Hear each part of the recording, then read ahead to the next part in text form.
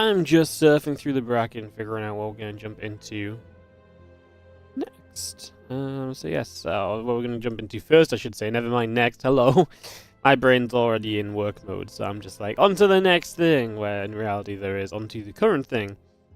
Nightmare Percival, winner plays Dark, is a very tempting first round matchup. In fact, I kind of like that a lot.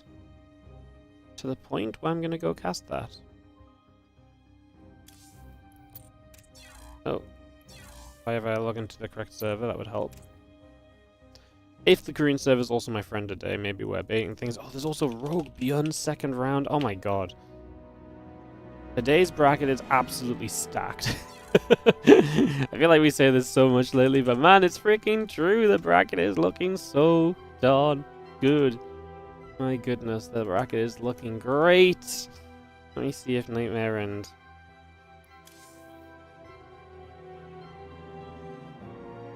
No way they started already, right? It says Nightmare's in game, but I don't know if he's even logged in yet, you know? Or even if he's even showed up already or anything like that. Maybe we could just go Beyond Rogue second round if Nightmare and Persal truly are in game. We could just kind of wait for that or something. Man.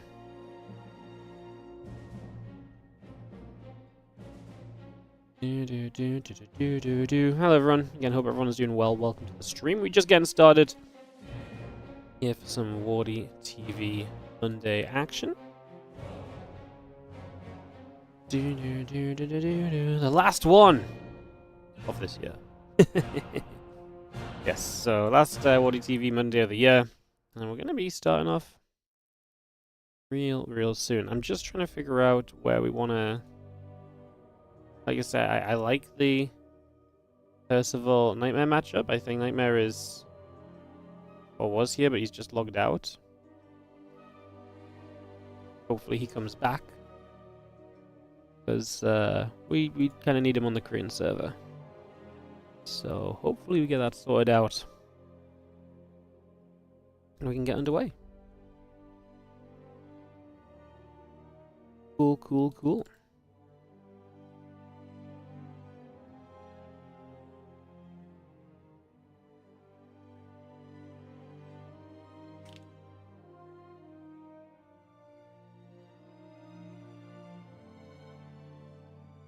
So I think we will go Nightmare Percival. I'm pretty sure. I think Nightmare just hopped over to the American server or so, but maybe he'll be back in a moment or two. Like I say, he was online. I presume he's going to be back very shortly. And we're going to kick off into some StarCraft to you guys. So thank you for joining us today early. Obviously, we're right at the beginning of the stream here.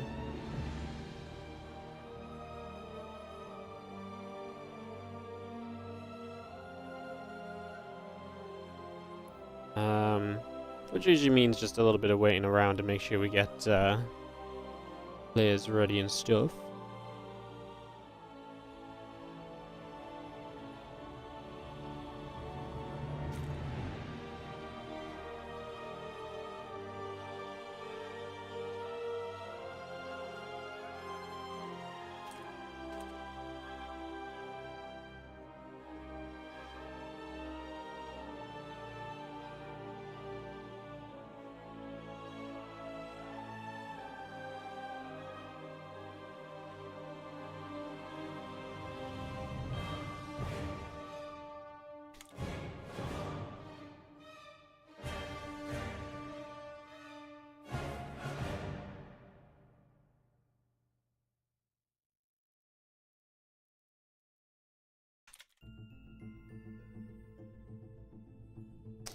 Cool, so like I said, we got Percival here. I think we're just going to be aiming to get Nightmare, and we'll kick off. Perfect, guys. In about 10 minutes, we'll probably have some admin stuff that I'll have to stop and do as well. You guys know the drill. The admin stuff comes around, we go and do it, etc., etc., etc. So, yeah. But we're basically, in 10 minutes' time, it's going to be walkover time, so we'll be waiting around for that. But yeah, otherwise, how's everyone doing? Hello and welcome to the stream. Good to see you all. Thank you so much for joining us today on Twitch and on YouTube, as we have our final WardiTV Monday of the year. The good news is that we are already I just whispered Nightmare for an invite and he just relogged again. Don't know what he's doing. The good news is we are already guaranteed WardiTV Monday events throughout January. So throughout January, the Monday Cups will continue. So that much is already guaranteed. Nightmare just keeps relogging. Not really sure why.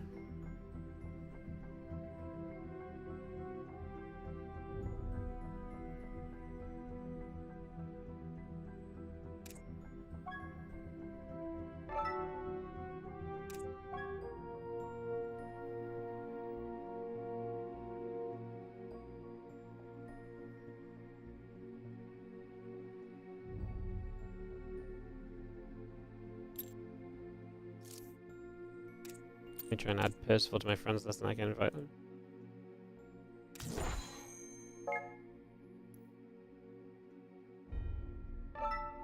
There we go. Sweet. Alright, I'm going to kick this off into Nightmare Persal as soon as these guys have vetoed, so we will take this away. Oh, I'm going to get host, so I'm going to have to host the games. That's okay. No worries there. And we'll go from there and see what happens.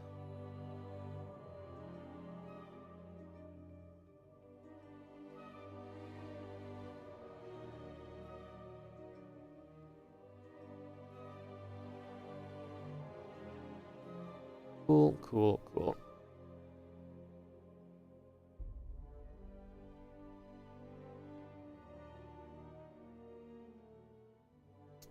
Alright, so we're just waiting for these guys to veto. They'll give us some maps and we'll kick off into some action day. Like I say, the bracket is absolutely stacked. Beyond Dark, Rogue, Cure, Solar, Clem, Max Pack, Skillus.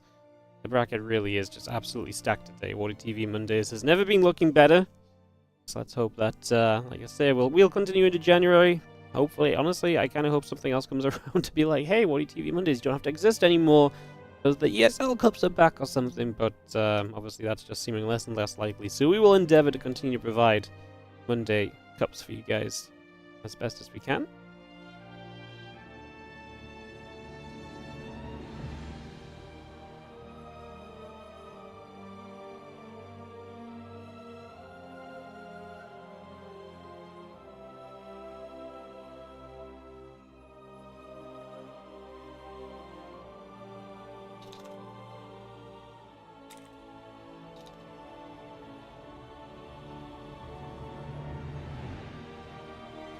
Awesome. Awesome, awesome, awesome.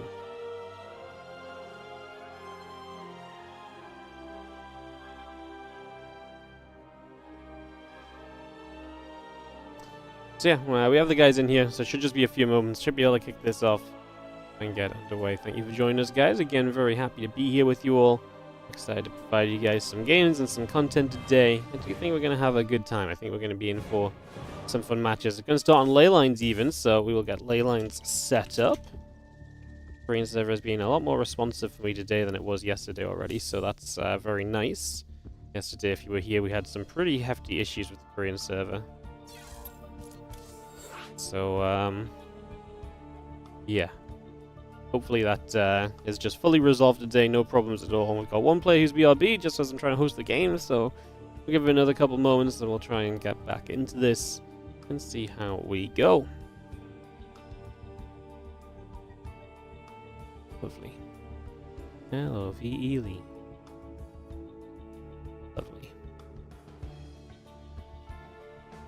Do, do, do, do, do, do, do.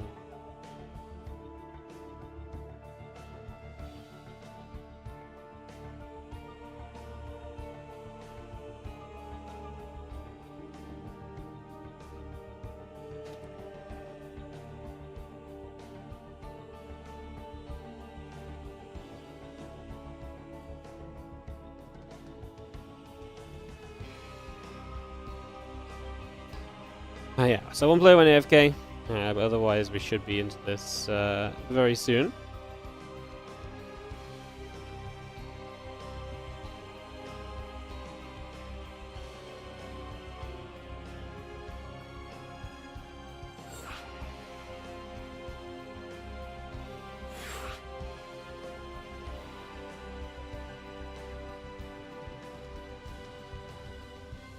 Persal's ready. Drag Nightmare into position. Put match history on.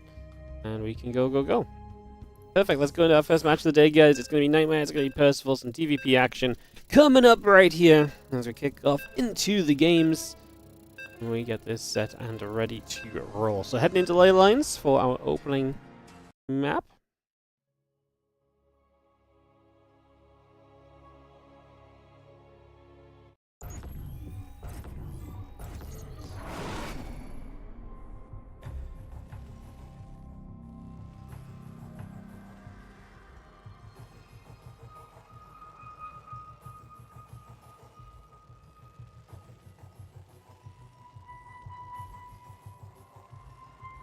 In the bottom left, our blue Theron player is going to be Percival.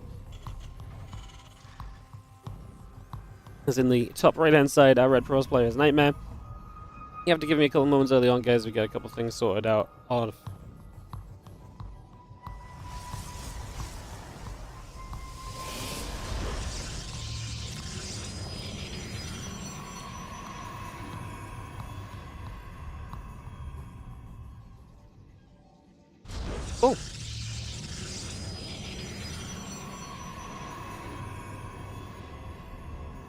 Alright, people are asking for walkovers and stuff, so we'll be sorting that out. It'll be a pretty chill cast just to start off this series, guys, as we get this underway, and we look to see where things will go and what's going to happen.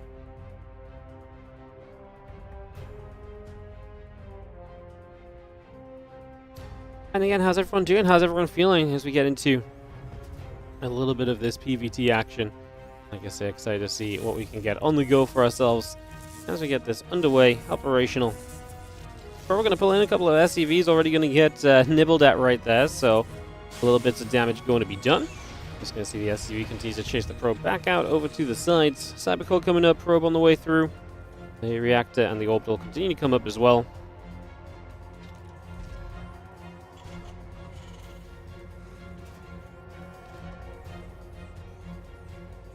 Going to see the SCV continue to chase the probe about for a couple of moments.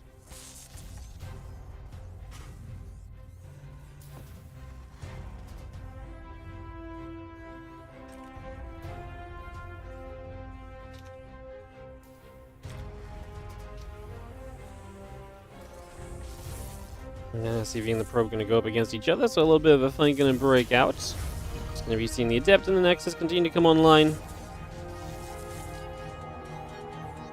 I'm just going to be seeing our SCV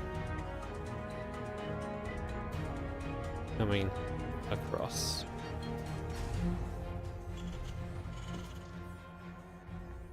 So the probe just going to keep moving around, getting set up, and again just poking in. We're actually going to see a Twilight Council already on the way through here. So we're going to get that Twilight Council on the way up and rolling for a couple of moments. We got the Twilight Council brought into play.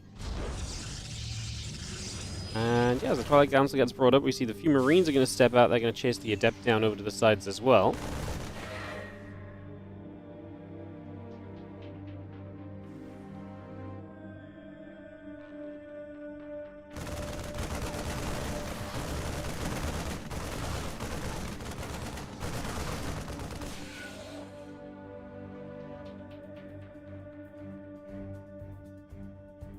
Marines actually going to get chased around as the Adept is going to come from the other side. These Marines are kind of weirdly hurt.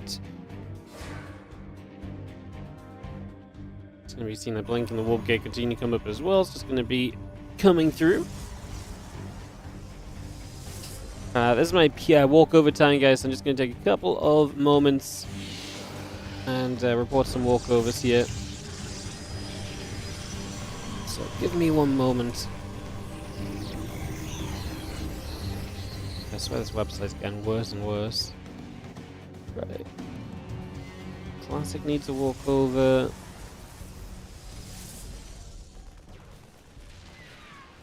God damn it. Can you guys stop doing things, please, while we have walkovers going on?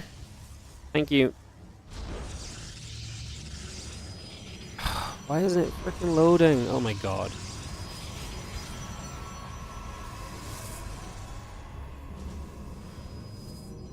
Cool, it's just not working. Alright, I'm gonna have to tab out and do on this one, aren't I? Okay, sorry.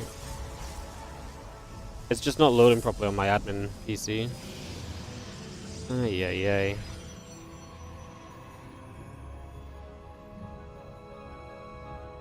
Solar. I don't understand all these people that check in at the last second and just don't show up. It's so confusing.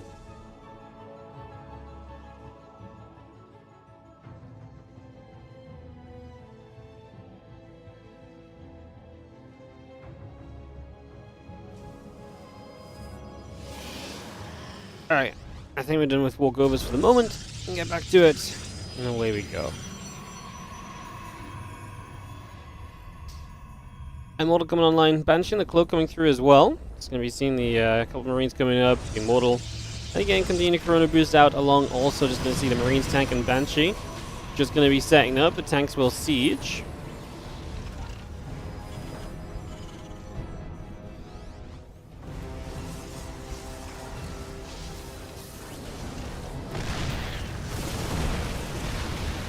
Banshee going to go down immediately as this attack of Persal is just going to get absolutely jumped on. Damn. Just going to be seeing those tanks just getting absolutely demolished. So that was a very clean cleanup here from Nightmare so far. Energy overcharge to save the Immortal by keeping the battery healthy as those last few Marines go down as well. And that is going to be a very comfortable cleanup. So nicely done. It's going to be seeing our Stalkers regathering. Temple Archives, Gates, Nexus all coming over. And the charge coming up on the Twilight Council as well, so we build that into play. Banshee in the tank, Marines also coming through as we continue to settle just for a little bit here. That Orbital Command still setting up as well. Again, a couple of bunkers are coming in, getting those online. And we still have this Banshee still poking around. Persal supply is actually still pretty good. I thought it was a very good cleanup from Nightmare, but apparently not quite as good as I thought it was. As we settle here. At this stage, I mean, we're talking what, like... I mean, he only lost 3 Stalkers, 3 Adepts. I actually think that he's in a great position. He's just teching up, and so the numbers in the game maybe do not represent truly where we're at. Obviously, later third base as well is going to affect Nightmare a little bit, so outside of that, though, I like this a lot for him. I think the tech he's got on the way is going to be huge. He's going to have Storm finishing kind of as Stim finishes, right? So he's always going to have Storm to fight against any serious bio threat. So that's almost, you know, immediately just always going to be like a big bonus. That's always going to be a big, nice, you know, a nice big kind of like, okay, this works for us kind of situation right away. And there's a couple Banshees just going to float over here. And they're going to start going after some of those probies. So workers are going to begin to go down. Going to be losing 5 workers right off the bat. Charge and Storm still coming through. The High Templars warping in as well. As we do have our Banshees getting 10 probes now. Coming down the right-hand side. Going to get a few more workers as we go over here. 14 workers going down. Make it 15. The Stalker's going to be underneath those Banshees to make it a cleanup. And 17 probes going down. And Persal does serious damage after what felt like a very good hold for Nightmare. Suddenly he takes damage that is equal to kind of losing this game, more or less. I mean, that is a disaster for him. That is going to be absolutely horrific. So that's going to be, yeah, that's going to be bad. Plain and simple, like that is just going to suck for you right now. As we are going to be seeing these, this Prism coming back and along. He will try and find something, but like I said, just losing so many workers, his army is going to be really set back from those worker losses. There's now the 2 medevacs coming to join up with this Bioforce, and we actually might have a bit of a push on the field here in the next few moments as we set up. That's going to be there, a couple of Storms coming through. Going to be seeing the Stalkers is going to get across, going to be seeing the Siege Tanks getting grabbed. And the High Templar still trying to press forward as the Missile Turret and the Widow Mines, Marine Marauder, continue to come up. And extra Zealots still all coming into play. One just goes off, a couple of Zealots gonna go down.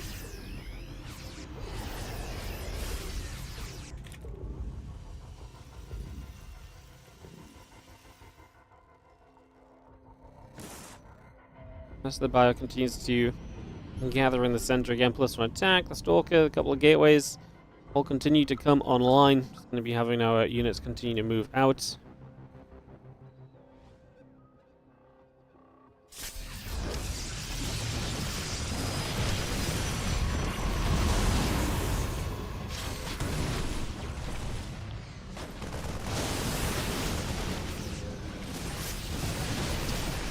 Well, dropping the main base. I mean, at this point, Persal just needs to keep on, finding decent trades for himself, and he's going to continue to be in a very good position here. Storms are going to clean this up, but we do depower a bunch of gateways, and that's definitely going to be a nice little added bonus in amongst everything else on this one. So we do get a bit of a cleanup in that regard. Just going to see the Medivacs, Marine Marauder, and Ghost continuing to produce on through. Prism loads up a couple High Templars. Obviously, if you can get some Storms and Prisms, that can give you some very good fights potentially. So that's definitely one thing that we're kind of looking toward right now as we get settled down.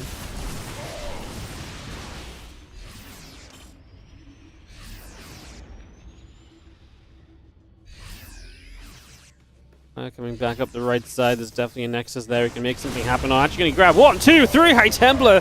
I mean, a Storm went down, but that's nothing in comparison to 3 High Templar going down. Percival striking and striking hard as he is going to deliver a punch right there. That is going to hurt heavily. Ouch. That's a pretty massive play, actually, as we come through and look very good in that moment. Armory still coming up over here from Percival as well, so we get that Armory on the way through for the moment.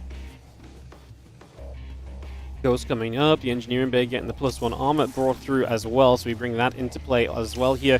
There's a couple of Nexus coming through, the +2 attack upgrade coming out. We'll have ourselves the Marine Marauder Medivac still in production. Additional barracks on the way out as well. I mean, Percival, maybe, I think, still in a good position, but needs to obviously still be careful of the fights. I think he's making some good pickoffs. He's got to be very careful not to get overboard and overcommitted when it comes to kind of running into some of these storms, because that's one thing, where, a one way in which things can go very wrong very quickly if you're not cautious enough. Fire comes back through the center, down to the south, and gain a couple of additional Widow Mines. Medivacs and a Ghost continue to be added on here as our +1 armor also continues on into play. So we get that +1 armor into play, and Persal just lingering for the idea of, seeing what he can do right now. Zelda going to start charging forward. The Prism moves forward as well. Widow Mine's going to grab some Zealots right off the bat. Stalkers are going to blink through. The Bioforce will be chased again. The Zealots will continue to hunt down that Bio Army as well. And we'll do our absolute best here to chase this force down, as we are going to see the Stalkers blinking through too. The High Templar set up. Feedback's available, and they will feed back the Medivacs instantly. So those Medivacs take a bunch of damage right away. Again, our Robo Bay and Robo Facility both continue to come up. +1 armor is just starting. +2 attack is coming online. As you're going to see, Percival does knock down some of the tech units here, including an Immortal. So some of the kind of the bigger and buffier parts of this army going to get taken out as well. As now the rest of those Zealots continue to gather around.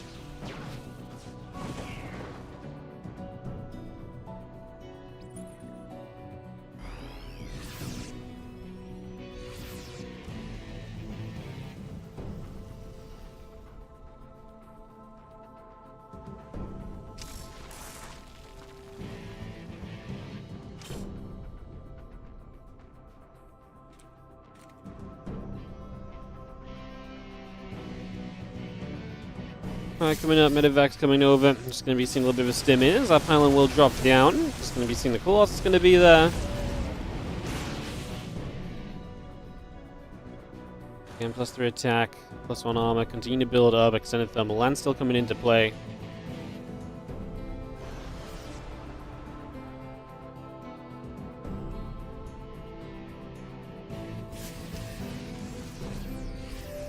Army heads down the bottom right side.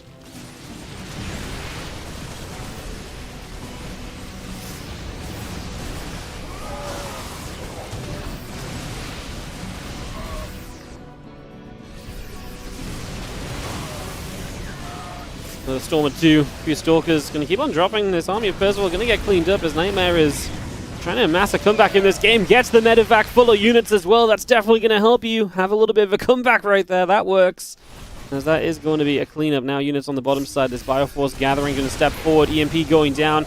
Archon getting struck. The Stalkers going to come along as well. The Zealots will come along with this. And this army just getting settled through the bottom side.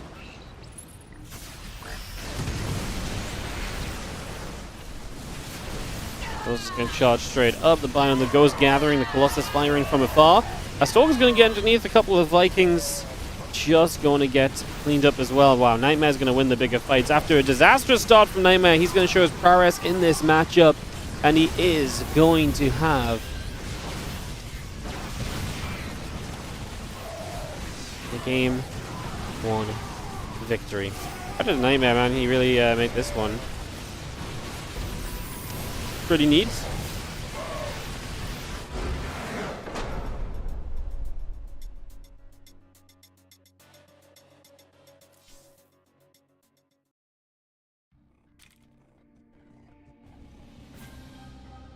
Alright, GG. So that's going to be Nightmare bringing that back, getting that one back on track. So just like that, there you go. As we are going to get ourselves back into this in just a few moments' time. Thank you so much for joining us, as we are going to be heading into our game number 2 here between Nightmare and Percival. Second map will be Ultra Love, and I'm the host, so I've got to get us hosted into that.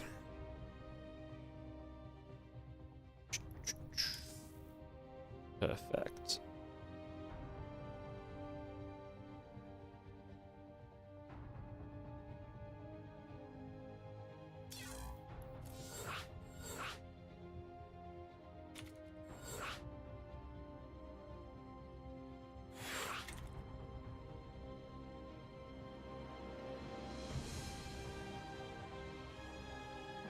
Move that around, move to no match history.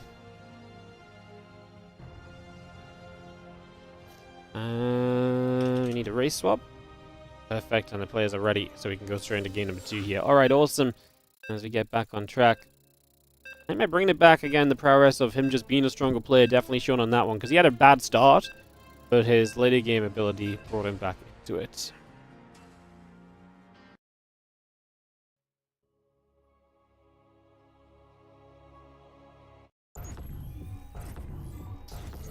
Alright, countdown pops as in we go in the bottom left hand side.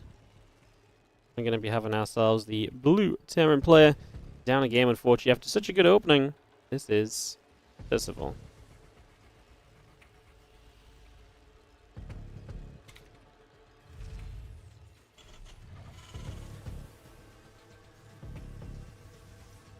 In the top right, I read Protoss is going to be Nightmare.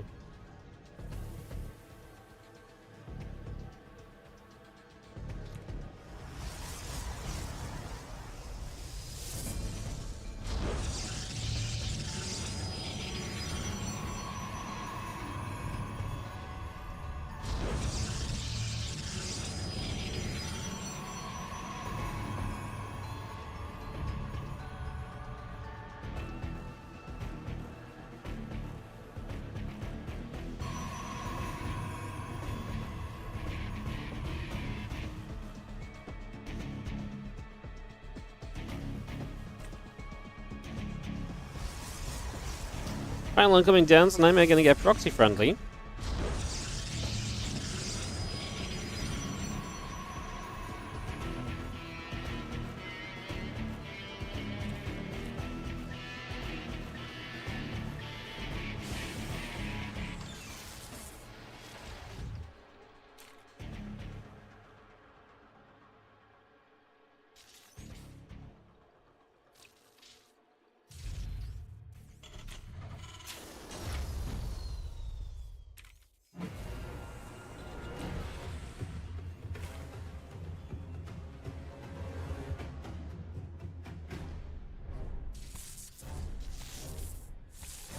SCV and the probe just going to nibble in the center, as the SCV has not seen the proxy. Probe is like, okay, I'm not going to lead you in that direction. Do not want to show you where I'm about to proxy you, and don't want you figuring that out or anything. So just going to get that all sorted here as we take a few moments. It's just going to be seeing our Zealot coming back down to the bottom left side.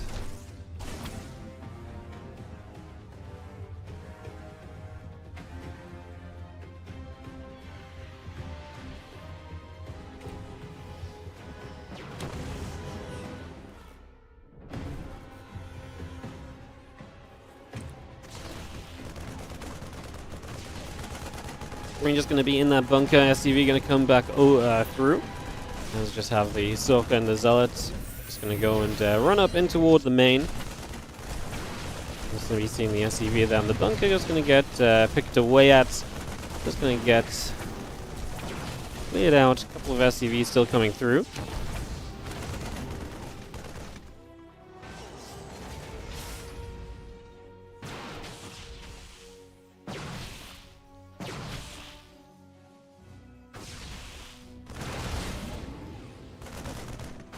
This is just a nice bit of pressure, right? Because this is a CC that's not finished building. It's SCVs that are dying because you're trying to save the command center, and this is a problem because you got to finish the CC. It's so close to finishing. If you let this go down, then you're in even more trouble.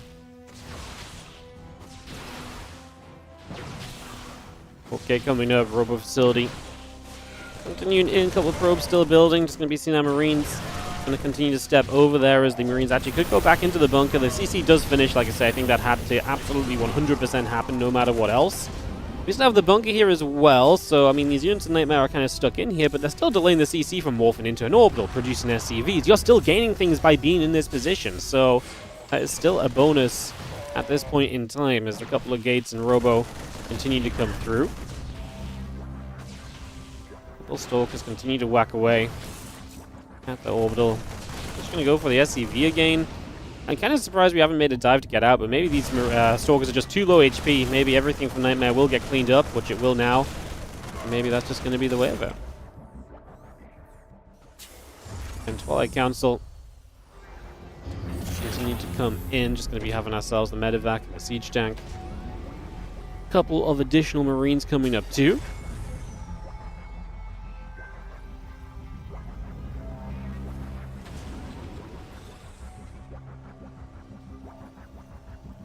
Make that War Prison coming out. The Blink is continuing in.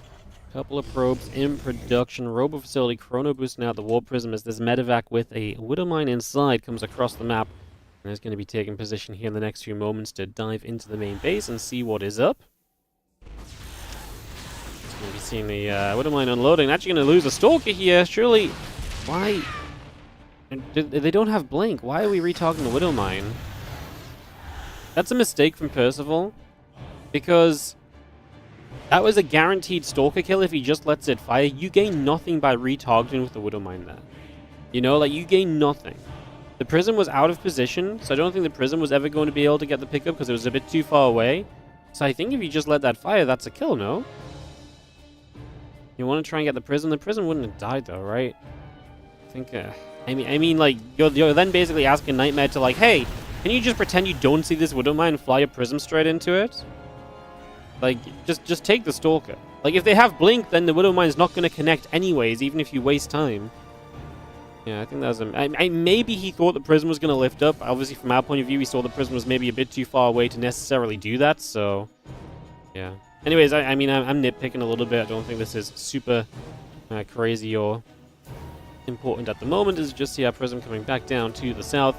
Again, Blink coming up, the Colossus is on the way in. I'm just going to be having ourselves a few Stalkers hitting the Marines for a couple of moments. And Stalkers come back across as we go and grab ourselves. And again, a couple more SCVs, definitely being Nightmare to be the kind of the bullier at the start of this game.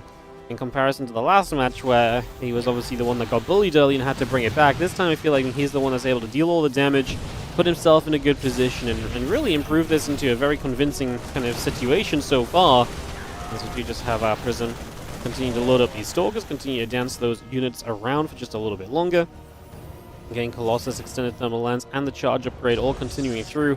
Still got a Warp Gate in the middle of the map as well. Continue to get that settled in here. And again, a couple of extra SCVs and the +1 attack upgrade will continue to produce as we speak.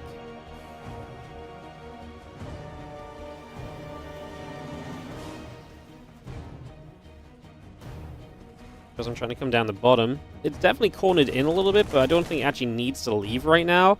The only issue would be if like a Viking showed up and then that Prism obviously would just die. So I think that's the biggest concern at the moment, is the few Marines just going to sit over on the edges, continue to zone the Prism out as best we can.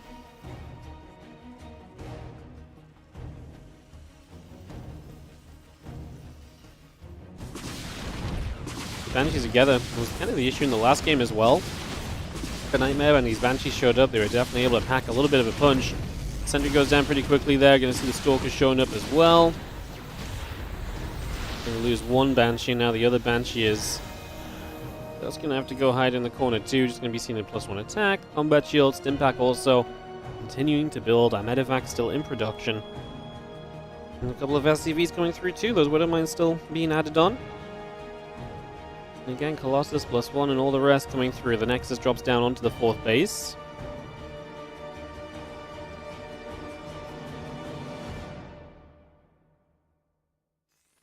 And a couple of Medivacs, a couple of Widow Mines still building into place, and we actually do have Nightmare pushing.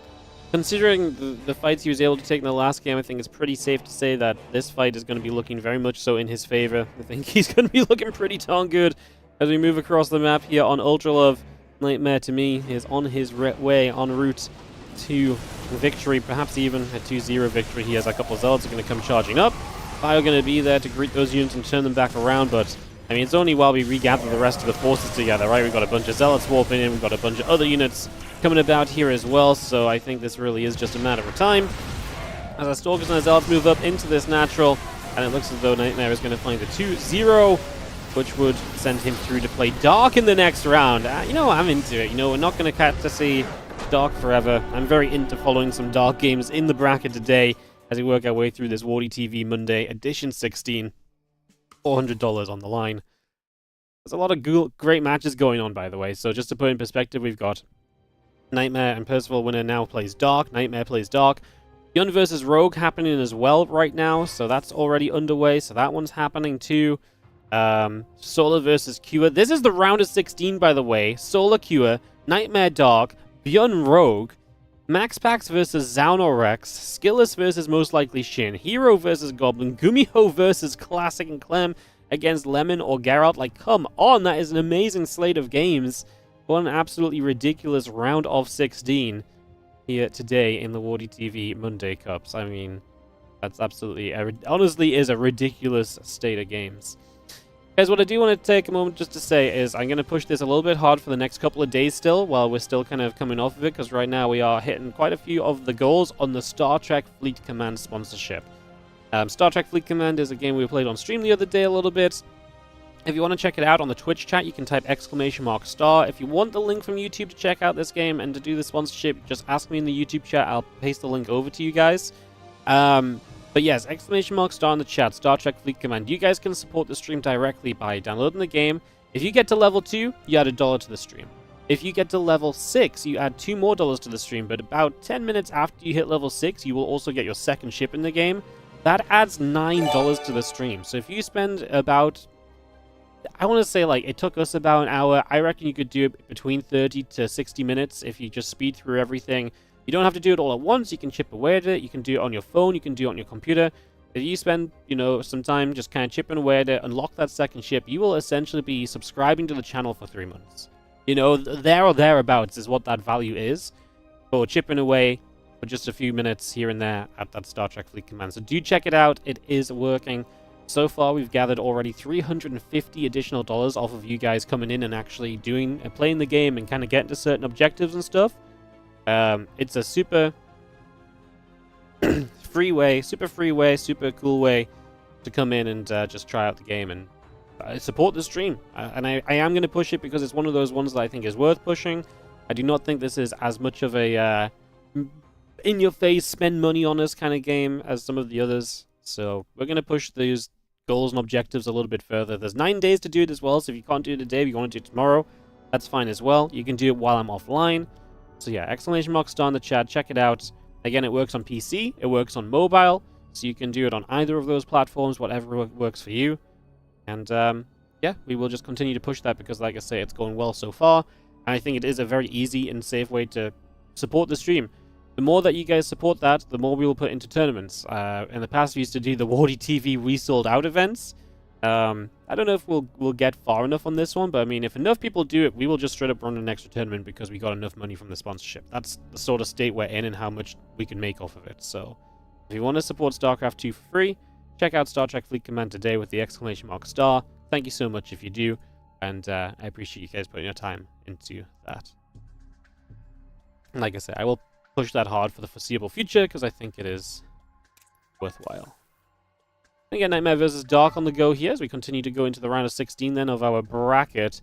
It's just a great section of the bracket. Nightmare Dark, Beyond Rogue in the next round as well. We might just sit in this section for the rest of the day, to be honest. I mean, I don't think you can really go wrong, as El Dorado is going to be the opening map of this best of 3. Perfect. Let's get that hosted up. Korea. Perfect. Thank you so much, first of all, Crashdor, for the 5-month resub on the Twitch. Just coming in saying, look at this lineup today. Isn't it amazing? Yes, today's lineup is absolutely banging. I love it as well. absolutely with you there. But then Claire Osland just became a YouTube member. Thank you so much for going the extra mile on the YouTube and becoming a member. Heavily appreciate it. Thank you so much. As we kick off into Dark vs Nightmare. Rex just joins the lobby, I think, to come and cast on his channel. As if our players are ready, we can go into this best of. You heard Nightmare and Zaun are the same person, then how are they both playing at the same time right now? One hand on each PC? No, absolutely not the same person. Not sure if that's a serious comment or not, but they are not.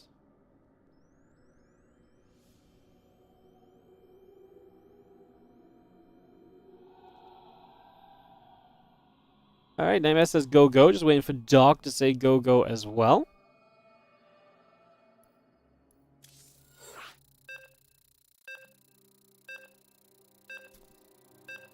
As we jump into game number 1 of a second best of 3 for us today, this is going to be on El Dorado. If Nightmare loses, we need to find another pros to watch. If Nightmare, I mean, we have loads of great players in there. We have Max Pax. I mean, this bracket is so good. Max Pax versus Zaun, Soul versus Cure. Honestly, you could take the entire round of 16 of this and just cast it as like... honestly, like, to me, it almost feels like a shame that this is just a one-day open cup. I say this probably every week. But my goodness, like, you could cast each and every one of these round of 16s, and it would be a fantastic day of StarCraft 2, and then you can have a second day doing the round of 8s through to the finals. I mean, we are just absolutely got stacked Monday Cups at the moment, which is why we're allowing other people to stream these events. We don't typically allow people to cast WardiTV events in English. That doesn't really make sense. But for the Monday Cups, it makes a lot of sense because there's so many great games happening, so we encourage you to go watch the Cranky Ducklings and Steadfast, and go catch all of those other community channels covering these games as well. They're also helping us to gather the replays, which we send out to our community sponsors, Loco TV, Winter Gaming as well, so they can cast it for their YouTubes. Also shout out to OSC, who are not specifically sponsoring this event because their season has come to a close. So they'll be back in January to help us support some events. But they've obviously been a big reason why we've gotten to edition 16 of the Monday Cups in the first place. I'm going to be covering OSC's part of the budget this week and next week, or for the next couple of weeks until the new OSC season starts. So, you know, if you guys are feeling generous, consider subscribing or donating, because these cups are costing me about twice as much as they usually do for the next couple of weeks. But it was that or let the prize pool drop down, and I would rather just keep the prize pool consistent for as long as we can. So, yeah, if you appreciate it, do consider dropping your sub, becoming a YouTube member, all that kind of stuff. It does help. There's a reason why we do all these selling out things and why we mention them all, so do check that all out as we get going.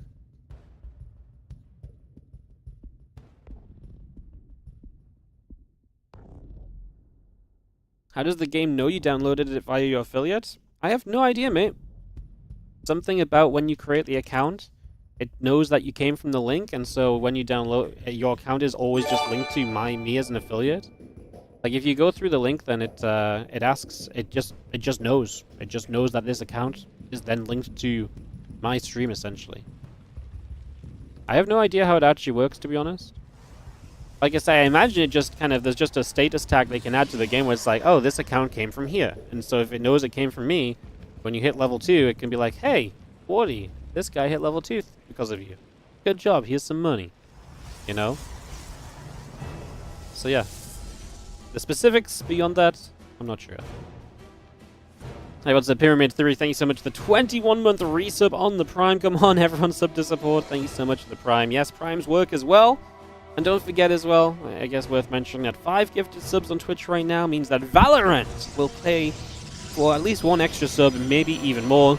If you ever want to see a fake esport support a real esport, this is it, guys. Make Valorant pay for StarCraft 2 esport. Yeah, okay, I don't think Valorant's a fake esport, but we've got to meme a little bit, right? Got to meme a little bit. As we just get set up, Twilight Council coming through, the Zergling Speed is on the way up. We get ourselves the gateway coming through as well, so all of that continues to come online for just a little bit.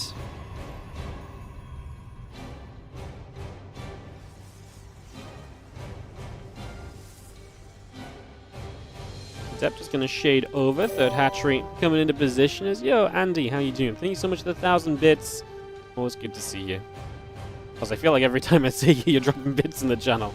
Thank you so much for the generosity. Like I say, every time I see you, you've got bits to spread. Thank you so much. I appreciate it. Thank you, thank you, thank you. StarCraft moving over. A few Zerglings are going to get across. A couple of Adepts are going to get over and into position. So we just take a few moments here. And you see the Ling's going to come across. Queen going to sit over on the side as well. It's just going to be hanging out for a few moments. As again, the Queen, the Lings, all joined up together. Just going to settle down and continue to bring that blink into play as well. Again, the Gateway, the Forge, the Nexus, Battery, all of that continues to come online for now.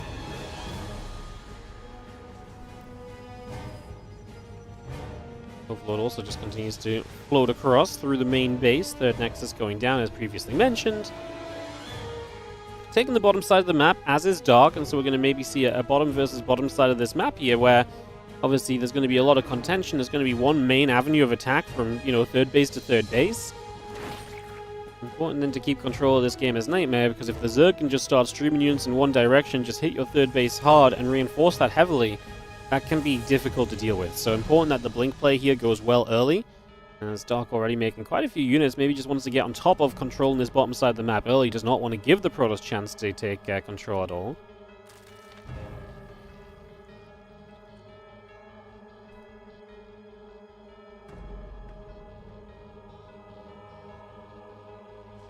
Lings and the Roaches gather up. A few Ravagers continue through. Just going to see that Overlords continue to build up as well. As that +1 attack upgrade, the additional gateway is all coming through.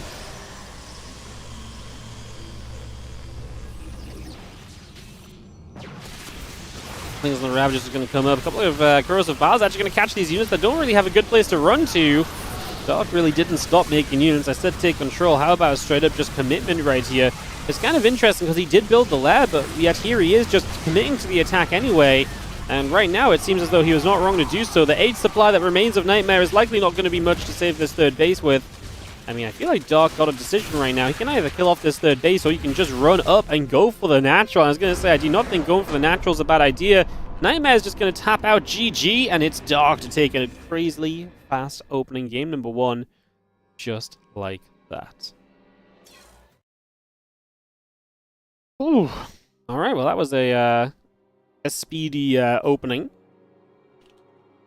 I just need to figure out what our second map will be, and we'll kick this off. They never shared the second map to me, so you figure that out. It's going to be Amygdala, as Nightmare looks to bounce back as Whispers of Gold will be Game 3, should we get to a Game 3, which might not happen because Dark looked absolutely ferocious in that opening game.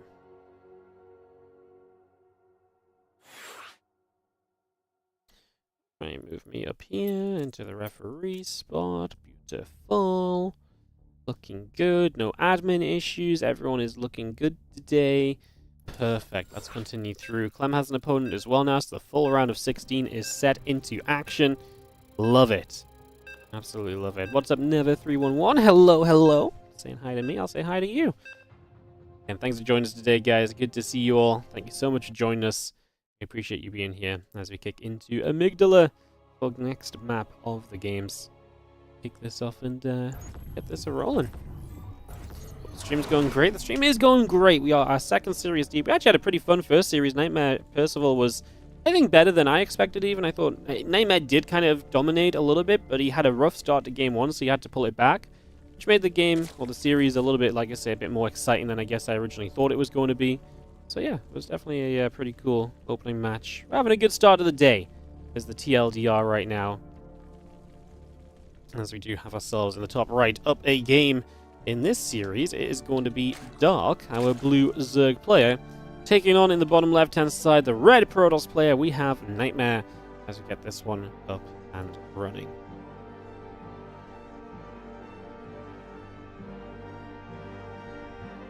So yes, game number 2 of this best of 3 series as we get started into play. Gateway coming through, the probe on the way out, the hatchery continues to build, drones in production. Again, everything just coming through for a few moments as we get ourselves settled for now.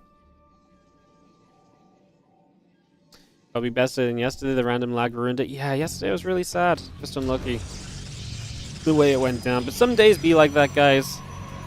Some days do just be like that. We just gotta kind of power through and get over it. And, yeah.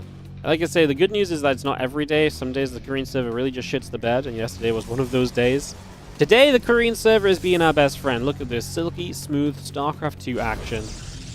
Beautiful. Whoa! Someone hit level 12? My goodness. Why did I close my stream elements on this PC? I'm so dumb. Give me a second. I want to check the name on that one.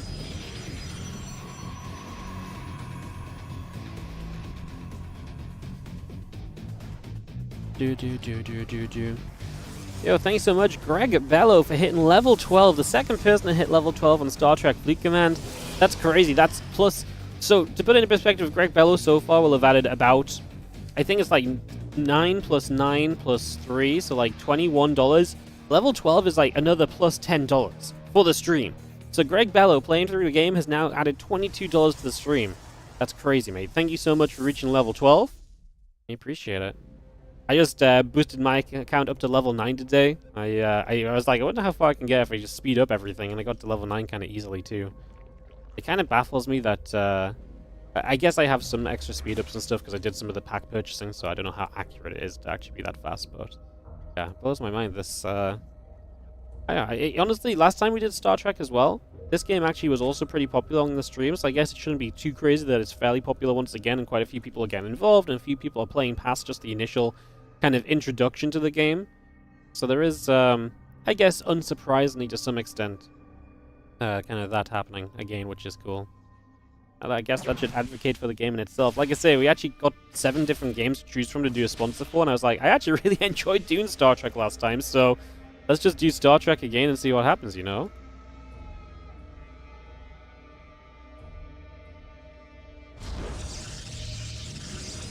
Hatchery coming through, Gateway coming down to complete this wall off. There's not a lot going on in this game at the moment, guys, so we'll just take a couple of moments to continue getting set up.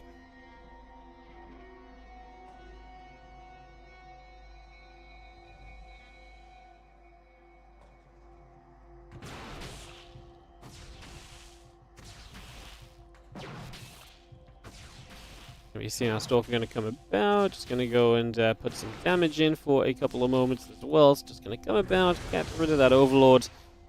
And obviously nice to get rid of that. Energy Overcharge on the Oracle too will take it out across the map.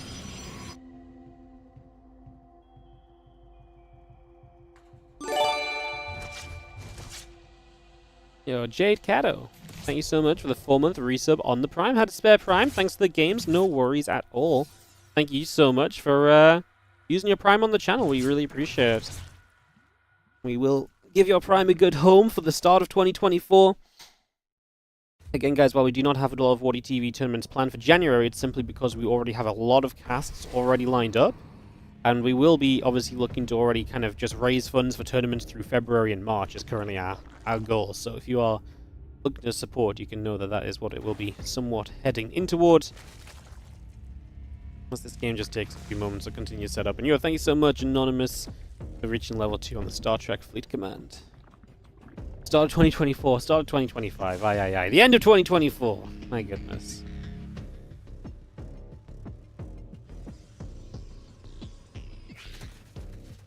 Am I the one reaching out to these companies for sponsors, or did they reach out to me? No, they reach out to me. These ones actually come through Stream Elements, which is like the streaming platform I use to like run my donations through and so on. They're very well established. They have a lot of sponsorships that they set up through them, so it's funny because I actually had an agency that used to get a lot of sponsorships for me, and they would take a cut for finding the sponsors and so on. Stream Elements literally, at some point I realized that they were actually just getting Stream Elements sponsorships for me, and I was just like, well, I can literally just go to Stream Elements and do that. And they were like, yeah, but you'll have to organize it yourself. I was like, Stream Elements literally give you everything you need. All I have to do is like add a thing into my OBS and add like a picture below my stream. So, yeah, Stream Elements gets a lot of these like game-based sponsorships for us. Sometimes we do Twitch bounties, which come through Twitch. It's very tough to reach out to sponsors nowadays because I feel like there's so much time invested to kind of make that work, and there's so many people that likely do it as well. It's very tough to see success in that, and to do it well and effectively takes a lot more time than I think I have to put into trying to hunt down sponsors as much as I would like to. So you mostly make, especially nowadays where there's so many agencies that it's just easier for sponsors to go to. The best thing about a lot of these deals as well is that sponsors may be like, hey, look, we have, you know, there's very few, put it this way, there's very few sponsors who are like, hey, we have like, let's say $1,000 a month to give out to streamers, so let's go find a streamer to give out. There's a lot more companies that say, hey, we have $10,000 a month to give out to streamers, but we don't just want to sponsor one big streamer. So they go to somewhere like Stream Elements, like, hey, look, we have this amount of money. Can you fulfill all of these metrics across multiple different streams? And that's basically what happens, right? It just trickles down the tree a little bit, but it makes it a lot easier on my side. It kind of makes it easier for everyone around. Like, this is one of those things where I think everyone genuinely does benefit.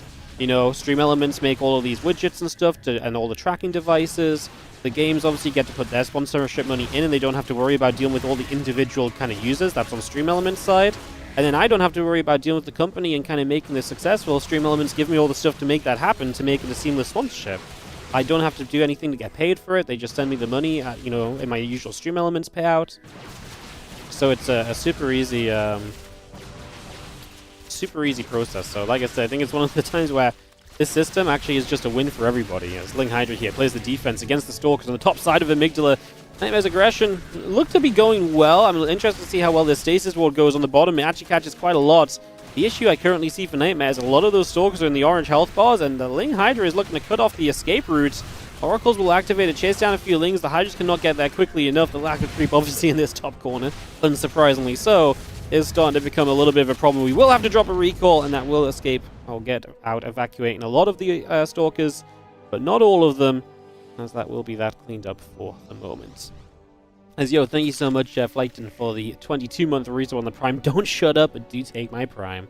Thank you so much indeed. And Valorant goes to Twitch, yeah. Honestly, marketing and sponsorship stuff is very, it's a very interesting field where it's like you don't realize the depth of it all until you really get involved in it. Yeah. It's funny as well to see how it's developed, because I've been doing this for 10 years now. You know, I probably got my first sponsorship like 8 or 9 years ago, maybe? Maybe even like 10 years ago. It's like, it's funny to see how much it's developed since then and how different the whole process is from then to now. As you are going to be seeing Lingbane Hydra just crashing into this third base, so this is already going to be taking an absolute beating. 7 probes going down immediately. The Stalkers are going to get jumped on as well as the Hydras continue to stretch across. The Ling's looking for a wraparound as Dark is just smelling blood in the water. Well, blood smeared to all of the rocks that exist here on Amygdala, I suppose, as he is just going to get all of those Stalkers. This gold base is going to be exposed as well. He's not broken into the natural, but I don't know if he needs to. I think he's very happy just to put all of his resources into fighting on the gold base. Clean out the Stalkers here, and you're going to see a lot of success as these probes continue to drop. And this is looking as though we are going to have ourselves Dark with a 2-0 victory. He looked really good in the WardiTV Christmas Day games. If you missed those, the VODs are up on YouTube. And he looked really good to start out today, as well as he 2-0s Nightmare in very convincing fashion. That was, like I say, a very just solid set of games from Dark. Not really any questions asked. And we're actually going to get a WardiTV Christmas Day games rematch, as Dark will play Björn in the round of 8. Perfect. All right, we will get ourselves into this as we get up and rolling. For Dark versus Björn, so a little bit of TVZ round of 8 action coming up. Cura is waiting for Max back as Zaun in the round of 8 too. Hero defeats Goblin. He waits for Shin or Skillus. And Classic 2-1 over Gumiho will be playing against Clem or Geralt. Oh my goodness. The round of 8, I mean, the round of 16 was good, so obviously the round of 8 is going to be good as well. Absolutely incredible. I love it. Alright, so we are going to get this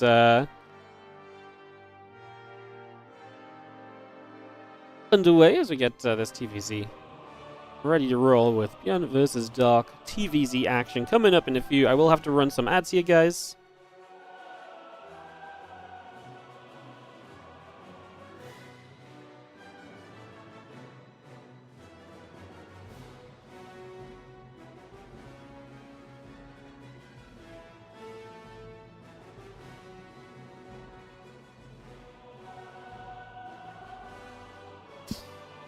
Having some fun with the players in the party chat. Everyone's saying Happy New Year's, and then Björn's like, Merry Christmas.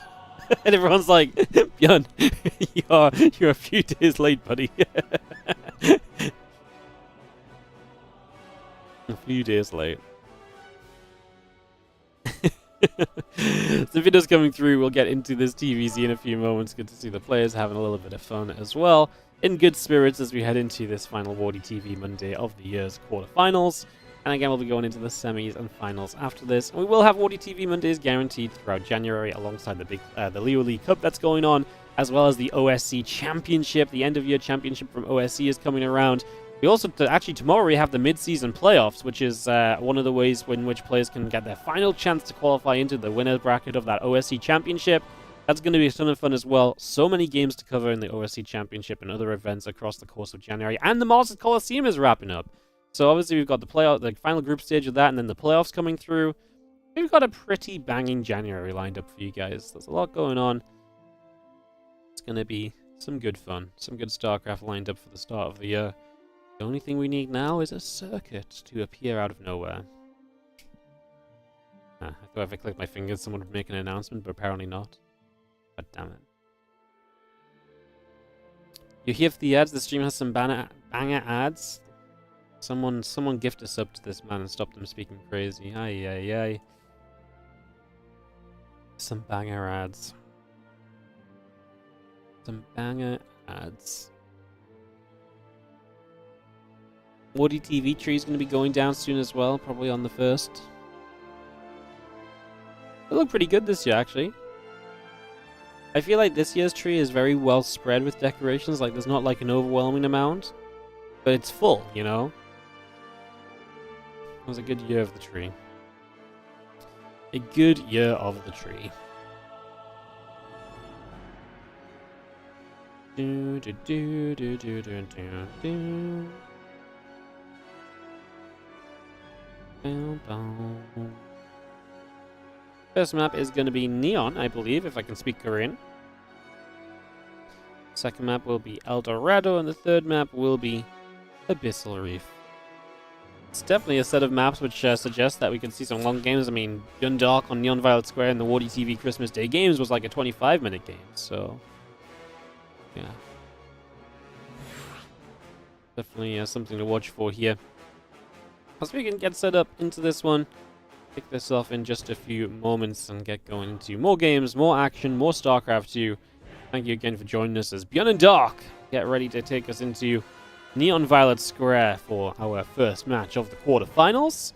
Like I say, I mean, the rest of this, the first quarterfinal to begin. We'll see where the other quarterfinals are at when we come out. Most likely we'll be well underway, unless Beyond vs. Dark is pretty quick. We might even be kind of just thinking about heading into semi-finals already by the time we come out of this one. Because like I say, Beyond Dark do not typically play super quick games. They tend to play longer series, so if that holds true here, like I say, we're probably going to be looking at some longer matches down the line.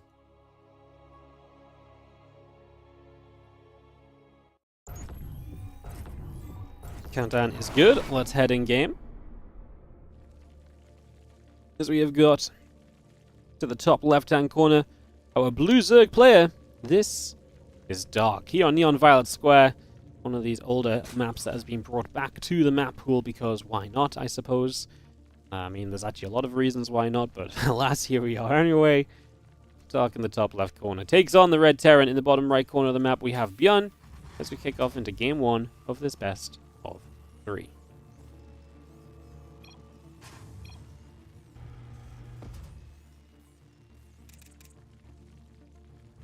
Strongest Terran versus toughest Zerg. Oh, that's a fun way to put this one.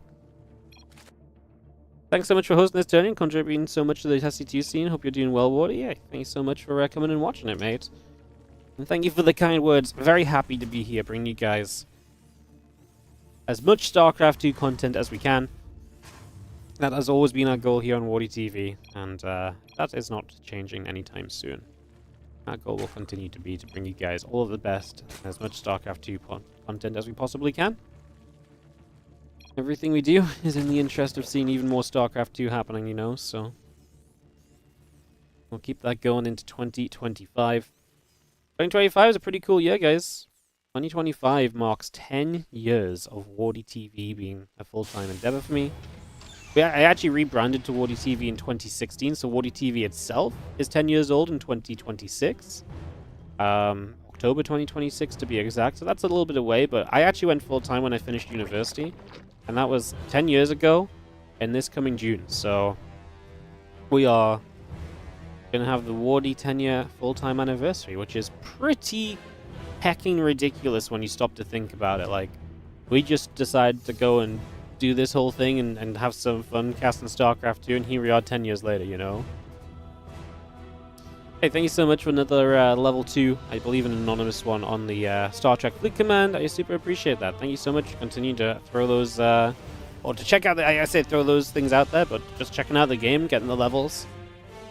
We really appreciate it. Thank you so much. And Growlung, thank you so much for the 11-month resub on the Prime as well. I appreciate it.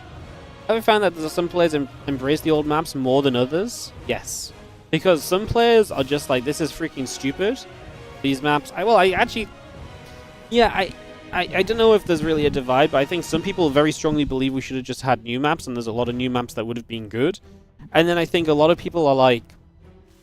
I think a lot of people look at these maps and have good memories and are a little bit open to them, but these maps are outdated. Like, these maps were designed for a stage, or...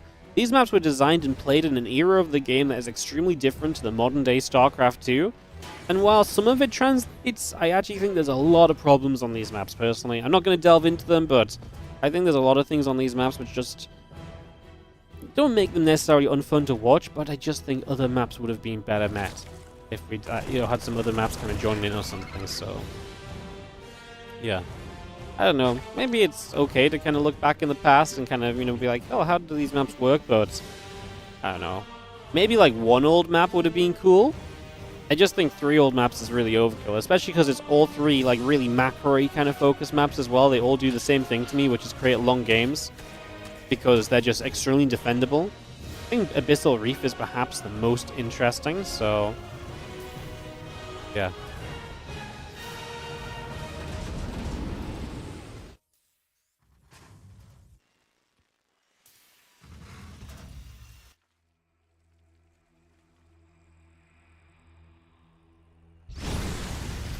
I see the Hellions coming about. A couple of Lings are going to take some damage as well. Fire up a few shots there.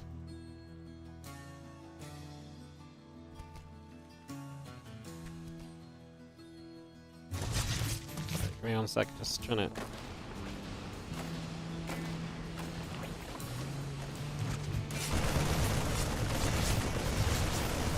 There we go. Alright, 3 Marines coming over. Just going to be seeing the Queens trying to fight against that, as we do have the medevac drop being denied, but the Hellions are going to get to run into this left side base, and they are going to be able to go for some damage. So we got 6 drones, going to make it 7, and slow Zerglings are just about going to be surrounding well enough to clean this up and to push that back. So those Hellions will continue to go down. These maps are new to you. But I mean, that's nice as well, that kind of people get to see the old maps. So I mean, to be fair, like, they're new to me as well in the sense that, like, we've just not seen them for so long.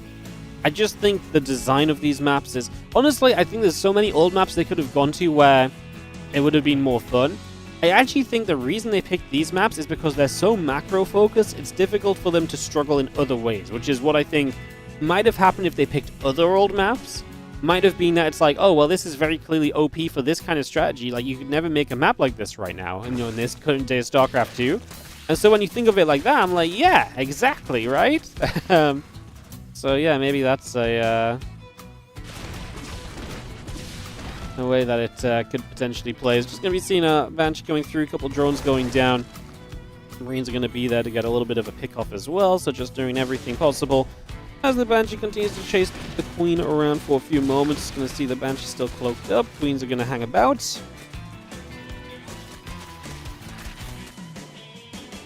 Melee upgrades continue to come through. The Overseer coming online. Again, drones, hatcheries, extractors, and spores all continue to come up as our barracks will come through as well from beyond.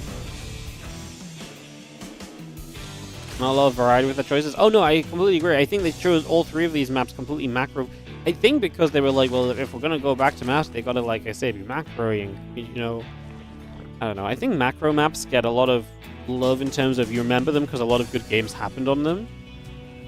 I really feel like they just picked 3 very similar maps, honestly, so...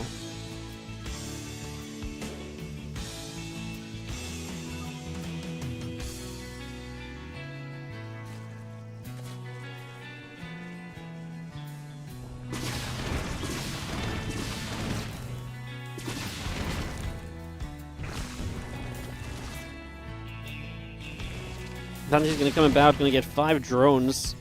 Maybe some workers getting dropped. Thank you so much for another level 2 over on the Star Trek Fleet Command. Around, then bam. Let's see. Nailed the name this time. 1-1 upgrades, combat shield.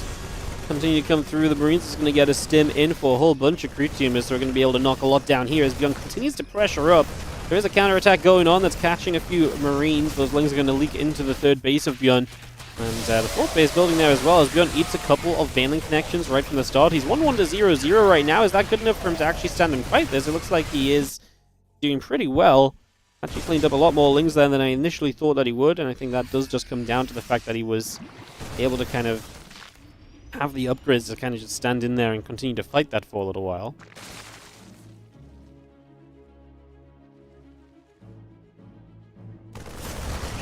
Hydroden Hive continue to come through. The Marines are going to be there. Zerglings are going to get pushed back away to the bottom corner, so they're going to get chased out. Again, Hydroden coming up. The Hive still building. A couple of additional Banelings morphing in from Dark.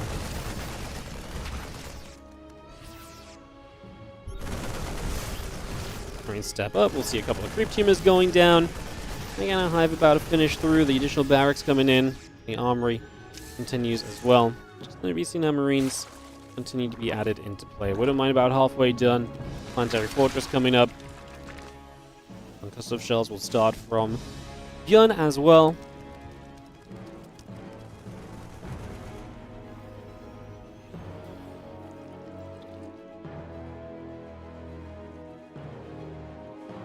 Again, 3 extra barracks coming up. Marine's going to get underneath. The Overlord goes down. Again, concussive shells coming through. The GG upgrades are still coming by. And Marine Marauder coming out. 54 additional Zerglings currently being added into play. So that's a lot of Lings coming up. The Burrow upgrade and the Adrenal Gland's going to be a part of that now.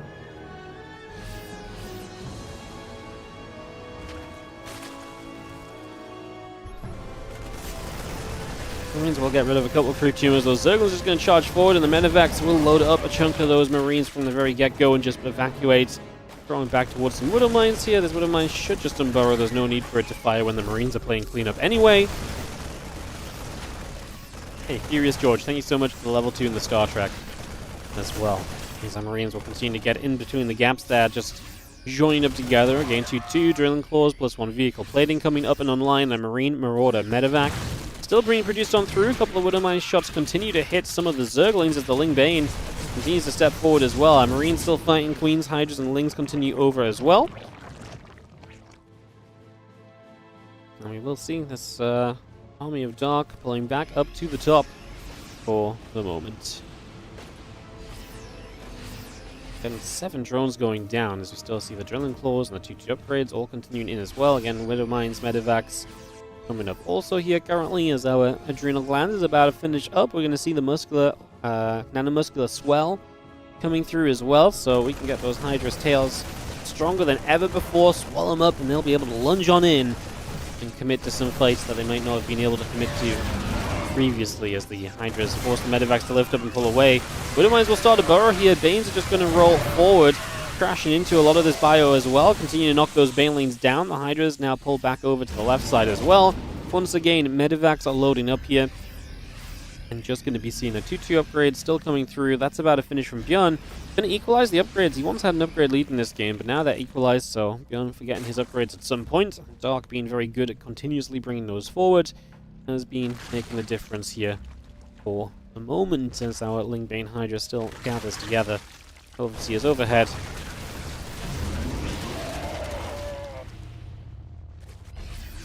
Yeah, those Medivacs continue to move around. A couple of units going to start splitting apart as the fusion core comes up. The starport is halfway done.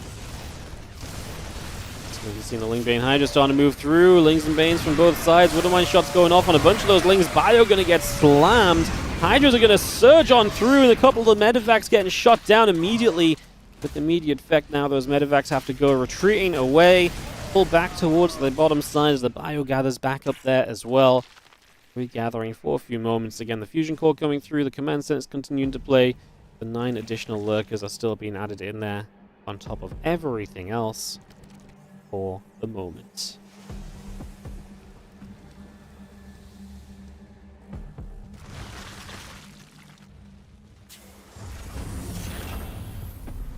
Leonidas in that bottom right-hand corner, so just going to be seeing that dropping down over the next few moments, as we will see the upgrades continue to come over. That's going to be the Lings stepping forward as well, but the Bio gets there, pushes that Ling Bane away, just like that, as now we're going to be seeing these Lings still trying to force their way forward here. Just going to be having Dog get into a cool position, because these Lurkers are going to cover the high ground as well, so multiple issues right now for Bjorn. He's going to start losing his engineering base, plus 3 armor falls already. He is counterattacking. Banelings will not do enough there, although there's the rest of the Banes, and Bjorn cannot target fire down enough of them. Bjorn just going to get overwhelmed as Dark hits with one fatal swarm, and that is going to be good enough to send us to a 1-0 lead for Dark, who, man, every time we watch him play, continues to just look so freaking good at StarCraft 2 still. Amazing to see. It felt like there was a period where Dark was like kind of winding down a little bit, and then just still good at kind of being pretty aggressive a lot of the time, right? But now, like, you're starting to see games where it's like, oh no, I can like stand up in like a lurker kind of game, and like a macro kind of game, and I can really be a very serious problem for people. So, yeah. Gotta go. See you later, Claire. Thank you so much for the membership. Appreciate it. Thank you so much. Sorry, just tap back in my YouTube chat. I had the bracket open to deal with an admin thing quickly, but yeah, as we get into El Dorado, game number 2, no time wasted. The countdown begins. TVZ is set for a second map here as Bjorn tries to bounce back. I feel like Bjorn is fighting a losing battle when he plays Dark on these kind of maps. At least recently, because I feel like Bjorn is very good at playing the very late game. I feel like he's really struggling to get set up to play the very late game against Dark.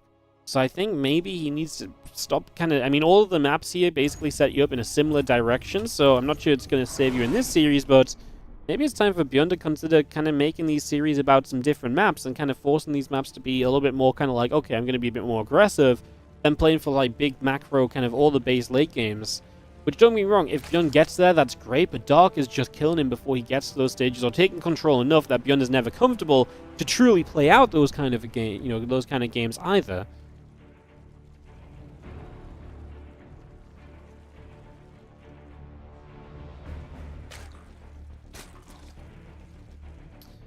Dark in the bottom right side is our blue Zerg, currently leading 1-0 in this best of 3.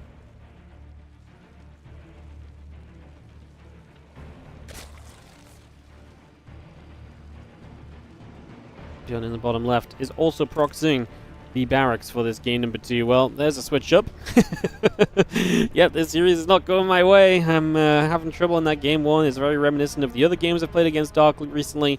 I'm all about just throwing the barracks down. He's even going to go 3 barracks as well. So really, as aggressive as you can be, Bjorn going to be fully committed with the proxy racks play. And away we go, all through those racks still continuing through.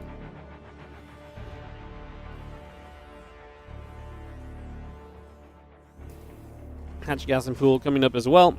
So bring that hatch gas and pool up and online. Just going to be seeing, I mean, the Overlord about to spot this in Dark. Going to see it with the second Overlord, so we'll not be in time to kind of pull drones defensively against it. But obviously is in time to, start now planning his defense and figuring out what exactly it's going to be that he does to try and make something happen here.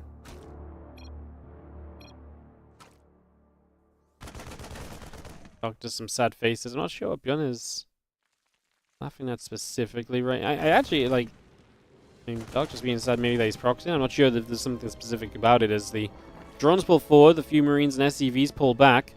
Obviously, Dark with a lot of drone commitment. He does not want to let a bunker up. He's buying time for a spine crawler. He knows that with the 3 racks, this is a serious investment, and he's taking it very seriously by pulling the drones himself. Gonna start chasing those Marines down. Chases very far, so really pushing them back quite a distance now, as the Marines are still going to be able to take a step forward, so kind of stepping up and moving down toward the main base. Drones are still going to be there. A single Marine taking a few more shots. It's going to be a cancel on the bunkers. The couple Lings will get there as well, so going to be able to knock that down, clean that out. Again, Spine Crawler finishing up. A couple more drones continue to come by. So honestly, looks like a fairly decent defense so far. The problem being is now these drones are kind of stuck out on the map, so you're missing so many drones that you're kind of just meant to have. He's going to start mining through the... Oh, that's kind of cute. Mine through the bottom, and you can evacuate them back into the natural by mining through the gold mineral lines.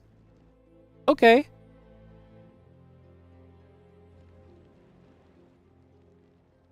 Obviously, these drones not mining is a problem, though, right? Because the longer that these are not mined for, the more money you miss out, and that's less you can defend with, as now you're basically playing defense off of What, a spine crawler? Some lings? We actually lost the queen as well, my goodness, okay. I don't think Dark ever survives this, actually, as these spines... Oh, these Marines are going to come through, GG gets called, and that's going to be a very quick win for Bjorn. It's kind of turned into a weird defense, but like I say, clearly Dark felt like he had to go and, you know, pull those drones through, but this just all went wrong. Losing the queen sucks as well, and we get tied up 1-1. And in true Terran fashion, when all else fails, throw the barracks across the map and let them do their thing. Yes, when all else fails, that is the golden ticket to success, right? The golden ticket to success. Ready and go, go, go. Bjorn and Dark head up right now into Abyssal Reef. So we are going to head straight into our third and final game of this quarter final. How do you know if my Star Trek account's connected to yours? Oh, I've already seen you get level 2 on my dashboard. I mentioned it, so it's definitely connected. It is definitely connected. Yeah, it's if you put your Twitch name in, I can see it pop up, so it is one of the benefits of putting your Twitch name in. I can give you that special shout out. Or, like in this case, if you're just unsure if it worked, I can check if it worked for you as well. Yeah, these things are very well made. If you go through the link and you download from the link, they really do work. It's a very tried and tested system at this point. So, yeah. Wardy monitoring the new ships added to his fleet. Well, you know, just keeping an eye out for the people putting some love into the stream.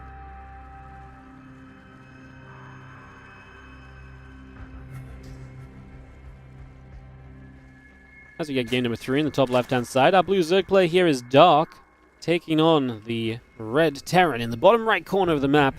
This is Bjorn from the Shopify Rebellion, of course. As we enter game 3, we get this going. Is there a Wardy Alliance? Yes, there is, but you have to, so if you go to your settings, you can click Universes, and then we are in Universe 105. I think it's 105 and it's called Newton, I think. So you have to move to that universe, which you can do for free when you're still low level. So yes, you can join the Wardy Alliance via that. We actually, if we get 4 more people to join the Wardy Alliance, and we level it up to 15, which I think we can do very easily, I can actually submit that to the sponsorship and we get paid extra money. So if you do want to swap on over to 105 and you do want to join the Alliance, then that is actually kind of helpful. As we take a moment with the barracks at home from Bjorn, this game is not going to set off into a crazy manner in the immediate few moments. Going to take a little bit of setting up at the very least. There's the Reaper and the Orbital, both continue to come on through, and we get it going. Get this rolling. Is this live? Yes, all the Monday games are always live. WardiTV Mondays is a live Open Cup, so the entire bracket, the entire tournament is playing out as we speak.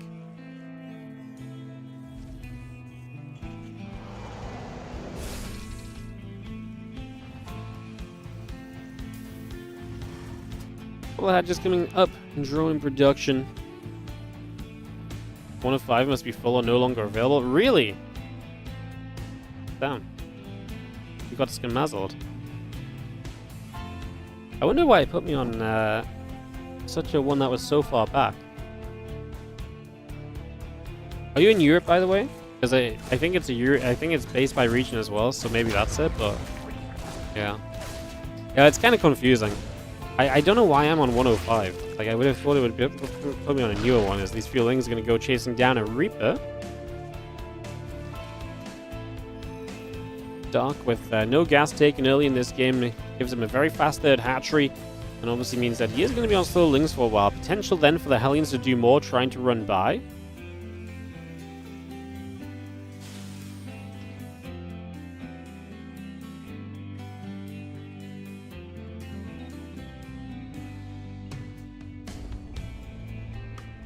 Sponsor's afraid of the Wardy Alliance getting too big? Yes, absolutely.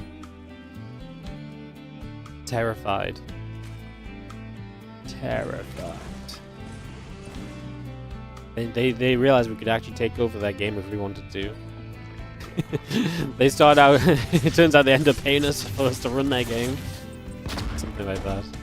Reaper gets out of there, as you do obviously again not have any Lings speed coming up, so the Reaper and Hellions can stay on the map a bit longer than usual.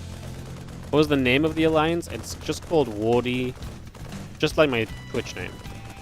But like I say, I think you have to be on Europe and you have to switch over to Universe 105 or Server 105, because I think that's what I'm on. If you guys can't join 105, maybe I could move to a different server actually and make it on a different server. Maybe we could do that. So yeah, if multiple people can't join 105, then maybe we could just move it to a different server that we can all join. That also works. As a couple of Hellions and the Reaper move through, the Marine is going to be there to whack away at the Overlord for a few moments.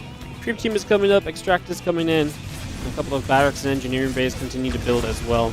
Drop a little grenade down. Queens are going to be taking some shots. Damage being dealt. Once again, those engineering bays continue to come up and online. The Queens are going to get there to pick off a Marine. The Marine goes down already. And the Queen's going to continue over, and we'll continue to chase those Hellions for a few moments. Barracks coming up, the engineering bay continue to produce SCVs, still building. Just for now. And the starboard coming online, the extra barracks coming through. Let's see our Queen's whacking away at those Hellions as we'll get rid of one of them. Second Hellion taking some damage as well, also going to take some shots. The barracks, the 1-1 upgrades, and everything continue to come online for the moment as, again, our starport will finish up very shortly.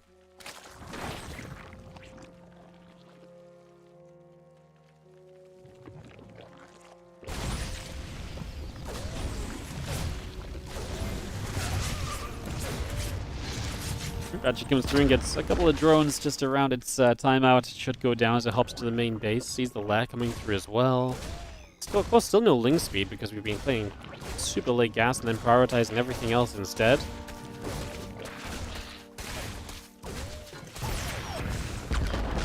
Ling's gonna hit. Reaper will go down. The rest of the Marines still gathering up over on the main. Just gonna get those all joined together. Look at our medevacs, 1-1 upgrades and combat shield coming through as the armory and depots continue to build. Well, yeah, that finishes up. 26 additional Zerglings on the way out from dock, so all of those come through. The melee upgrade building as we speak. The Baneling speed is going to come online.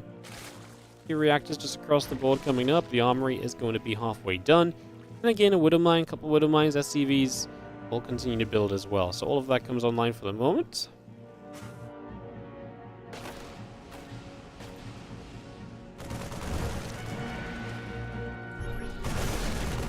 We'll stim up, gonna get rid of a couple creep teamers. The Queenling Bane moves down this ramp right away. Just gonna be seeing the Queen still stepping up, chasing those Marines a little bit. We turn around for Queen. Now the Queens push the Marines back the other direction again. Still got our 1-1 upgrades coming through, the combat shield coming online. And again, the melee upgrade continues to build through for the moment. That Bane speed is not far from finishing up. And the 11 additional drones will come into play as well.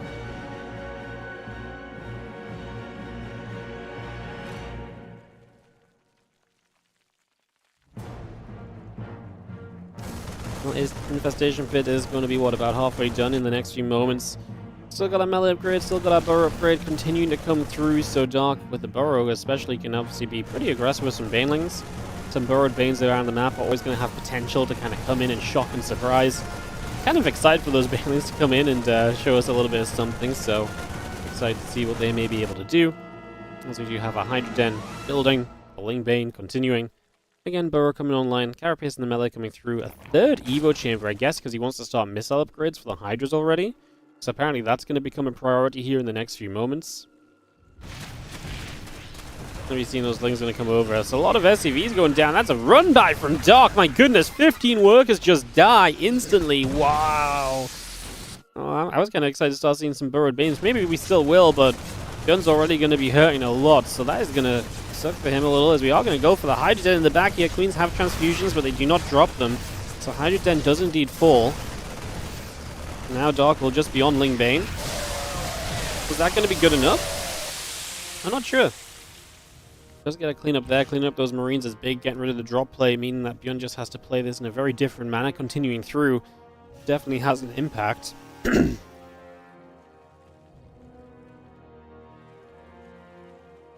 Triple Evolution Chamber now fully operation as the Carapace and missiles will be level 1, melee will start up at level 2.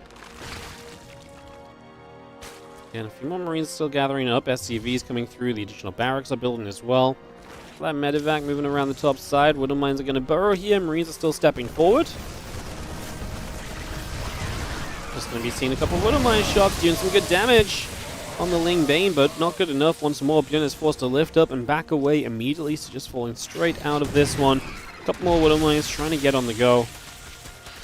That Widow Mine is going to go down, so that Widow Mine falls. The medevac still peeling back over the right-hand side for a few moments. Even more Banelings crashing into that third base. Bjorn has definitely not had a great time economy-wise. He's lost a lot of economy pretty repeatedly in this game, just because those run-bys have been so good for him. I mean, that Ling run-by that got 15 SCVs was so quick and just deadly as well. And that is an issue as Bjorn. Money in the bank, too, to spend, by the way. I guess a Battlestar 3-3 is going to eat up a lot of that, but... yeah, I mean... just, feels as though Doc is definitely walking to a, pretty good advantage here. Going to use these Banes to knock down the depots. They'll instantly be replaced. One Baneling apparently left over. Gets into the mineral line to soften up the SCVs. Now the depots are back in place already, so no time wasted by Bjorn is important, because these Lings obviously want to break through. They knock one depot down again, but will not be able to get there.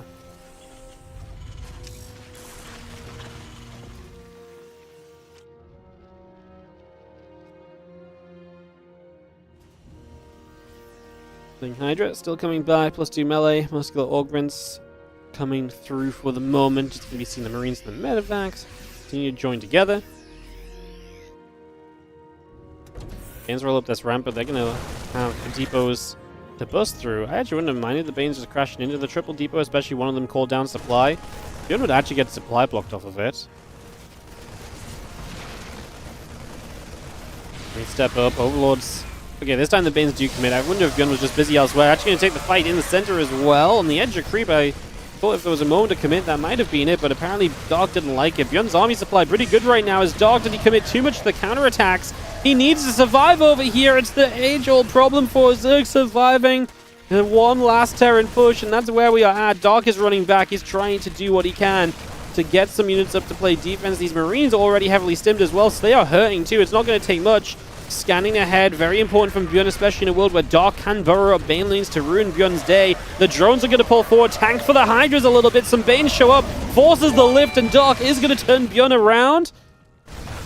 But Bjorn still has a massive army supply advantage at the moment. Engineering base saves, so 3-3 upgrades will continue to come through as well, so that will continue to live for now as well. What's up, DJ Crispia? Thank you so much. 19-month resub on the Prime. Ling Bane Hydra gets to the corner. The medevacs get forced to lift up, and they have to back away as well. Still got the nanomuscular swell coming through, so we continue to build that into action here, as we do have the Marines continue to get going. 35 dead SCVs. Bjorn's economy is hurting, but again, it's Dark's army that needs to recover, and that is going to be the struggle for him to get enough units back online to survive another wave of Terran. This is good, catching a few units here and there. That's where Dark can absolutely find some value. Of course, Bjorn is going to be on 3-3 upgrades, so his army's going to be better than it was before as well.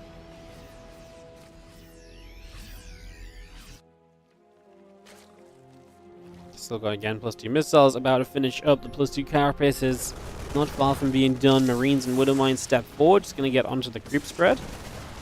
Just going to see those Hydras going to go after a bunch of those Marines as well, so clearing those out. Marines going to stand there as a couple of Banes do begin to commit in.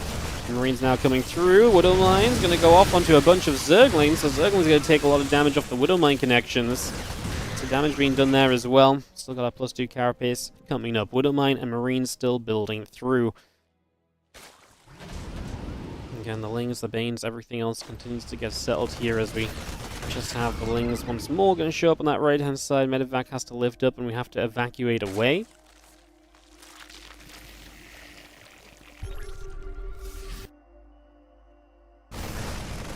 He's trying to step forward once more. Ling Bane Hydra. You're going to have a few of the Banes connecting through, but Dark just doesn't have enough. Bjorn is going to get it done on the final attacks. Wow. Always a wild time between these two, as that is going to be Bjorn taking the 2-1, advancing through to today's semi-finals. Congratulations to Bjorn. He will play either Zaun or Cure, as those two have taken each other on. That means Zaun, hold up, Zaun has beaten Max Pax, and Max Pax is not going to make it to the finals of a WardiTV Monday Cup. This is a rare occurrence. Max Pax is always in the finals. We talked a bit about this a couple weeks ago when MaxPax didn't play. MaxPax didn't play 2 weeks ago. But since then, MaxPax has been in the finals of weekly... Just listen to this. This is ridiculous. 15, 13, 12, 11, 10, 9, 8, 7, 6, 5, 4, and 2. He didn't play the first one, and he didn't play edition 14. Or edition edition 14. He's been in the finals of every Monday Cup he's played in, apart from 1. And now 2. As Zound takes him out 2-1, showing that weakness of MaxPax in the TVP recently, or in the PvP recently, is very, very true, is very much so a real thing. As Kira and Zound are 10 minutes in games, we're probably just going to wait for them to come out and join the rest of their game, because apparently Shin and Skillus are still playing. So if we aim to get the bottom semi-final going first, then we can do the top semi-final after. Bum, bum, bum, bum, bum. So yes, wow, that is an upset. MaxPax out in the round of 16. Zound showing up with some of that PvP power. Well, different finals will be lining up today. That'll be fun. Potential TVT in the semis, depending on how Kira and Zound goes. Just gonna cycle through some streams and see if I can see where some other matches are at, guys. Where's Indy at? I can know he's not been in game with us. Indy is casting Classic versus Clem, which is currently 0-0. Looks like Classic is winning game 1 against Clem right now. Hello, Ellie. You here to be on the stream, are you? Wow. Wow. You ready? Ready? Go. Good girl. So Indy's casting that. I imagine Steadfast is casting that as well. No, but Steadfast is in Zound Cure. They're in game number 1, actually. So Steadfast on Zound Cure. They're in game 1. Frankie Ducklings are in Classic Clam? No, they're in Shin vs. Skillers. Oh my god, everyone's in a different game today. It's amazing. Finally. So Shin Skillers is 1-1, 30-minute game on ley lines. Oh my goodness, both maxed out still. Skillers has a 6k, 3k bank. Oh, it looks very good for Skillers as long as he can fight against the army. Oh my goodness, we are having results across the board here on WardiTV Mondays today. So Skillers is looking to do very well against Shin. Wow, this is actually a set of wild results. That's the round of 16, by the way. The winner of that plays Hero in the round of 8. Like I say, Kira Zound are 0-0 right now. That was looking good for Kira. That's on Steadfast stream as well. And India's casting Clem versus Classic. Wow. Just kind of chaotic across the board right now, as we will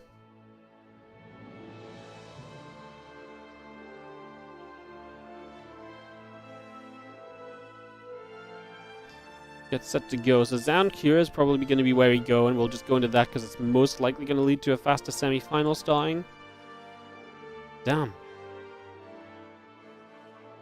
MaxPax's PvP is kind of vulnerable this patch. It will be, because his style got nerfed. But he will figure it out, I think. He will figure it out, I think.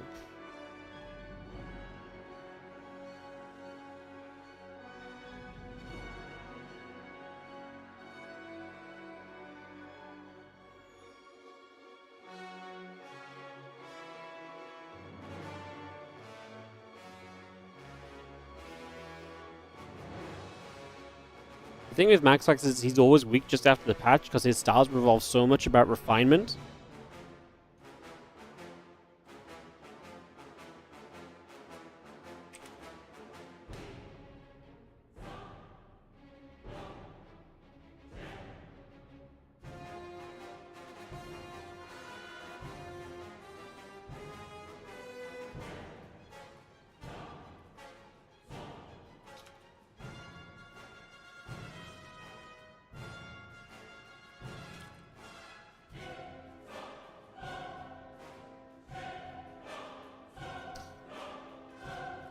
Alright, I'll run some ads because we're going to have a moment here before we get ourselves into a game. I'm going to have to run those ads, otherwise we might have some issues.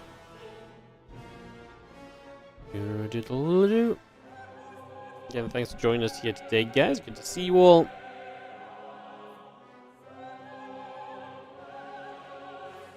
Kieran's down playing a banger, apparently. Ay.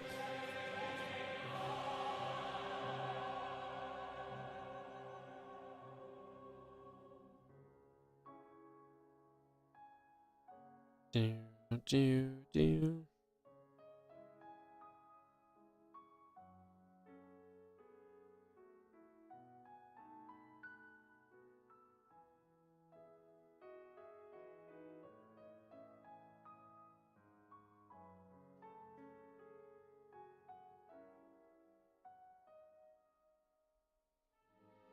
Alright, so Zankyo going on. Classic Clem did round out game 1. I didn't see the result there. I just know that going into game 2 now. Looks like Skillus did beat Shin, so Skillus advances to the round of 8 against Hero. So that's really cool as well. Congrats to Skillus. It's a big win.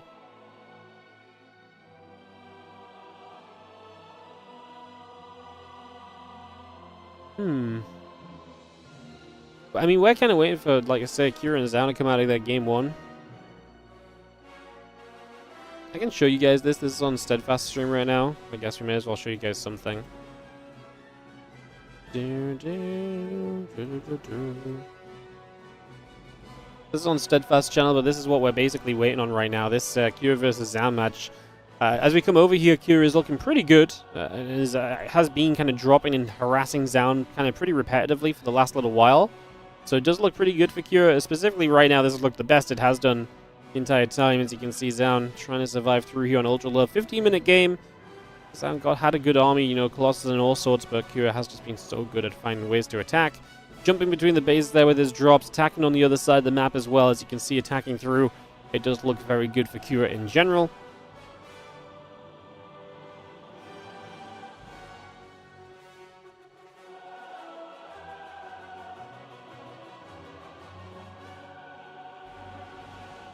It lifts up one more time. Yeah, as you can see, like I said, this is definitely looking as though we are going to have ourselves a 1-0 lead for Kira. I mean, he looks very comfortable back at home, so Zan's going to have to do some turning around if he wants to turn this into something different. We'll stick with this because, like I say, we don't have anything else going on. Classic is up a game over Clem. Okay, today is wild. Action all over the place. I love it. I love it.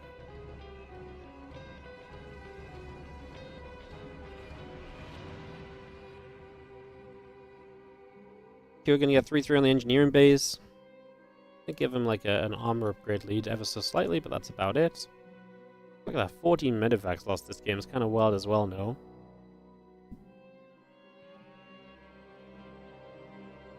Coming back through, denying this base again. It's going to create constant issues for Zhao, who is just... you got to keep some of these bases alive. You got to at least get that rebuilt, right? Otherwise, you're really going to end up in trouble, and I think that is just, like I say, more or less exactly where we're going to. As Bioforce storms through, going to hit another base. If we kill this base as well, Zhao comes back home because he realizes he has to at least defend one of these bases. They have to keep some amount of mining available. And he will keep this base alive, but it's going to come at the cost of a drop into his main, where he might lose the Forge upgrade and +3 attack as well. Another huge snipe for Kira. Now he actually will have a full set of upgrade lead in about 2 seconds time, so... yes, this looks extremely good here. As we drop back down the low ground. I mean, Kira's kind of, well, from what we've seen, just killing him with the drops. Drops here, drops there. Drops any which way. GG's.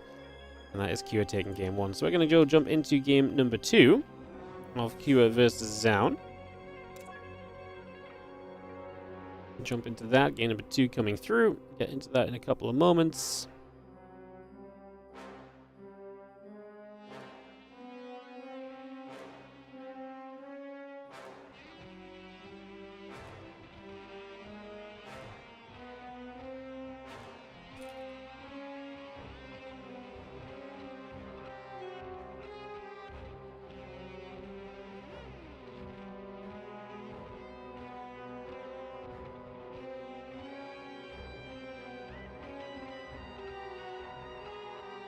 I asked to join the party. I think one of them's AFK. We'll take a moment either way. We'll jump into that game 2 of Kira and Zhao.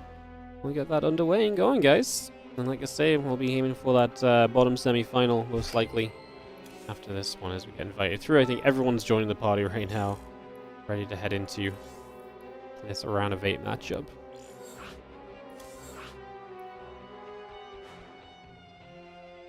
If you're streaming Clem vs Classic, it's on Indie stream. So not an English stream, but on Polish. Like I said, I would have jumped into it, but I feel like we were going to join game 2, and then that would finish, and Hero Skillets was just starting, so we were just kind of aiming to kind of not have a smooth progress through the matches at that point. So yeah, yo, Staff7, thank you so much for the 2-month resub on the Prime. Thank you so much, I really appreciate it. Thank you, thank you, thank you.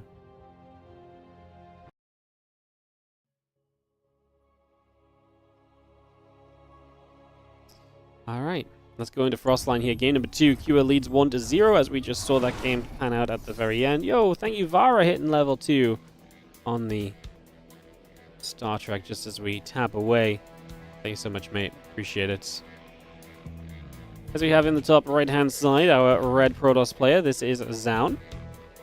And in the bottom left, our blue Terran. It's going to be Team Liquid's Kua.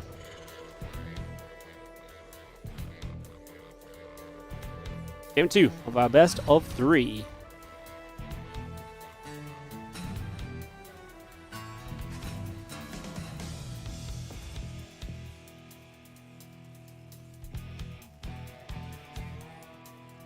Now, Zaun got here beating max packs, so that's obviously a very exciting way to start this off as well. And, you know, exciting information, and I bet Kua was happy to see that, because I reckon Kua probably prefers to play against Zaun than he does playing against max packs as well. So I think everyone on this side of the bracket probably likes it, especially with just how consistent max packs is in the WardiTV Monday events for sure.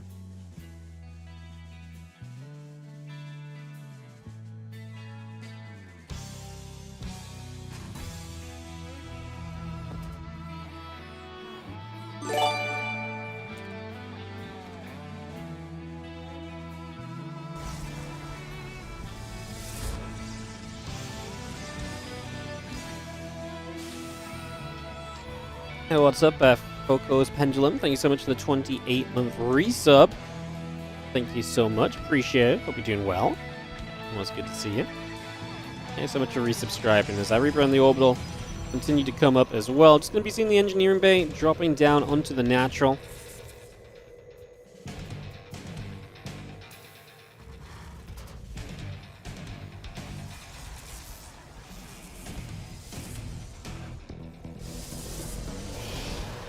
So just going to Chrono Boost along. The Warp Gate continues to come up. Again, our Stalker on the way through. Our Factory coming in. Engineering Bay building. And obviously just going to sit there and block as the Reaper hops up. And the Zealots are going to come down that ramp to go after the Engineering Bay. But that gives the Reaper free reign on the mineral line. One of the benefits of the Zealots is that I can kind of chase the Reaper around. It stops this Reaper. It should stop this Reaper from being able to just kind of freely hit probes. There's a Stalker popping out now as well. I mean, obviously the downside of that would be that the Engineering Bay has more health for longer as well. Second Reaper will finish for Kura as he does not do much. One single probe killed off so far in the early stages. That will be all he gains for the moment. This tournament doesn't do replay packs. WardiTV Monday replay packs go out to our subscribers.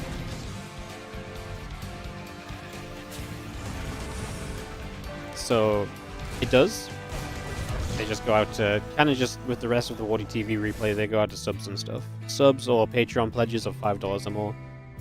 We just put out a replay pack yesterday, so if you are actually interested in all of the replays we've had going on throughout December, you can check that out on the Discord in the subscribers channel. So you can check that out with a, if you're sub, there's the subscribers channel on Discord, you can still download the pack from yesterday and get 250 replays from the last month. So thank you so much for reaching level 6 in Star Trek Fleet Command. Appreciate it. Thank you so much for getting all the way to level 6. Good luck on getting your second ship unlocked. You should be close. As our gateway morphs into a warp gauge, it's going to be seeing the blink and the Nexus coming through. Again, a couple of barracks still coming about. Just going to see the Reaper dropping a grenade down. Reaper continues over.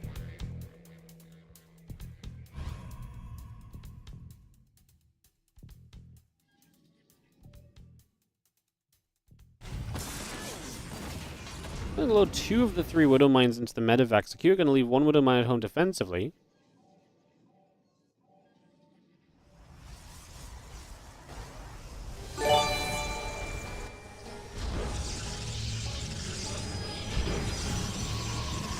So see a few Stalkers gathering up front, a couple of gateways morphing in. The Blink continues into play as well. As yo, thank you so much, Yak, for the 2-month resub on the Prime.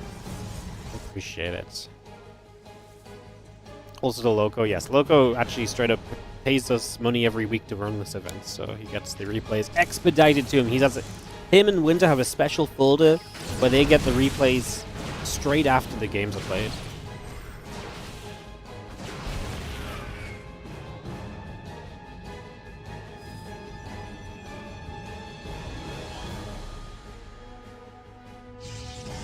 And Robot Bay coming up, couple of gates coming through, couple of probes coming about. As our Stim and our Marines continue to come online.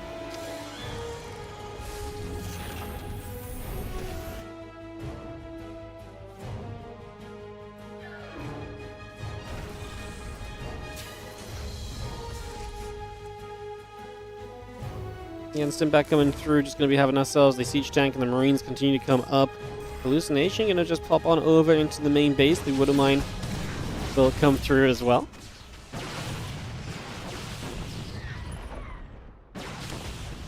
There's a couple probes go down, a couple of SCVs also dropping. Marines and the tank just going to be there, push those Stalkers back the other direction. Still got our Stim Pack coming through in a couple of moments. And get that underway. And Extended Thermal Lance will be coming through as well. So Extended Thermal Lance coming up, the charge coming by and online. And away we go.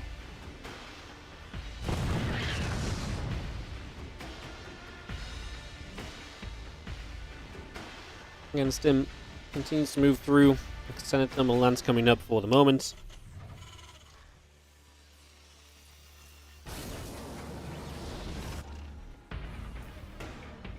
Few Stalkers just gonna step back over as well.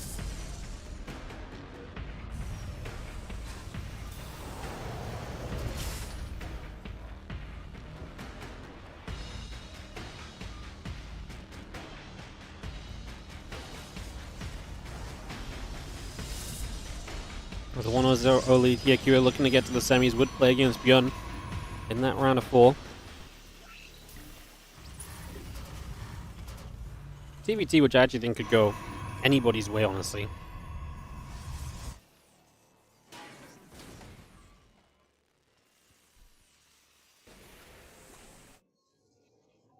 CC still coming up, finishing soon. Third base from Kira going to be established as Zan makes his way to his 3 bases as well. Yo, DJ Crispia, thank you so much for the level 2 on the Star Trek Big Commands as well. Thank you so much. Appreciate it. Thank you, thank you.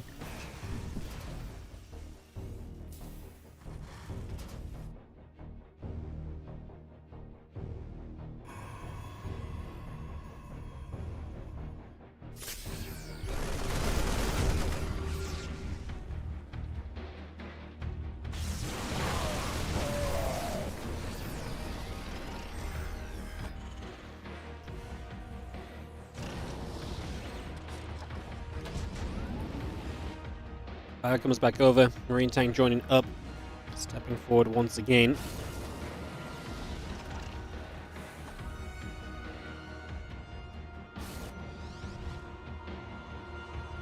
Marines gathering up over on that right hand side.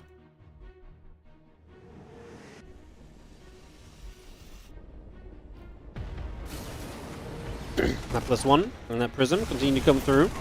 And again, we step ourselves way through the bottom.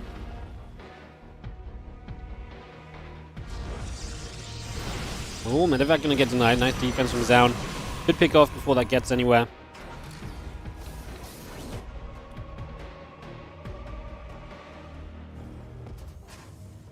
Good shut down there.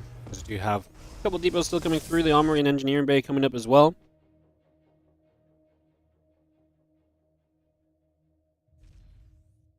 And there's Alt Stalker. Colossus Force gathering up. Beginning to move through a little bit. A couple more Stalkers getting warped in there.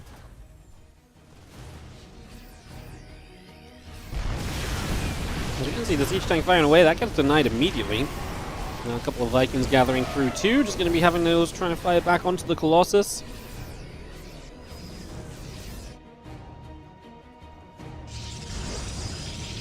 Nexus on the top. 4th base in position. But for now, Zaun backs away. Unable to do much more with this aggression. And Kyo hitting the Ghost Academy, so his tech continuing online as we speak over these next few moments.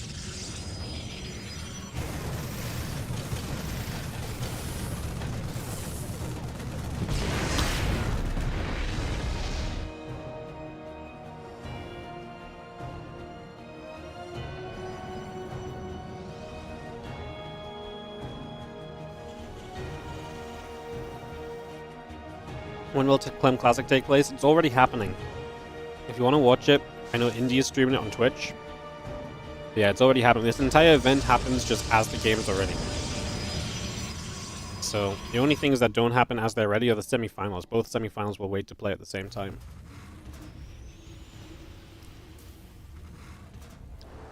Not at the same time. Sorry, we'll wait to play one by one.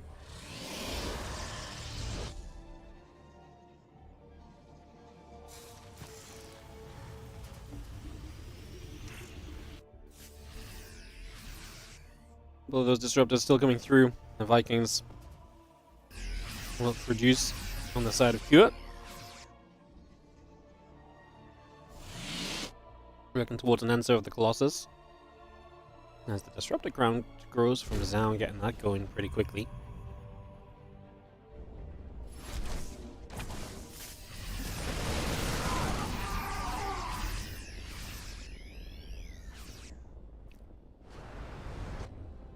Excuse me.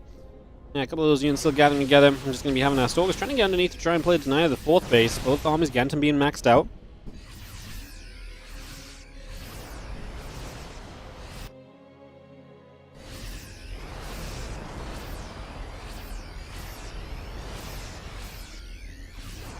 Definitely makes this a pretty scary game from both sides, because fights can be so decisive when it comes to TVP, and being both maxed out, these fights have the potential to go any which way still.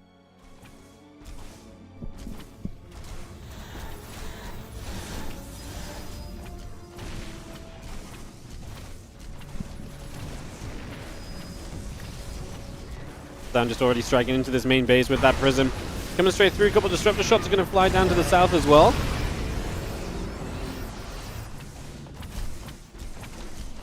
Already kills 13 SCVs here. A little concerned for Cure. Just be kind of sat there taking damage and not able to do much himself just yet.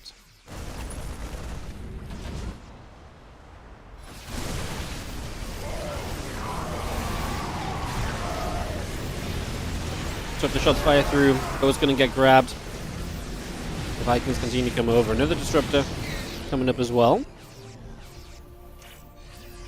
As that +3/+2 coming online. Extra Zealots get warped in. Ghosts +2 armor. Continue to come die.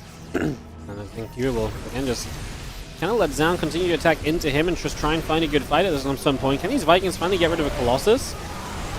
Disruptor kind of misses. The Vikings now going to go, and one Colossus did fall. Vikings going to commit for Colossus 2. They don't get it. They backed away. Only saves one Viking by backing away, but I wonder if he could have just left it and fired one more time to get the kill. Stalkers come blinking down. As we do just have Colossus going down here. Cure will have to try and find a defense as the Disruptor still flying through, going to hit another group of bio units. This feels good enough for Zaun, and Cure's going to say GG to agree that it is good enough for Zaun. And we're going to see Zaun and Cure go into a Game 3 here in this quarter final. So the quarters will go to their Game 3 now. Get that up and running. Let me just throw a round of ads up, guys. Get this next map started here in a moment. I have a very sad looking puppy who wants some of my lunch.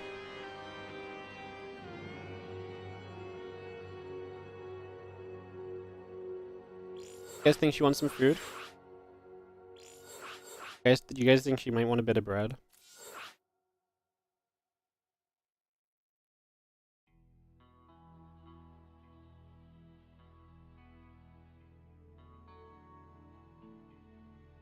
Ay. Oops.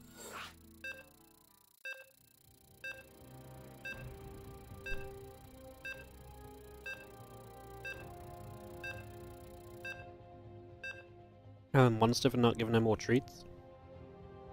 I literally went out and bought her treats today, specifically.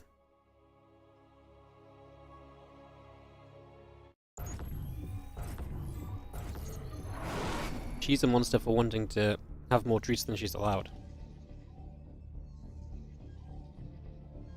You know? That's the reality of this situation.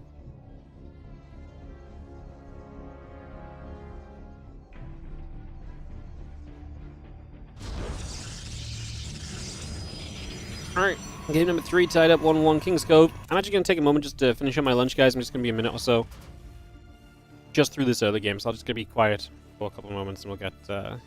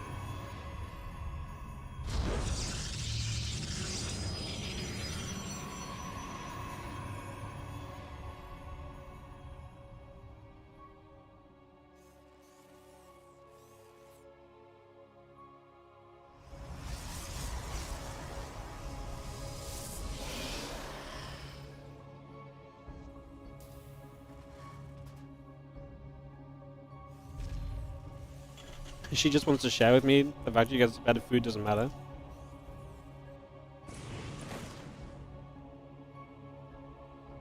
She makes it look like she really likes me. And then she just, then she realizes I have no food left for her and she just leaves. Instantly.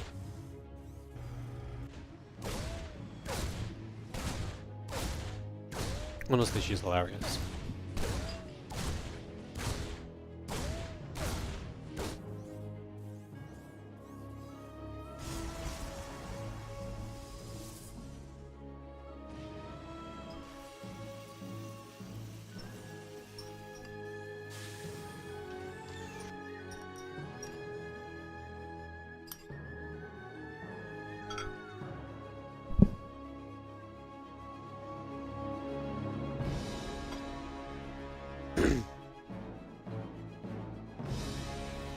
Food station coming over. Just gonna be seeing that moving around. How's a Marine gonna fly through?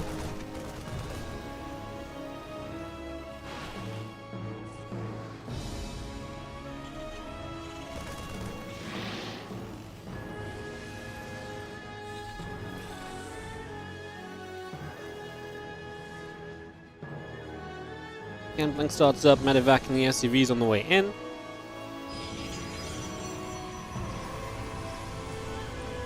Orca hops out.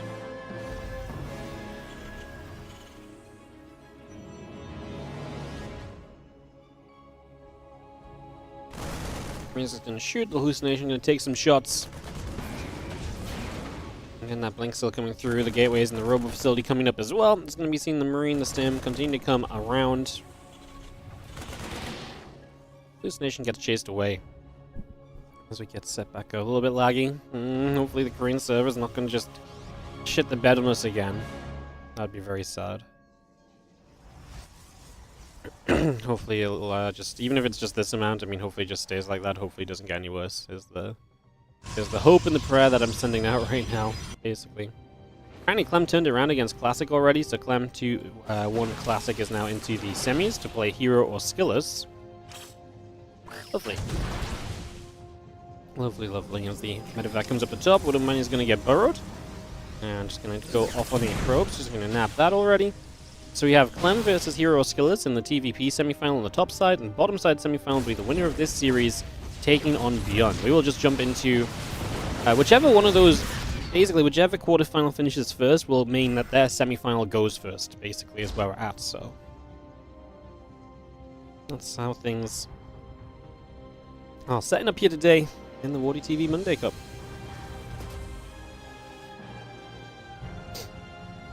Amazing. Alright, just going to be seeing the Stalkers continue back down to the bottom right-hand side. Just going to come running across there for a few moments. Stalker settling as the medevac's load, and the Stalker's going to wander into the natural, where a bunker is going to turn those Stalkers away again. And a few more Stalkers warping in, the Robo Bay coming through. Charge on the way up.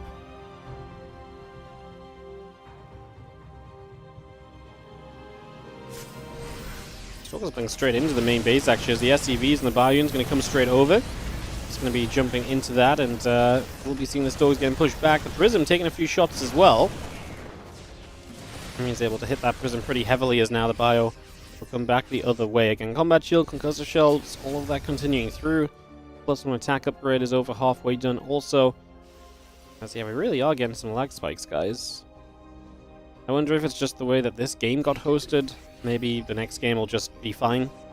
It doesn't feel the same as yesterday even, so yeah, I'm kind of hoping this maybe just this game kind of sucks and it's going to get better. It is around the same time as when it really sucked yesterday, but it also sucked earlier in the day as well, so hopefully it's not a consistent issue. At the very least, one of our semifinals will be on America, so some slight small bonus right there.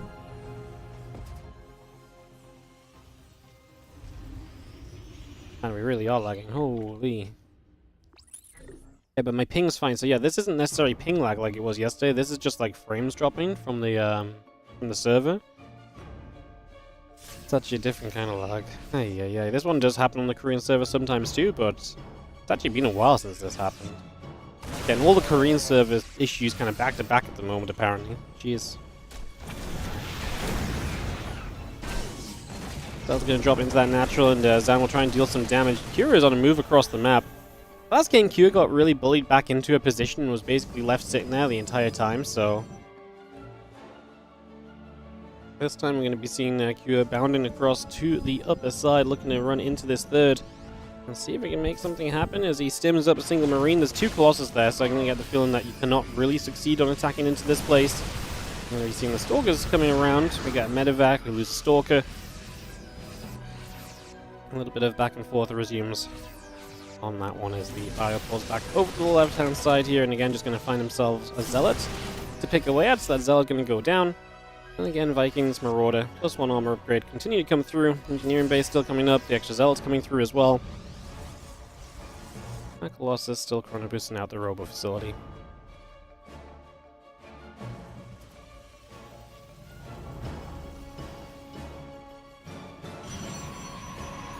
And that engineering bay is coming through on the side of Kira, so we get the engineering bay going. Forge and the Robo facility both coming online. Couple of probes and the Observer coming up. The Zealots and the plus one attack upgrade coming through too. Additional Zealots getting warped in. That's two Vikings going to escape up that right side. Colossus going to fire from afar, a little bit more damage being done there.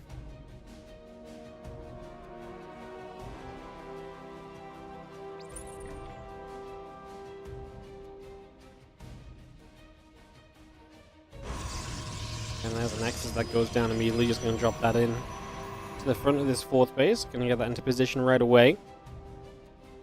Fire's still moving over, plus one ship weapons, 2-2 upgrades. Couple of Vikings, the Ghost Academy, the Ghost. All of that continues online here for the moment.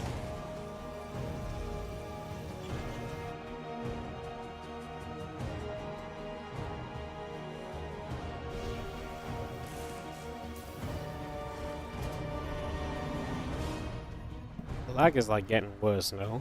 It's like happening more and more frequently. Ay. Really hoping this just magically fixes itself. As by the way, first semi-final will be Clem versus Hero.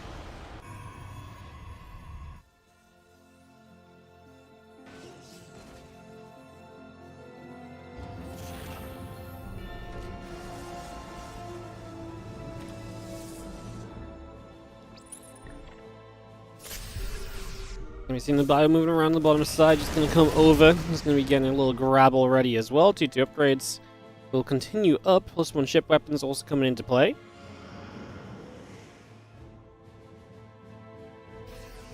Again, plus 2 attack, plus 1 armor, both coming up. The Disruptor coming in as well. It's going to see a couple of Viking shots shooting at that hallucination.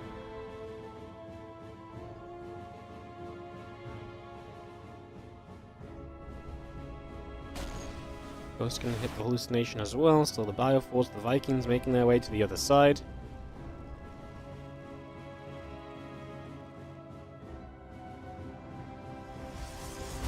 You're going to start pushing in from the top. Just going to see a couple of those Zealots going to get going as well.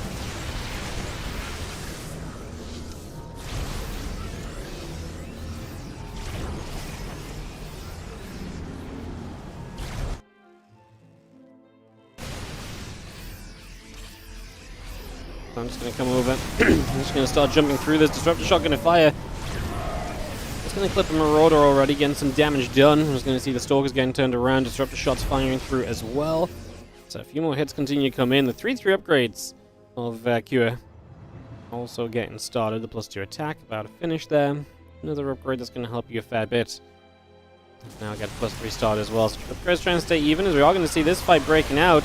Vikings take a long time to start going onto the Colossus. The Stalkers get a lot done right away. Now the Vikings, I mean, it's interesting because the Stalkers were on the right getting work done on the medevacs, but then the Vikings came in from the left. Cure is going to start chasing down. I believe and I think that he can get toward those Disruptors and maybe clean a few of those out. Cleaning up a little bit again. +3, +2. All continuing in.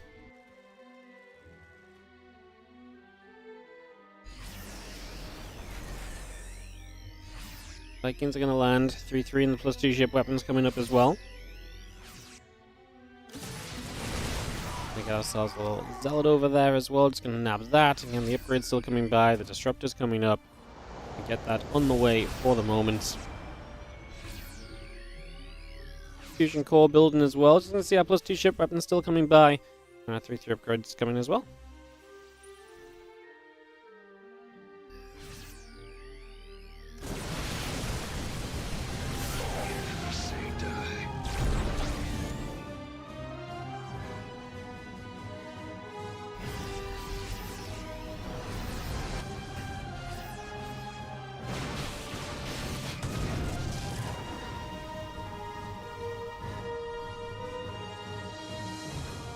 Again, Zealot, Disruptor, Stalker continue to join up. I'm just going to be seeing the Dark Shrine coming through as well. It's going to be seeing our 3-3 upgrades are coming through. That's going to be true on both sides of the maps. Again, the 3-3 upgrades into play. Advanced Ballistics going to be a part of this as well. A couple more starports continuing in production. So that mine fire after being destroyed. Mines do that sometimes. Well, it's a bit weird, depending on the timing of it, as these Disruptors are quite far forward. The Marauder on the high ground actually doing a lot to slow the retreat of that Disruptor down. Kind of a cute little noteworthy little something as another Disruptor Shot fires in. Bio has to pull back once again. Another Disruptor Shot flying. Not quite landing for the moment either. +3 attack, +3 armor, all coming through. The extra starports and Liberators coming up as well. Zealot's just going to charge straight into this. Stalkers and Disruptors will continue to chase. And turn back around. Disruptor Shot tries to go up the ramp. Still got our units coming to the left-hand side. There's going to be a sensor tower that falls. EMPs onto those Stalkers. They're going to get cleaned up as well. The rest of the Bio still coming up. Disruptor Shot still trying to land, hitting some more orders, hitting some Ghosts. Planetary Fortress on the right-hand side here is obviously in some trouble, but it was also helping the defense. Now the Liberator starts siege up as well, and I'm afraid for Zan that he's lost a little bit too much.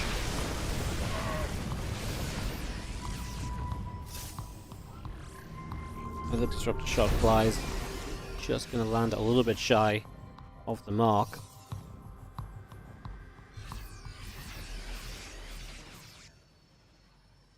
Yo.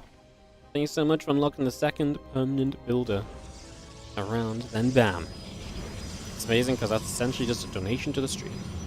Appreciate it. Thank you so much. As our DTs are going to warp in, and they're going to start moving through, so they're going to get a journey moving. Our +3 chip weapons is coming in. Again, the Liberator Marine Marauder was still coming up as well. And this is going to be equal army counts again, but it's now much more of a kind of a fight around the map kind of army than a straight up fight kind of army for Zan. You know, he's very DT heavy, Disruptor and Stalker. He doesn't have like a straight up fight kind of army anymore.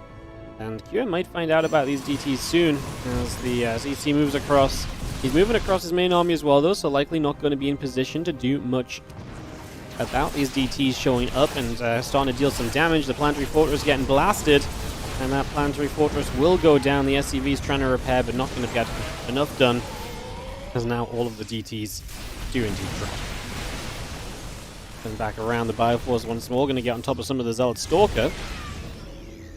So a little bit more being done right there. The Gravitic Booster's coming online, that Observer Speed is coming through. And Colossus coming in, just going to get +3 ship weapons. About halfway done as well. The Bio's going to stand and fight, taking away a couple more of those Zealots. Just a little bit more being done. Another Disruptor shot trying to come through. Does not quite land just yet. Obviously, Zan losing all those DTs, having to replace them is such an expense as well. That is not a cheap endeavor, so it's also going to be a little bit of a problem.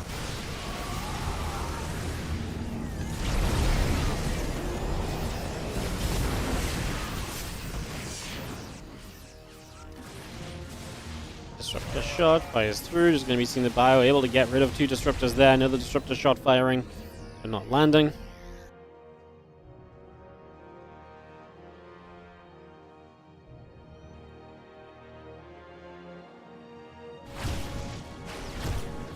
The bridge is firing up again. A couple of the probes going down as well.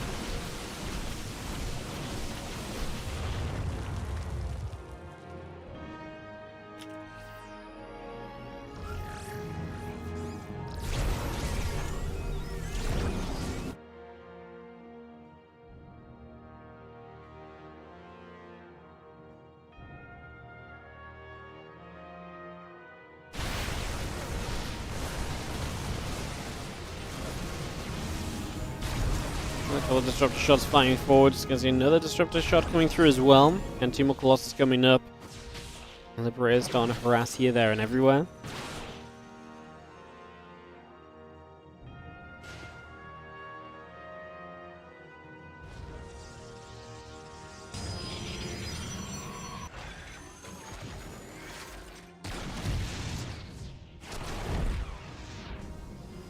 Liberator going after and gaining a few probes.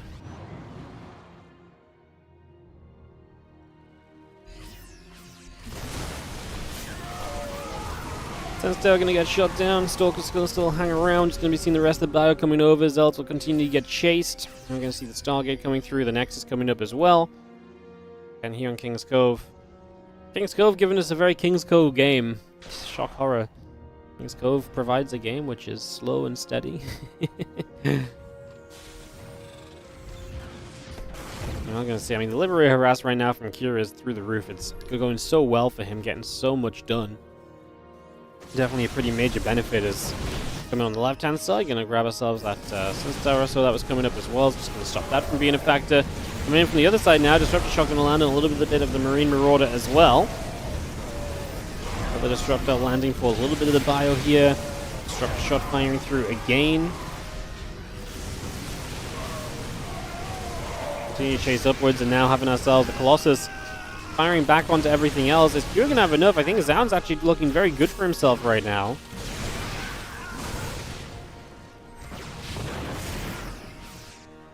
Think forward, Medevac goes down.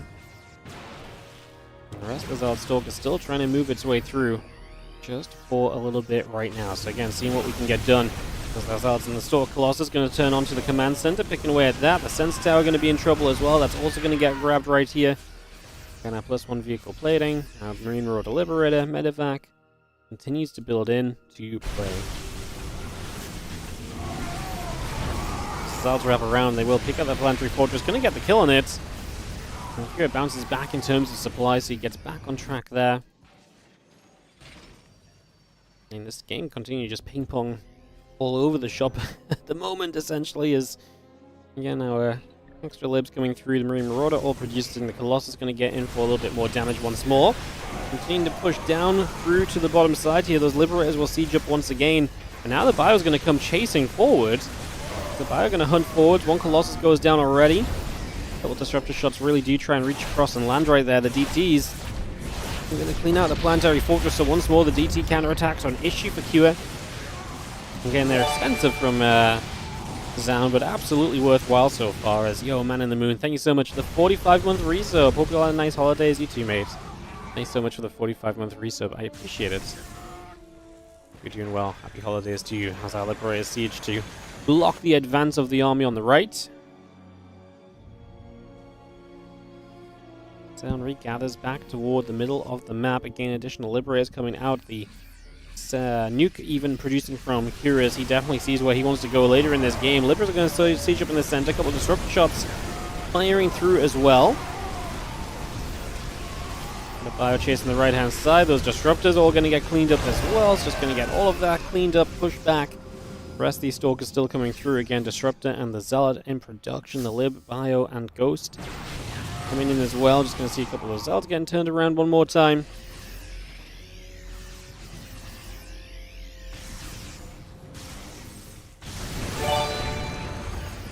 Yo, Grizzle's the Bear, thank you so much for the 7-month resub on the Prime as well. Thank you so much for using your Prime on the channel.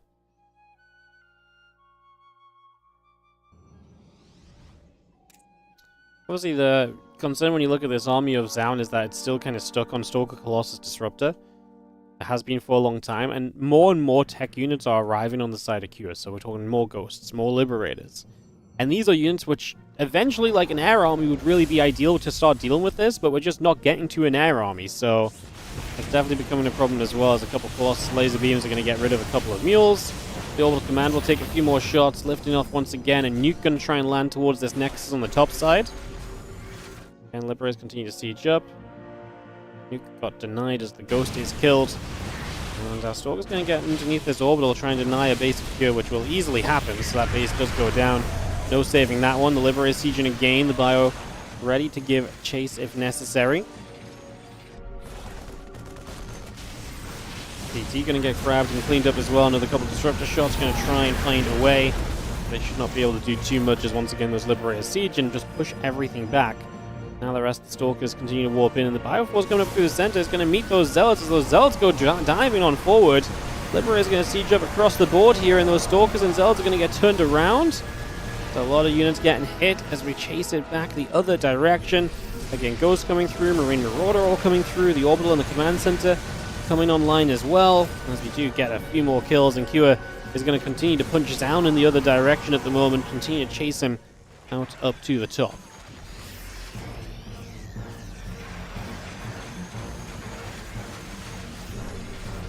Lib's just obviously, I mean, Zaun's supply is actually hurting right now. He's having issues as Cure does not have as much economy, but he's got a bit more of a bank built up. He's just not losing his army as easily. Resources lost is about an 8k difference, and I'd wager that a lot of that came through more recently.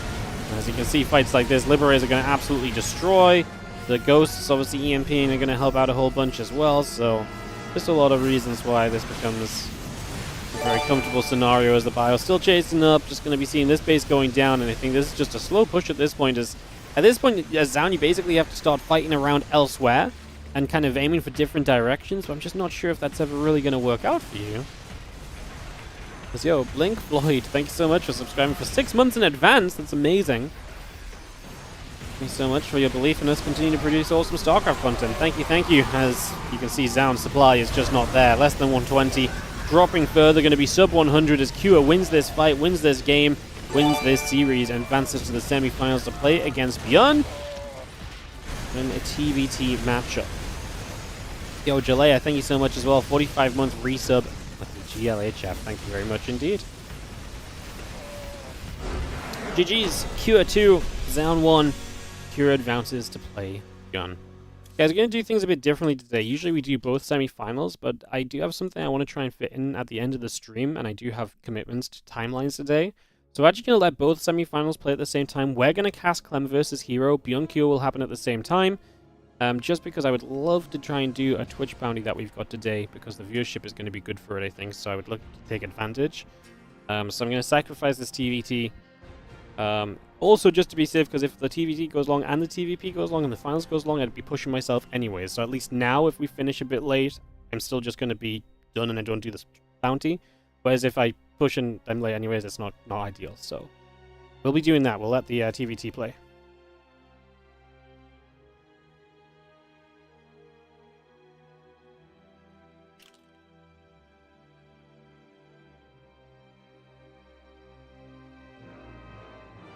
Alright, so we're going to hop on over to the NA server.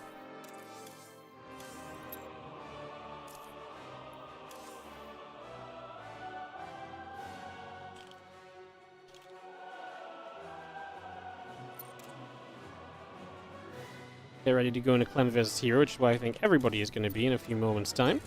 Get that ready to go. Yo, Dejaningma, thank you so much for the 28-month resub on the Prime. Hope 2025 is a good year for you, Wardy. Me too, mate. Thank you so much for the 28-month resub. Hope you also have a great start to the year. Happy New Year. I'm just working on server hopping. So yeah, like I said, guys, just a couple of personal, somewhat biased reasons to put the other semi.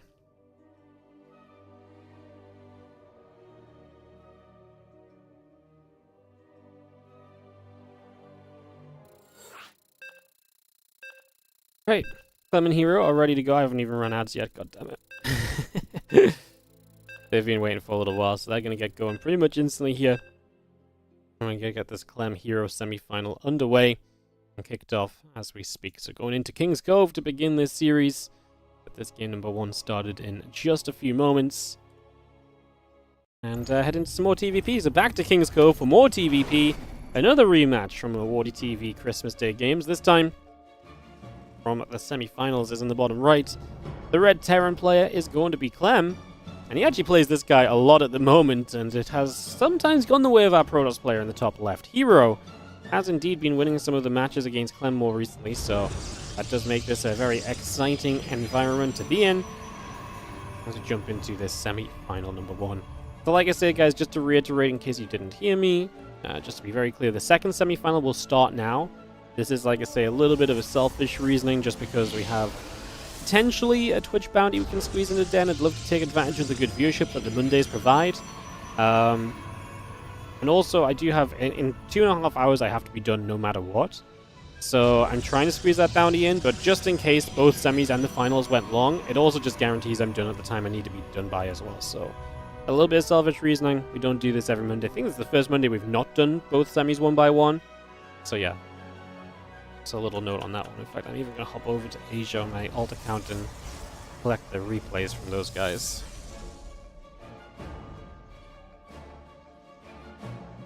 I'll just set that up as we get set up here.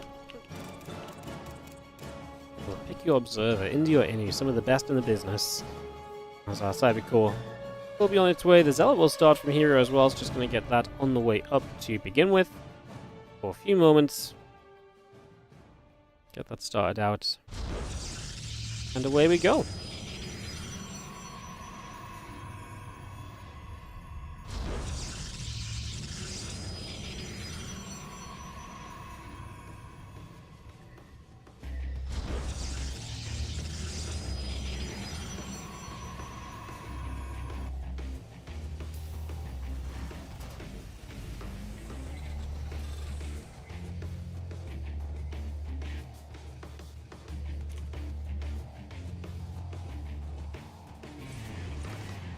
Alright, so I'm just going to be seeing our Reaper moving around, and we got ourselves a little bit of Clem movement early in this one, as we try to see a little bit of what is going on.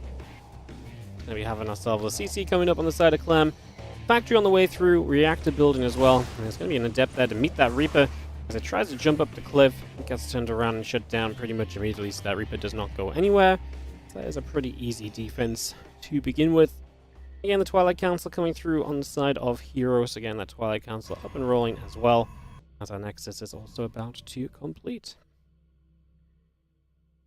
So yeah, all of that coming by for the moment. Let's just have our Zealots going to swipe away at the SCV. So SCV taking some damage. The Adept is also going to come up and join together with that now as well. So the Adept and the Zealot together going to chase the SCV around a couple of corners. And the SCV will fall. Reaper and the Hellion going to come down. The Zealot will take some damage. Going to be seeing a couple of Reapers continue to fight, and again the Zealot will continue to take some more shots. We are going to chase, and we are going to get an Adept, so the Adept will go down. Now we're going to get ourselves a little bit more damage done as well. Just going to be seeing the Stalk again chase, and this is going to be Clem cleaning up these early game units of Hero. And what a trade it is. 1 Hellion for a Stalker, a Zealot, and an Adept so far. And now those units have the chance to go across the map and cause trouble as well, right? Which is going to be one of the other issues that you face here. Having to deal with that is also going to be problematic as our Reaper Hellion goes the other direction.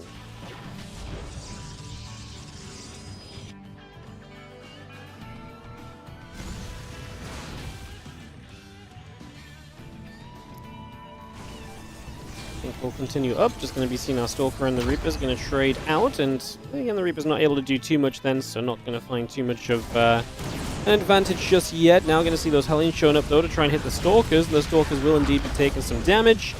This Reaper taking a few more shots. 2 more Reapers about to arrive. They're going to walk up here. That Stalker will go down. Now this next Stalker taking damage as well. Another grenade. Stalker continues to get hit. Stalker will get cleaned out. And we will have, again, the Siege Tank and a couple of additional Marines reducing on through.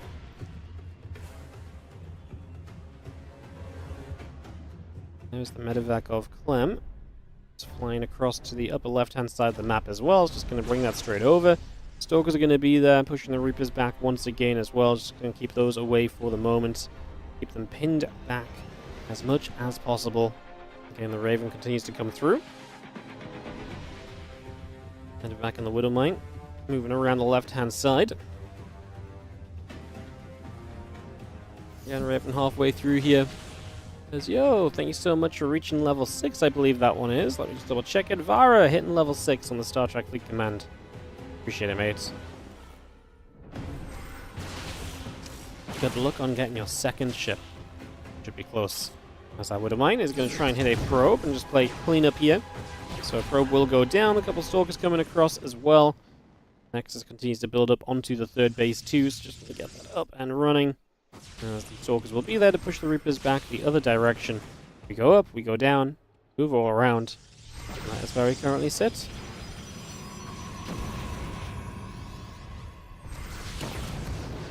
Stalkers going to get there, get a little bit of damage done. Again, the Siege Tank, Marines, and the Stim all continuing through for a few moments. The Raven gets up the right-hand side, so gets to the upper right corner. Gets set up at the moment. And Clem already looking for some harassment here.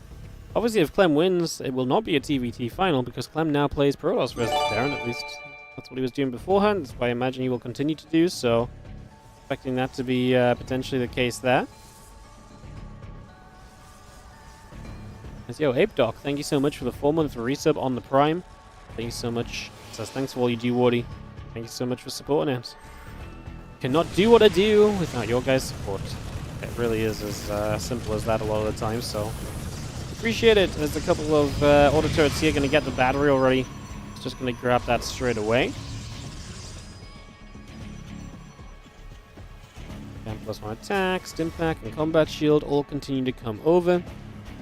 I don't think he's played any TVT since Home Story Cup. Yeah, I don't think so either. This is what I mean. Like, I think he's very seriously playing Protoss versus Terran nowadays. I don't think he has any intention of going back anytime soon, at least.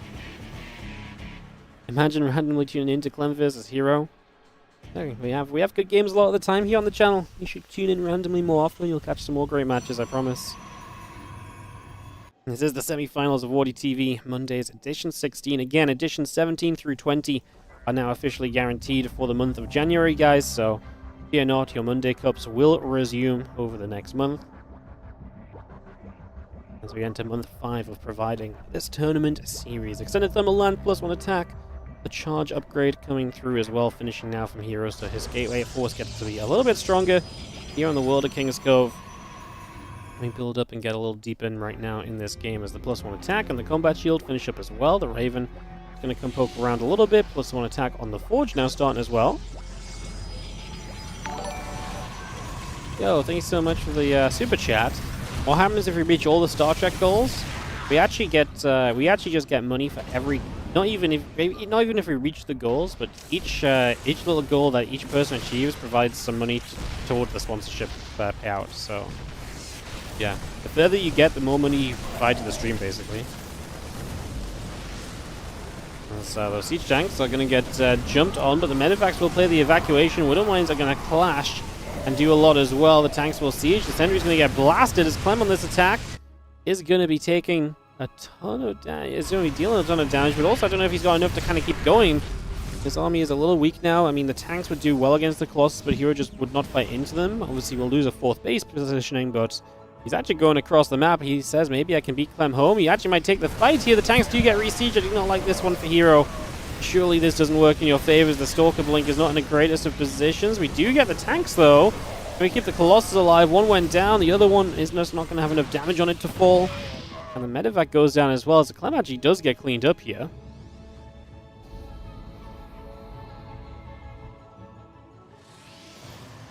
10+2, the Colossus, all coming through the Nexus and probes. Continue to build. The Vikings of Clem continue to come over as well. The Marine Marauder, all producing online. Being pro into play. You actually like the game, Vara? Yeah, I know. It actually is one of the better sponsored mobile-esque games that we do, so... And yeah, the further you go, the further you support the stream. That's the cool thing. We don't have to hit, like, a certain number of things just to get, like, the payout. Like, literally, one person playing through the entire thing is super worthwhile as well, you know, so... I'll get to that. Auto turret's going to get rid of the battery, so the battery will fall. The Raven's still around the top, continues to move around as well, seeing what else is happening. Vikings, Marines, and a Marauder, +1 armor. All of that continues to come about. We again get ourselves a +2 attack, and the armor upgrade coming by. The Colossus is coming in, the Nexus continue to build. Our batteries will come up as well as Hero. Yeah, 4th base finishing, 5th base already building, as obviously 4th base getting cancelled the first time slowed down his progression of bases.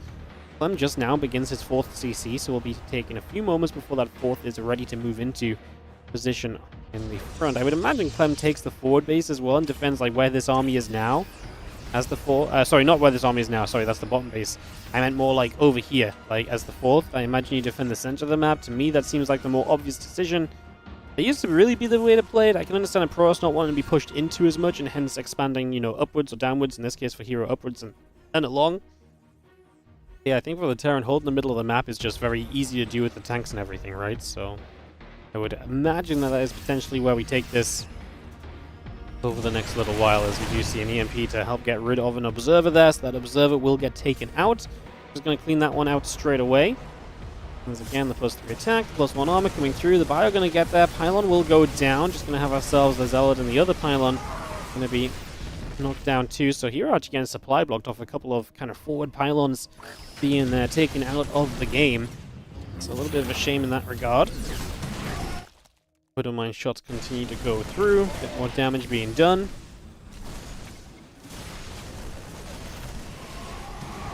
A lot of units just going to run up the ramp into the natural, so just going to move straight in over there. And the Vikings are going to be there as well, hitting the Colossus. The Colossus taking a lot more damage. EMPs going down. Oh, Hero's army kind of melting. Obviously, eating EMPs and having the Vikings to push through the Colossus on the retreat is huge. Because it really means now that those Colossus will just melt. And that is going to be huge in Clem's favor, as he is looking good for a Game 1 victory here over Hero. Here in our semi-finals. Raven comes around the back, going to drop a couple of auto turrets down. There's a battery that we can target, and that's exactly where we're going to go to. Aiming for that battery at the moment. Knocking that down and clearing that out. Got another pylon on the way back around as well. Concussive shell still building up. Marine Marauder Medevac continues to come online. And just seeing our planetary fortress finishing up very shortly as well. Bio going to get us around on these stalkers. Oh no! We blink away, think we're blinking to safety, but we blink into more Marauders. The worst kind of unit to blink into is a stalker. A Marauder waiting to go. Well, oh well. Clem pushing across the map definitely feels like he's going to feel pretty comfortable here to try and close things out here on King's Cove game number 1. The Zealots are going to come charging through the Bio Ghost. He's going to be taking a bit more damage. You're going to turn around and pick away at a few more Zealots. The Colossus are dropping as well. So they're just getting annihilated here as they continue to get cleaned on up. And the Vikings will land with the Colossus gone. Just a little bit of extra buffer and damage output on the ground. Continue to go for this, so you push straight through. Those couple of gateways will keep dropping. The Zealots are melting. Stalkers being there to try and help out as well. But yeah, this one really is going to get closed out in the near future as we poke through all the pylons. We poke through the Nexus. Well, the probe's going to pull in as well. We've got a Colossus on the left-hand side that's going to show up to try and help. I mean, we can see that this is going to be pretty cozy. Let's see how the probes keep on dropping down. 15 workers have been killed. Clem setting 164 to 102 supply at the moment. Just going to get the Vikings there to chase the Colossus. It will go down, so another tech unit that Hero will no longer be able to sit with. And as Clem's reinforcements show up, he should be able to force a GG out of Hero sooner rather than later. This is not some magical kind of like, oh, yep, here we go. This is the... No, there should not be any comeback really available at all in this scenario. As we continue to play cleanup, the Bio comes back through, the Stalkers continue to get chased, and that will pretty much just be that for this matchup here. For the round of Zealots getting warped in. Stalkers blink up. We're just going to drop an EMP on a few of those Zealots as well, so they are going to get taken out. Vikings are going to be there. The Colossus shoved away. The Sentry now going down also. Marine, Marauder, Viking, Ghost continues to build as Clem comes around the top.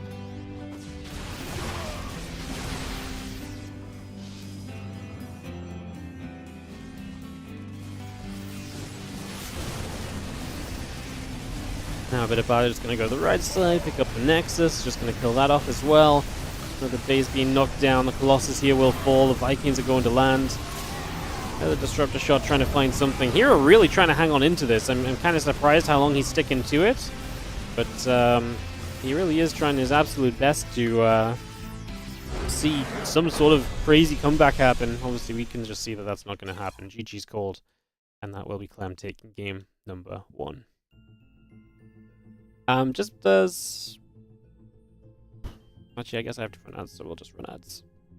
Yep, just in case the next game is long, better get the ads out the way now than getting into trouble with them during the games. Better safe than sorry. Game 2 coming up in a couple of moments. Hero was just hoping Clem was 70 supply low. Yeah, not like Hero to really stick in games like that either. I don't feel like that's really how Hero usually rolls, so a little bit surprised. You're going to see Frostline as our map from Clem, so just going to have Frostline on the way.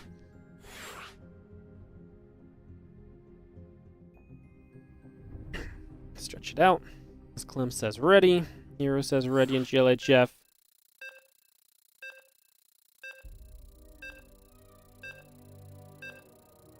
Game number 2 of our WardiTV Mondays semi-final. Beyond and Cura are in game number 1, guys. I'm keeping an eye on that game with my other accounts so I can keep you updated accurately. So they're in game number 1. That semi-final did begin, like I said, for the reasons mentioned. Semi-final number 2 did get going at the same time today, so it's a little bit of a different approach. We'll be back to doing semi-finals 1 by 1 from next week. And we will be here next week for the WardiTV Mondays, the day before my birthday. The birthday eve WardiTV Monday celebration. Clem in the top right of this map here on Frostline is going to be up 1-0 in the best of 3, taking on the Blue Protoss. In the bottom left-hand side, we've got Hero, who's down and hurting. We get into game 2 and see where we are going to go and what is going to happen. Let me get this settled into play. Oh. I realize the barracks is going to get blocked, so he just builds it out of position there. So that's not a wall, but obviously barracks can float over and move a bit further down the line. That's not a problem. It's the probe obviously just nibbling up for a few moments, trying to see if there's anything we can do early on this one.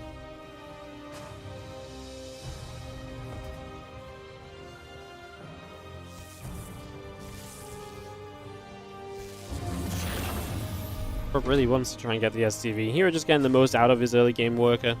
You know, the more you nibble at that SCV, the more damage you can do, the happier you're probably going to end up being in general. So, nice to be able to get there and to put some work onto it.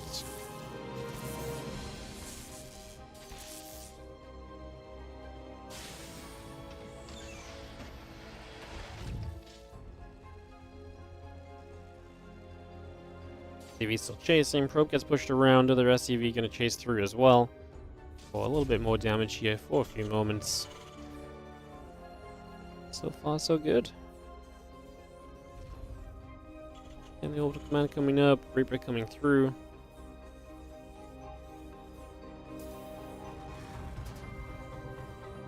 Update on the other semi-final, Cure takes a 1-0 lead. So Cure takes a 1-0 lead in semi-final 2. And I'll keep you guys up to date on the scoreline there. Reaper does get the probe and can now begin to move across the map. That's exactly where we're going to go. So Reaper is able to go. Doesn't have a probe to hunt down on this side for the foreseeable future. So nothing holding you back over here any longer.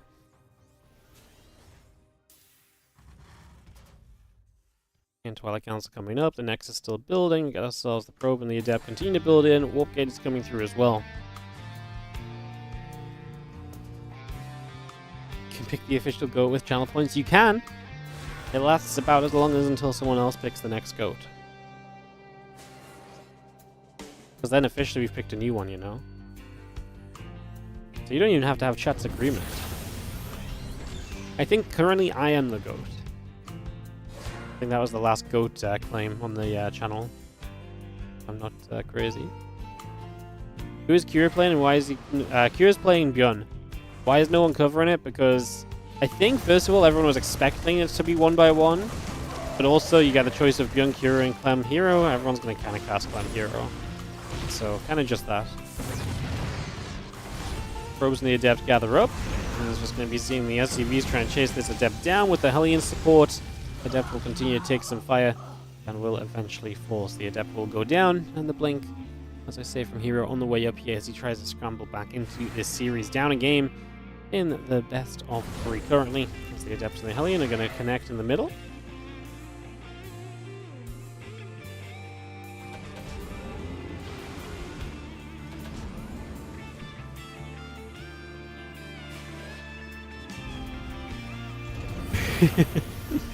Bunny Colas got hacked. Bunny is the goat of my heart. Hell yeah. Bunny, the new goat. Welcome to Goatville, Bunny. One of the last watch channels get more views. Yeah, I think they just didn't know.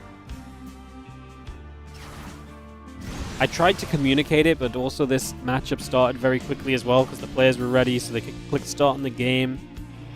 So yeah. I thought someone would be in it, honestly. I'm kind of surprised that they weren't myself. Because I did mention it to some people already, but the people I mentioned it to clearly didn't care. As that Blink is finishing, the Widow Mine is going to unburrow and reburrow back onto the mineral line here. Another Widow Mine burrowing up. A couple probes going down. The Stalker's broken on the other side, seeing if we can do some damage as the Marines getting good damage onto them. In fact, the Stalker will die, so not exactly great for Hero, whose numbers are getting killed off over on this defensive position of Clem. Not exactly going great for Hero at all. In fact, there's a barracks and a couple of SCVs, a siege tank and Marines will continue online for the moment.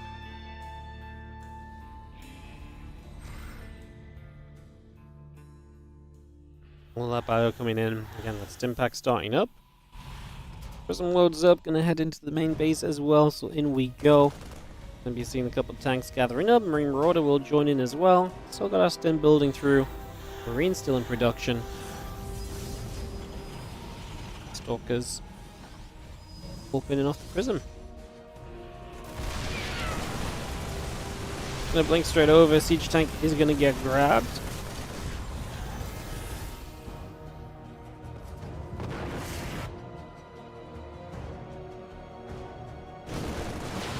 Again, the Battle just going to pull across. The Raven going to take a few shots as well.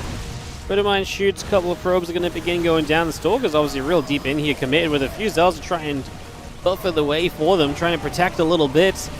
Clem has to pull the SCVs, and he's losing a significant amount, but obviously Hero is losing army. That's going to be difficult to replace. The Prism survives, so an evacuation is still available for some Stalkers at the very least, so that is useful.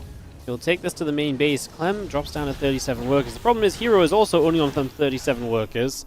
No third in sight. And Clem's army now looking a whole lot better, and it looks as though Clem is going to take a pretty serious edge here in game number 2 of this best of 3.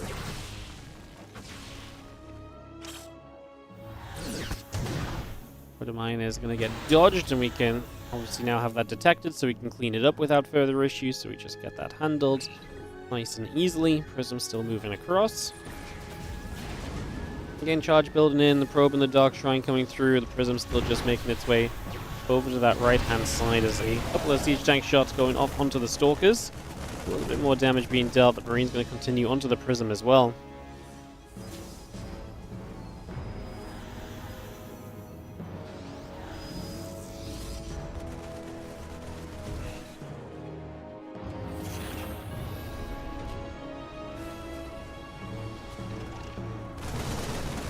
Ourselves the again Prisms, 2 of them together to try and have double the fun. Just going to be seeing 8 Stalkers on the kind of funny.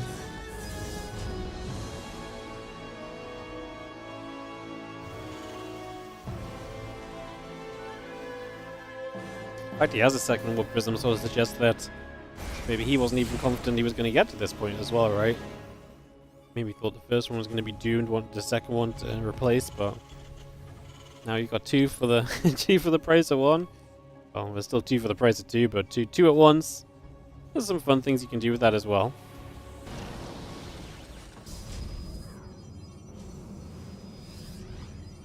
GT's obviously warping in now too, so we are going to have Dark Temple Harass available as an option here to keep this game underway. It's going to be seeing the Prism loading up one more time, the Charge upgrade finishing shortly. Again, additional probes popping out, the Forge coming through to finish very shortly as well, to get that Forge online.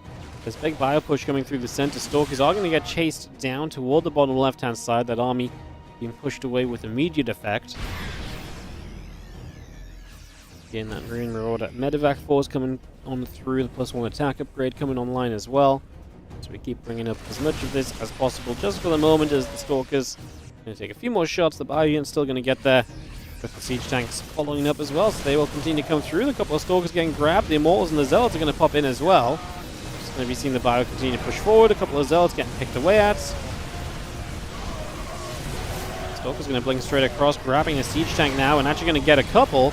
The Immortal's still going to sit there, and they're going to be in trouble too. Clem clearly has too much at the moment, and this is going to be GG's. Clem with the 2-0 here in this first semi-final. He is going to get that 2-0. And we are going to wait to see if it's Clem versus Kua, or if it's going to be Game 3 of Beyond Kua up next. Yo, Thor is Beer, thank you so much for the 3-month resub. Season's greetings to you as well, mate. Thank you so much for the 3-month resub. Welcome back. Appreciate the support. Alright.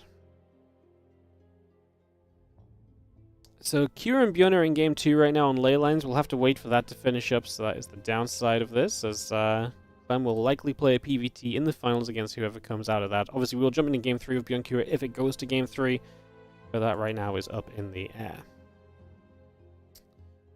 Couple of moments. A couple of things to mention. First of all, thank you for following the stream today. Obviously, do consider to like the YouTube stream, subscribe. Same here on Twitch. I want to make one more mention towards our Star Trek Fleet Command sponsorship that's going on right now, guys. If you enjoy the StarCraft 2 content and you want to support for free, consider checking out Star Trek Fleet Command. !star in the Twitch chat. I can link you guys the link in YouTube if you're interested. Just ask in the chat and I can link it over. Download the game, works on mobile, works on PC. Every one of these goals that you see, each time you hit one of those, we get paid. So if you hit level 2, we get $1. If you hit level 6, we get $2 more. If you make a second ship, which Vara91 just did like 5 minutes after he hit level 6, we get $9. So for the first, play the game for about an hour or so. You can play it on and off. It does not have to be all at once. It can be a little bit at a time. You've got 9 to 10 more days to do it. You can get at least $12. If you want to keep playing, if you're enjoying, you can go from there. You can continue to hit. I mean, we've had a bunch of people get to level 9. That's another $9 per person. A couple of people hit level 12. That's like $12 extra per level 12. We get paid a lot if you guys keep on playing. So this is really one of those sponsorships we're pushing for a little bit because it's super worthwhile. I think a lot of people have enjoyed playing it as well. I think a few people genuinely said, hey, this is actually not as bad as I thought it was going to be. It's definitely one of the better sponsorships that we do. So if you want to get involved and support the stream for free, like I say, I think a great initial point to go to is getting your second ship, because I honestly think if you speed through it, that really doesn't take super long. Of course, if you're not enjoying it at all, you don't want to continue, do not. I'm not trying to force you guys into it, but if you do want to support the stream for free, it is pretty easy. It was 30 minutes till I got the second ship, maybe even less. And that gets $12 for the stream. So if everyone here spent half an hour, we would have like $15,000. Right? That's how crazy it is, okay? So yes, get on there. Go and check it out. It can work on PC and mobile. Like I say, I'll point that out. Just again, because like I say, I just want to push it. Get my hand off the desk. In the month of January, ad revenue and so is down. So it is, always important to try and just find ways to support the channel. And like I say, we're going to try and make some money so we can afford some more StarCraft in the future.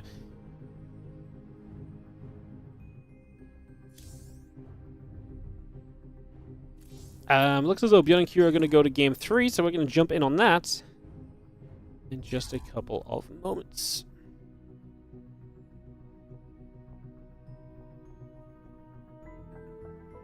Cool.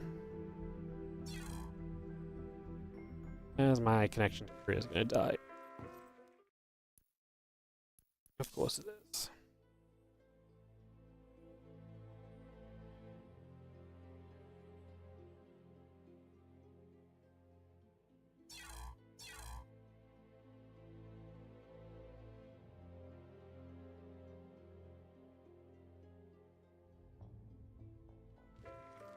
Alright, there we go. Jump into this game number 3 that they are about to play. We'll kick this off. Kira and Bjorn tied up 1-1.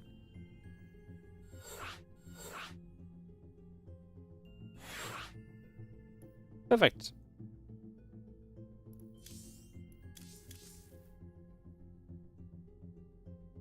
Close StarCraft on this PC. It's struggling today, needs a restart.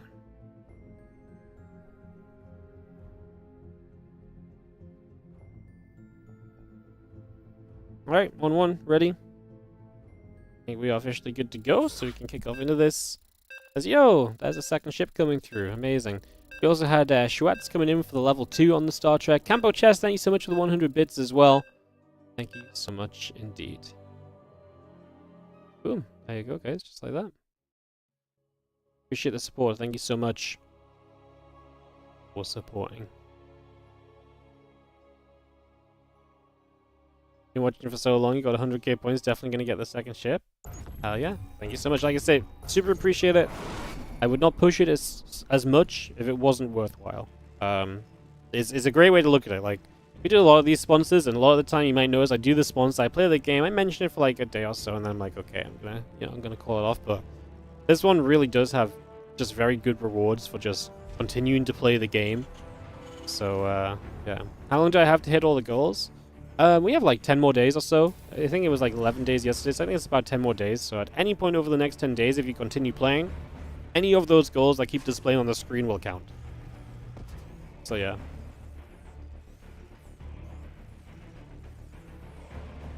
And if you are enjoying the game and feel like you want to spend money on it, I do not promote you guys to spend money on it or so, but we actually get paid more. If you guys unlock the second permanent builder or you purchase a pack, we actually get paid more than what you spend on the game. So if you have some money and you're enjoying the game and you want to donate, you could essentially donate by buying something in the game, and it will help you out in the game and also help us out because we will get paid more than what you spend in the game.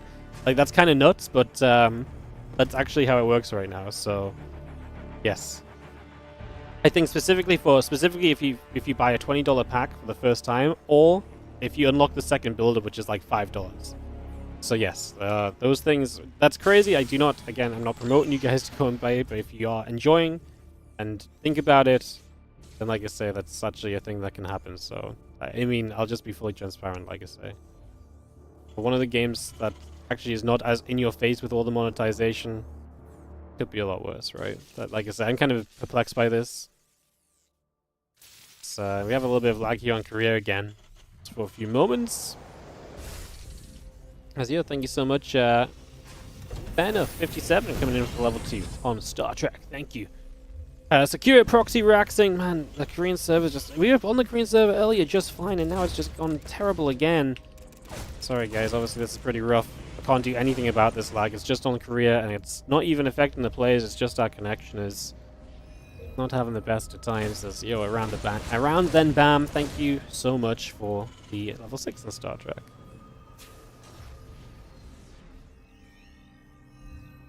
I think a lot worse would be Raid Shadow Legends. Yes, well, Raid Shadow Legends was one of the games we could choose to do a sponsorship from this month, but haven't gone to that one yet.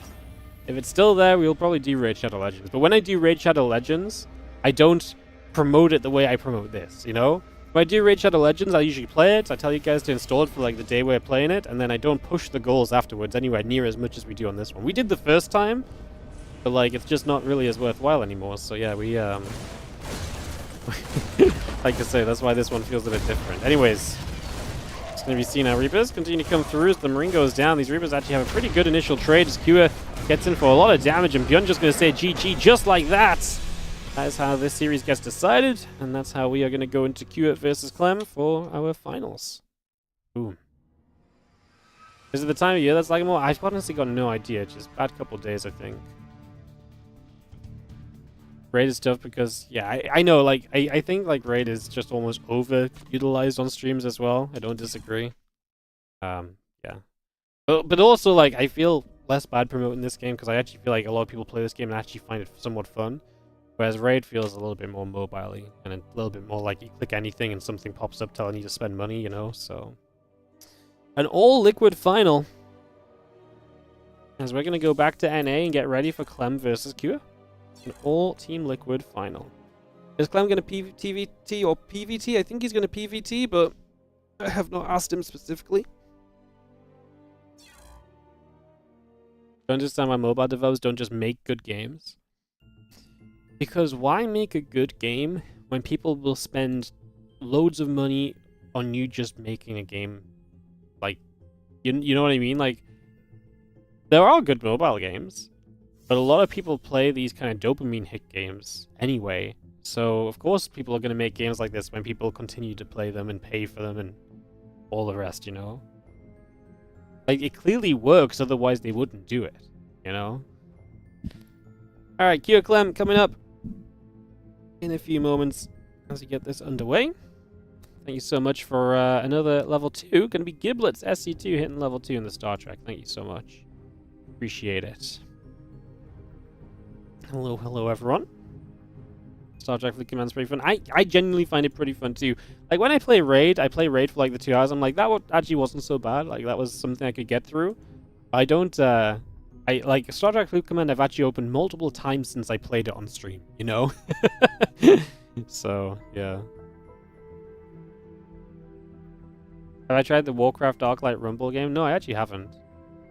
Brawl Stars, yeah, Brawl Stars is a great example of a mobile game. Brawl Stars is a really good mobile game that does not push kind of the mobile monetization that we see in every day. So, am I going to be doing Brood War content in 2025? My interest in Brood War is extremely low, so I'm going to say the chances of that are almost 0. I enjoy StarCraft 2. I can appreciate Brood War, but I don't enjoy Brood War. I have no idea what's going on with Brood War either, so most likely, no, probably not.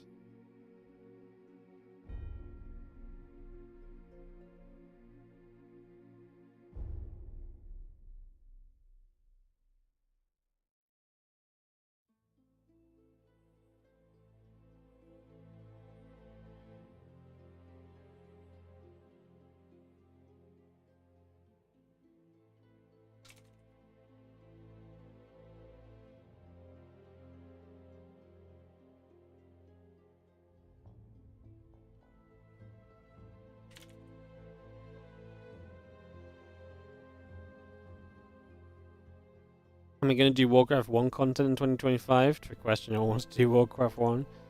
Didn't they just release the remaster for that? Hasn't that just, like, come out recently? Lobby's up, by the way, Clem and Hewitt. Posted in as we speak. Again, hope you're all doing well.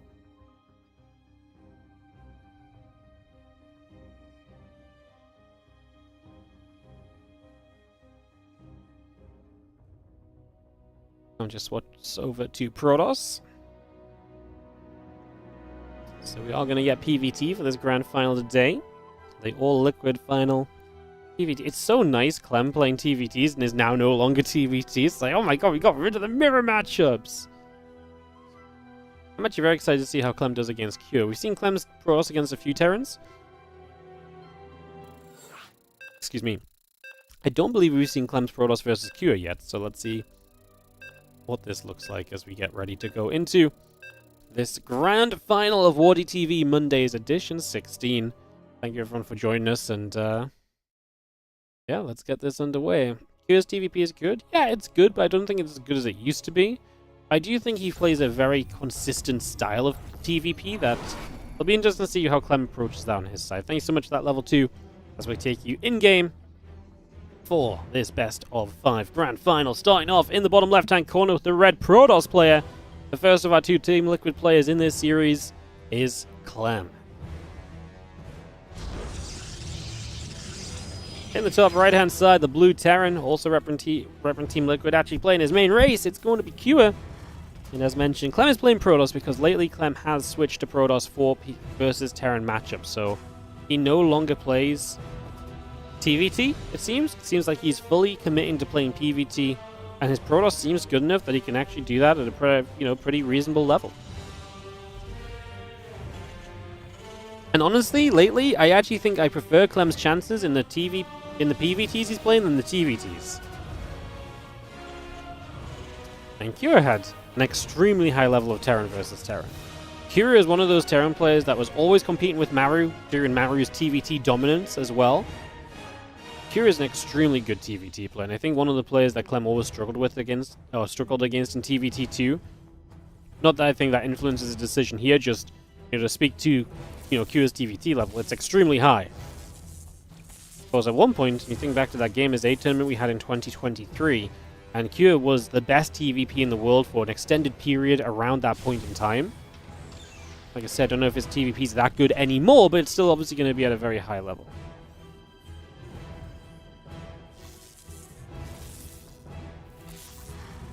Probe going to nibble. Depot taking some shots.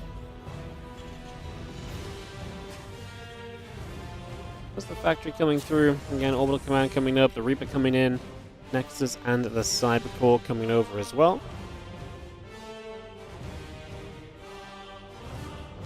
Has SC2 been confirmed for the next edition of EWC? Nope. We have no information on what will happen for StarCraft 2 next year at all. So, if you make a New Year wish, if that's a thing, wish for a StarCraft 2 circuit. Because maybe if we all wish together, fate will swing it into making it happen or something, you know?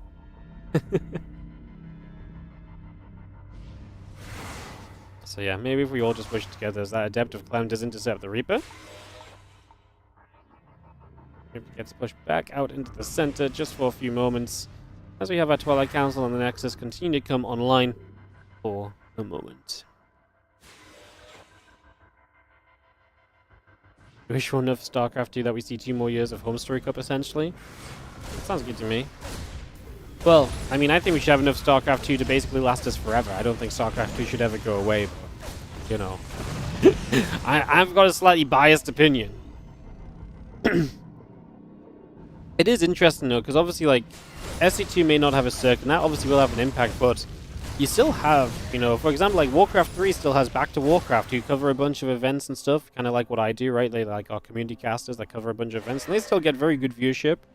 I'm not saying it's, like, breaking the ends of the earth, but there's still a way to watch and enjoy Warcraft 3 eSports in the year of 2024, right? And, I think I just do not, I don't think StarCraft 2 would ever go away completely. The landscape that we're playing StarCraft 2 in and what we're watching StarCraft 2 in would probably just change dramatically as all.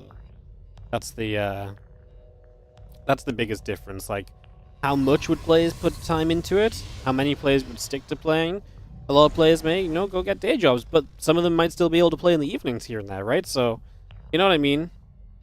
This is like, StarCraft 2 will change whenever we lose our circuit, but it doesn't mean it's going to be gone forever. Even Heroes of the Storm is having a tournament right now. Oh well, we are fine then, guys. We're sort yeah. StarCraft 2 will always exist. It's just a question of to what level will StarCraft 2 exist. Medevac boosts into the main base. Gonna drop off behind this mineral line as a few Marines will begin to unload. The Adept stepping in from the right hand side gets taken out. A Widow Mine coming through gets cleaned out as well. Next Widow Mine shot not gonna go off as we unburrow and reburrow that Widow Mine.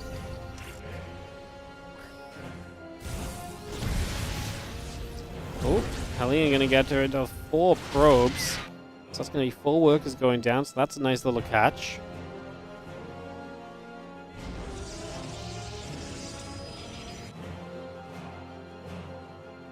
Clem switched to toss permanently, only in PVTs. He doesn't play TVT anymore, he plays PVT. So yeah. And he's honestly pretty darn good at it as well. So this game he loses 4 probes, but he's cleaned up a lot of that other harassment. I mean, the Widow Mines went down, the Hellion's now gone as well. And is able to really make the most of these units as well, as Micro definitely transfers over to playing PVT very nicely. As this Banshee of Q is going to be one way to try and deal some damage, but at the same time, we have got ourselves Stalkers going into the natural. This is something I actually think Clem is extremely good at. He's so good at figuring out when he should and when he should not be applying pressure with Stalkers. As he does not get that bunker. But yeah, he's so good at figuring out when he can and when he cannot dive on things, and I think that's been one of the most noteworthy points that we've noticed. This is nice, though. The Banshee coming around the back, going to get rid of a few probes. Clem takes this very seriously as well, by the way. This is not just Clem, like, swapped over for some fun. Like, I've seen him practicing in customs with, like, some top Korean players. You know, like, just no tournament going on, just practicing some games, putting some customs in. I've seen Clem doing that a lot recently. So I think Clem has really been putting some time into this very seriously, beyond just like, oh, I'm going to ladder with my Protoss. No, like, he is practicing this matchup. He's figuring out this matchup. He's playing customs on this matchup. And what's amazing is that these top players are realizing, hey, your Protoss is good enough to be worth coming and playing customs with you, right? This is not just me helping you out, like, you're helping me out too.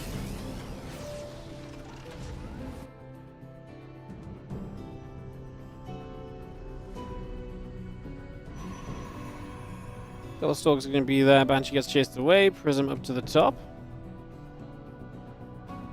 Again, +1 attack. And this siege tank continuing to come over. Just going to see a couple of Stalkers. Going to get to the back. Banshee's going to be held out over there. Again, our gate's coming up. Our probe's coming in.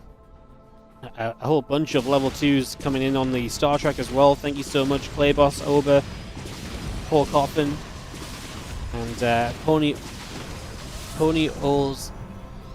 God. Oh my god, I just murdered your name, I'm sorry. Back to the StarCraft as this Banshee continues to deal some damage. Clem Stalkers are not going to be able to chase it down too much. So you need to go one way, then the other for a couple moments. Do 215p, thank you for the level 2 as well.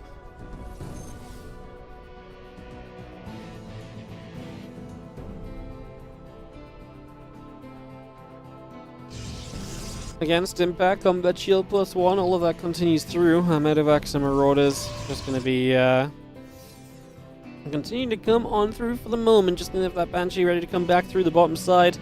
Away we go. As again, the couple of Zalts going through, the gateways coming online. +1 attack and charge, both building up for the moment. Well, Clem will just sit here with the Stalkers and just sit out the front of this natural of Cure. Tanks, the Marines all gathering up as Stalkers will try and find a corner. Gets in, finds himself an SCV, gets out with the Stalkers alive. Kind of cute because it delays the third CC by a few moments. As Kira does get a load up and does make his way out over to the side as, yo, Tassadar the Executor, thank you so much for gifting a sub over to Soren12. Thank you so much for gifting a sub out to the community. Appreciate it. Thank you so much. And Kira, the fact this is 8.5 minutes, third base is not finished yet, is kind of crazy. As the Marine goes down, a couple of Marines going to be taking some shots. We have our Combat Shield about to finish up as well, still got Medevacs and Marauders coming through. Fire still coming across as well, just going to chase those Zealots down. Prism getting chased away also. Medevac boosting through the bottom side for a couple of moments. And is going to get into that main base. As, yo, Chris, Settle 1111. Thank you so much for the Prime sub as well. Thank you so much for supporting the channel today, guys. As our bio units going to lose their Medevac. Stalkers going to take a couple of losses. Zealot's getting warped in. The Banshee shows back up as well. Banshee on the third as well. And we've seen the Prism gets cleaned up from Clem. Oh, Kira on this little streak of success at the moment. As the battery doing what it can, but not able to keep all of those probes alive forever. And Clem running back this way to try and deal with this Banshee. He's going to try and get on it. Kira pulled it back at a good time because it's going to get to stay alive as well. And now Kira's in position to hit Clem's fourth base, so a slew of success here from Kira's. Right now it feels like he can't make a wrong move, although I don't know if he should have sieged the tank here versus just kind of backing off. I don't know if he maybe could have saved the tank, if that would have made much difference. One thing we will say, though, is obviously this is a late third still from Kira, right? So for all this damage done, he is still on a later third, and some Zealot counterattacking right now is actually going to get rid of both the siege tanks that were here. Clem is actually going to have a very strong push just coming straight across. Oh no, Kira, everything was going right until it wasn't.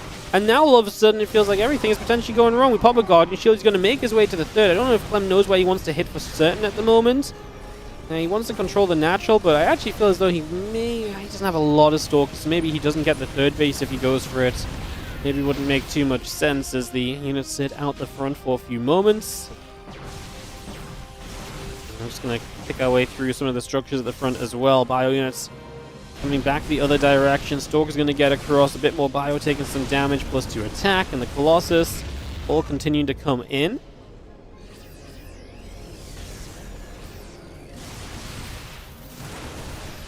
Stalkers again getting to the front, couple Marauders taking damage. Good force field, it's going to knock those Marauders down, so we are going to be able to get rid of those, and oh my goodness. Why is this PvT so good? This felt like it was all going so wrong, and yet here we are. Clem is able to take a game one victory when it was going wrong. No, Q was doing the right things. Crazy madness, incredible. Clem takes game number 1. We'll head into game number 2. Around, then bam, and the second ship is unlocked. Thank you so much. So much Star Trek love coming through, you guys. I feel like my selling out of it has 100% worked. I'm glad I was able to convince so many of you to go check it out and to start getting some levels going. We actually have had like, I think we've almost doubled our installs over the past 2 hours of what we did in the previous 2 days. So I really appreciate you guys coming out and checking out the game and supporting the stream by playing the game. I really do. I can't stress it enough. It is a free way to support the channel. It's super easy. You can do it on your phone or your PC, and it helps us out massively. So do check that out. Continue to play it if you can, or if you're enjoying it. And we appreciate you. Thank you so much, guys. Thank you so much. Thank you so much. Star Trek Fleet Command selling out 100% effective. Definitely is, man. Like I say, so far... Oh, what's the alliance to join? I'll just write this in chat. So, alliance is...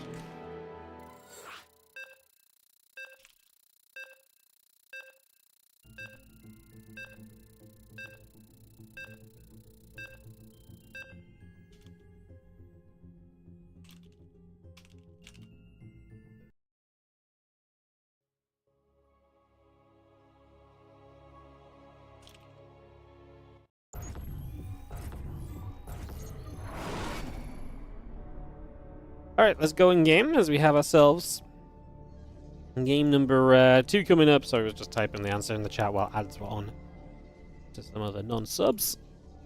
As we have in the bottom right side, up a game, our red Protoss player. Man, just how do things go so wrong and then he just finds the counter-attack that works? It's impressive. His PvT looks so different to how PvT is, how we're used to kind of seeing PvT look, you know? Clem in the bottom right as our red Protoss player taking on the blue Terran in the top left. Team Liquid's Cure. Teammates here. Wouldn't be surprised if Clem and Cure had practiced some PvT. If Clem had reached out and been like, yo, bro, want to play some PvT? So, yeah, I haven't actually seen Clem custom with Cure, like I mentioned before. I've seen him custom with a few top Terrans. Cure was not one of those guys, but it wouldn't have surprised me if that had happened, you know.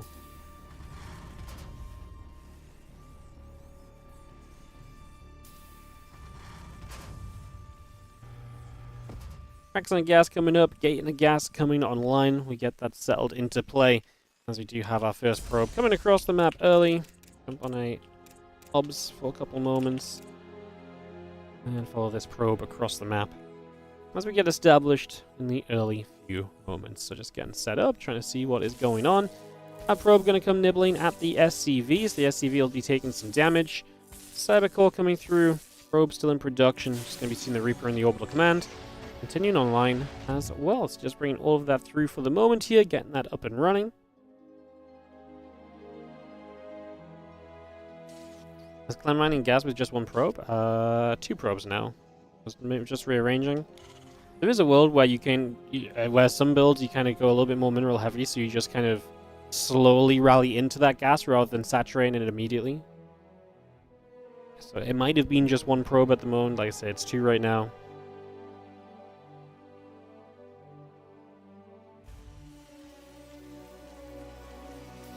And the Nectar is about halfway done. The Adept probe and Assimilator continuing up into play as well. For this one, so do you get something for the download or only for reaching levels? Only for reaching levels. I mean, it's still good if you download it. Like, they will see that you download it, and that's good for future sponsors to kind of tell people that you download it. But the money only starts, we only get paid if you start reaching levels. Level 2 takes about, I want to say, like, less than 5 minutes. Like, it's the very basic intro. It's super quick. So if you want to get to level 2, that part is extremely quick. Thanks for cast as always. Absolutely no worries. Thank you so much for watching, guys.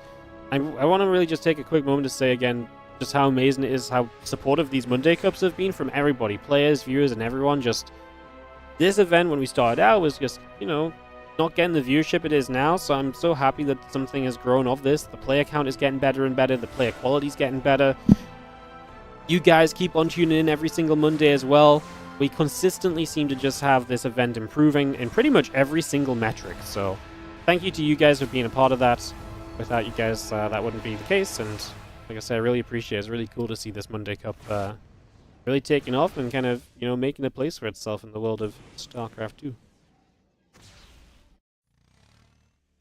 Which levels give me bonuses? They're the ones that pop up in the on the widget, so I think it's like 2, 6, 9, 12, 15, 21, I want to say. There might be 18 as well. Isn't Clem usually Terran? He plays Protoss in PvE against Terran players at the moment, so yeah. He's playing a lot of Protoss instead of TVT. Do I expect the same viewership in January? Lots of people go back to work and won't be able to see most of Monday's content. Yeah, I mean, this viewership was already kind of at this sort of level at the start of December when people were at work as well, so maybe it'll change slightly, but I don't think it'll be too serious. So I kind of expect it to continue, I think. Yes. I mean, maybe it does drop off, but even if it does drop off, it's already nice to see this viewership being consistent, you know?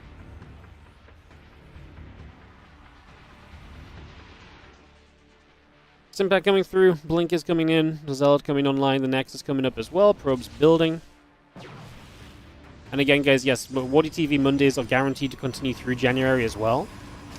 So, editions 17, 18, 19, and 20 guaranteed, still $400 every week.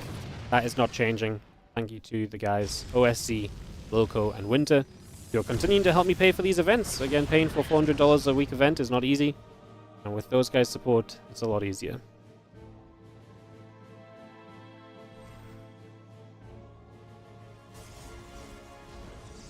Just going to be seeing a couple of gates going through. The Nex is continuing online. Just going to be having our Stimpack and our Marauders coming up as well. A couple of SCVs still coming into production. Our +1 attack upgrade coming about as well. Our Stalkers continuing to come through as we speak. Just going to see our probes coming about. WardiTV Monday is confirmed to stop at February. No, just we haven't gotten to that part of the year yet. This is a tournament series I can't continue on my own. I can't put $400 a week into a cup. You just can't. So it is reliant on everyone else wanting to continue to do it as well. And that is happening so far, but I'm not going to, you know, guarantee that that happens for another 6 months or something. We're just going to take it month by month, you know. So yeah. Yeah, $400 a week is tough to maintain. Like, because $400 for 1 day of streaming is a lot of investment. In comparison, you think of some of my other events, I put like $1,000 to $1,500 in, and I can get four group stages, 2 qualifiers, and a day or 2 of playoffs, you know? And also, those events perform better because pre-scheduled games, like a group where certain players will play certain players, generally perform better as well, so yeah. As our few Marines will unload in the main base, Stalker going to blink over, a couple of Stalkers going to take position. Also, guys, what if in February there's just a circuit and weekly cups resume from the circuit? Wouldn't that be amazing? As Kira does get aggressive, I mean, Clem had some pretty good force fields on the front. This Bioforce is looking pretty good. Clem's struggling to kind of chew through those Marauders easily. I think he needs, a couple of Zealots. He's about to have charge. I think he's going to be fine. About to have charge, about to have +1. I think Clem's about to get to just everything he needs in the next few moments to be comfortable against this continued push of Kira. If Kira was to try and go again, there's the Zealots actually chasing down as Clem, confident to chase, knowing that those Zealots are going to be pretty bulky at the front. Feels as though you can get some value with the Blink Stalkers chasing, and he definitely does to begin with. Continuing to chase, obviously has Blink away, so he gets one more Marauder, able to find absolute max value. That medevac goes down as well, will not make it home, and Kira for the moment does get cleaned up. Still rallying Bio out onto the map, this time a much faster third command center from him as well.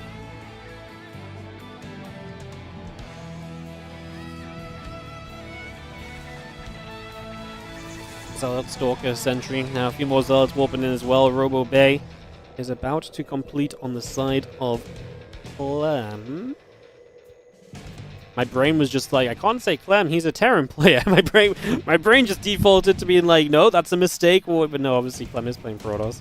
That's funny, isn't it? My brain's like trying to protect me from making a mistake, and it's like, nope, my automatic brain mode is actually wrong on this one.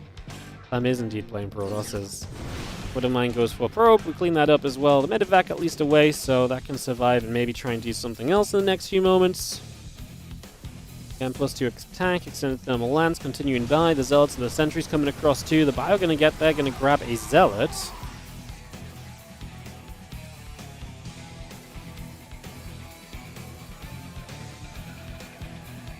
10 plus 2, extended thermal lance coming up. The Forge is on the way out as well. A few probes, and the Colossus production continues in as well.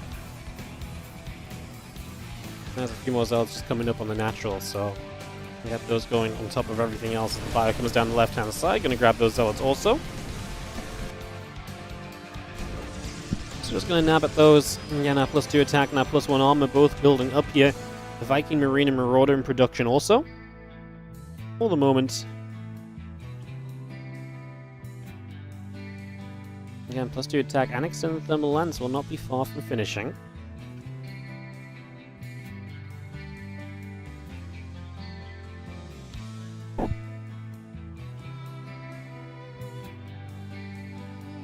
I'm going to get that Dark Shrine, which is always a fun addition, right? So much you can do off the Dark Shrine there. DTs getting involved can be huge for you as the Bio comes across. A couple of Zealots are going to get hit.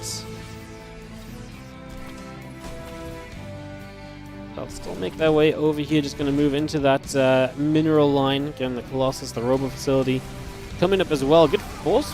Are they good force fields? I feel like right now your Zealots are derping into that army, so kind of good force fields if you wanted to keep your opponent away. Not so great when you attack into your own force fields there. Oh, this is interesting because the Colossus is about to pop defensively for Clem nearby, so this is actually going to turn out to be okay for him, I think. The Colossus and a few extra Zealots warping in. The battery does get targeted initially. I think Clem is fine. He defends over on the left-hand side as well, so able to push that back. Just going to see the Colossus continue to come through. The Marauders continue to go down. We continue to punch into this. The Medevacs going to get targeted as well. Stalkers continue to get going. And again, the Marine, Marauder, Viking continuing through from Cure.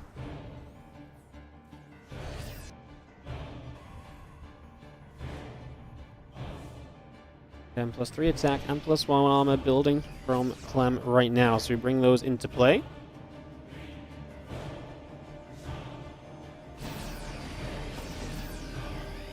The Bio unloads, and we do get ourselves kind of settling down here for a couple of moments. I like this DT, just going to force a scan out, jumping on that army.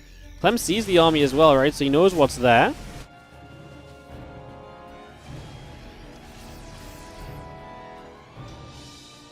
Again, the Shadow Stride coming up, the plus 3 attack coming through. Bio and Vikings continue to gather in. As we do have our Ghosts, plus 3 and plus 2 upgrades. Clem still setting up back at home pretty comfortably for the moment. Continuing to get settled right now as our army of Clem returns down to the bottom. A little bit of healing being done. Medevac's putting some work in. Going to be seeing the Ghost EMPing. And we do clean up that DT very easily as well. It's just going to knock that straight down.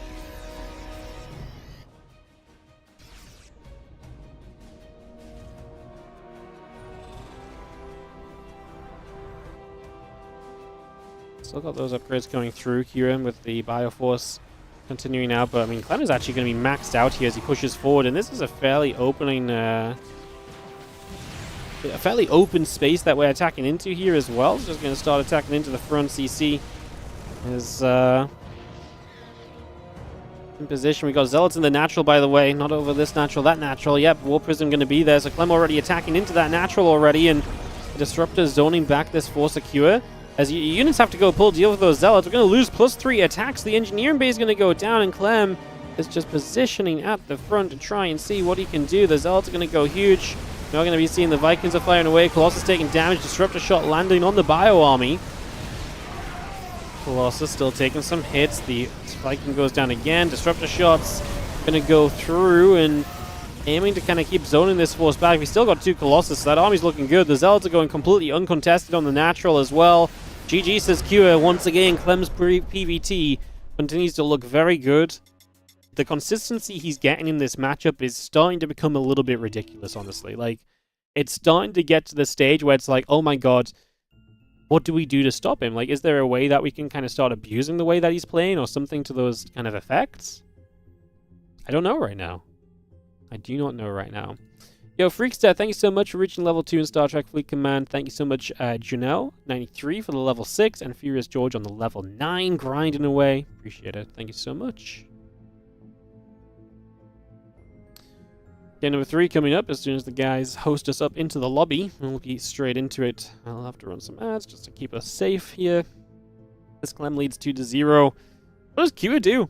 Does he mix up and get a bit more aggressive? I mean, Kua was kind of the king of crazier builds once upon a time, where he would always be that kind of aggressive player and so on. So, you know, what's up, Arbrak? Thank you so much for the 41-month resub. Monday Winko tournament. What's a Winko?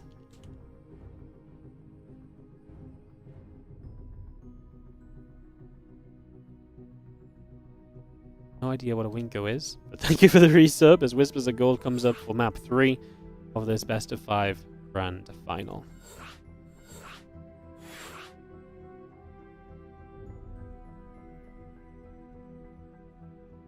Go GLHF, Clem is ready. Kura is ready, waiting for Clem then to just click start on the lobby, and we can kick this off. Oh, Winter and Loco. Ah. Nice, Winko. Nice. Monday Winko tourney. How does it work with race selections in the tournaments? If Kyo doesn't want to play PvT, we'll select Zerg, Clem will select again Terran. Yeah, so that's always a question mark. I think there is a rule where if both players want to specifically race pick, I'm pretty sure there's a rule where you would just have to tell the admin which race you will play, and you're locked into that. And both players would just have to do that. Right? It's not come up, but I think that is how it would go. I think there is the official ruling on what it is. I think there is actually an official rule on that as well. So yeah. That's how I would do it. If both players couldn't decide what race they wanted to play, I would just say, right, you both have to message me what race you are going to play for the series.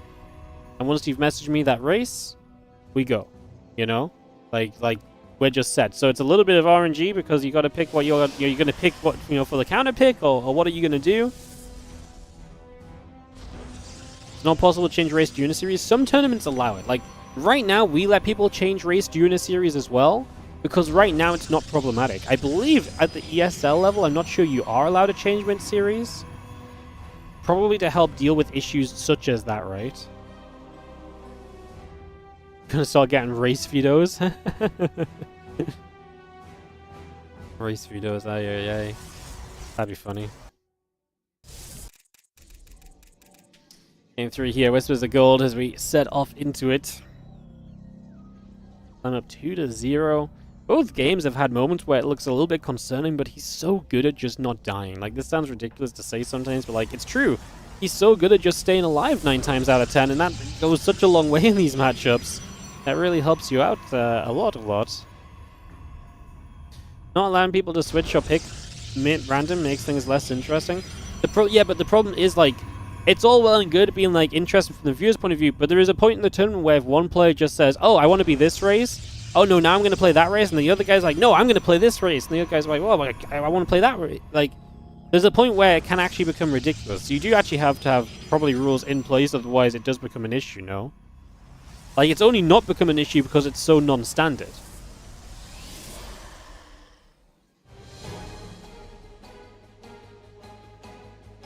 That's the problem. And I think that's why the rulings have been there in the past. There's also discussions to be had of, like, if you veto for a player, you know, you veto based on the matchup, right? And then if you do not veto a certain map, and another guy's like, right, I'm going to play this race now, so now we're playing this matchup on a map that's very good for that matchup, then you can be like, hello? like there's some arguments being made there too that's then unfair, right? Because it's like, so much of this is just set in the way of how StarCraft 2 has worked for so long. As people play different races, that is a big question we have to ask in terms of how you approach it. Like I say, I think there are some rules in place. That doesn't mean that the rules are perfect right now, you know? Bunker coming up, Factory coming through, the Twilight Council will be building here from Clem. He's obviously a big Twilight Council believer. He plays a lot of the Blink openings. He's obviously very good with those Blink stalks. We've seen that many a time. And that's exactly where we continue to head to.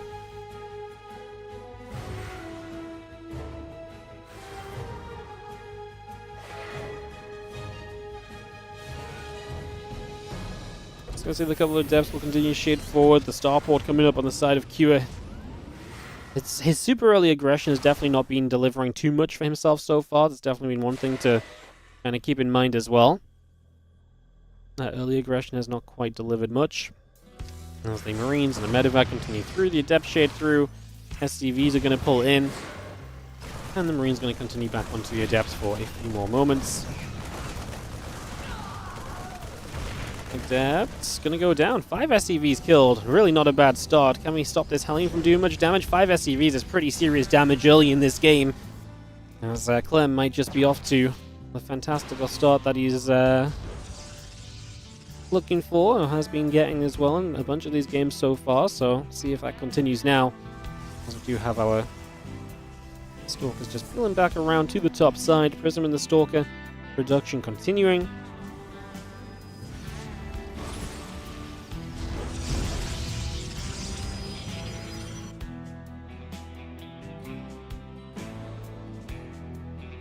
And we continue to get Blink on the way. We bring that online. Just going to be seeing the Prism coming through. A couple of Widow Mines in the medevac then from Cure, looking to see if you can find something in these early stages up the left side for the moment.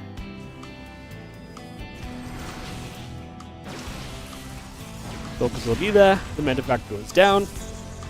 And now it's just about dealing with the Widow Mines, which you can blink away from. So that's going to be a very easy and good cleanup. The medevac not surviving is huge because it means that Clem can essentially just say, perfect.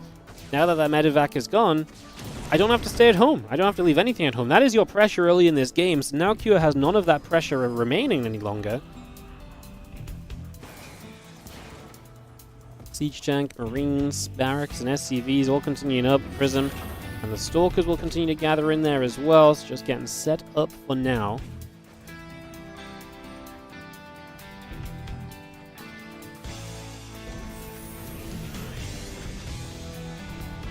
Stalkers ready to blink in towards the main base. Perhaps as in they go. A couple of SCVs potentially end up in some trouble there.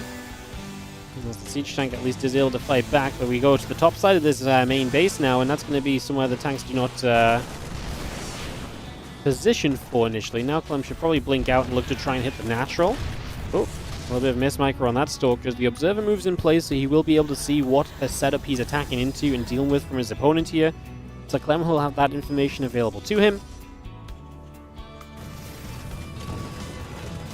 Water turret coming down, and actually a few probes going down, so that's going to succeed, but we're going to lose the bunker at the front. That's going to really expose the Siege Tank defense on the natural for sure. Once we just have the Stalkers still hitting, the Marines are going to come back across as well, and well, charge plus 1 attack upgrade. Both of those continue through. The additional gateways coming online. The probes are still producing. Again, Stalkers and that Prism continue to move around for a few more moments here as we go one way and we go the other. Just going to see the Prism moving across in toward the main base.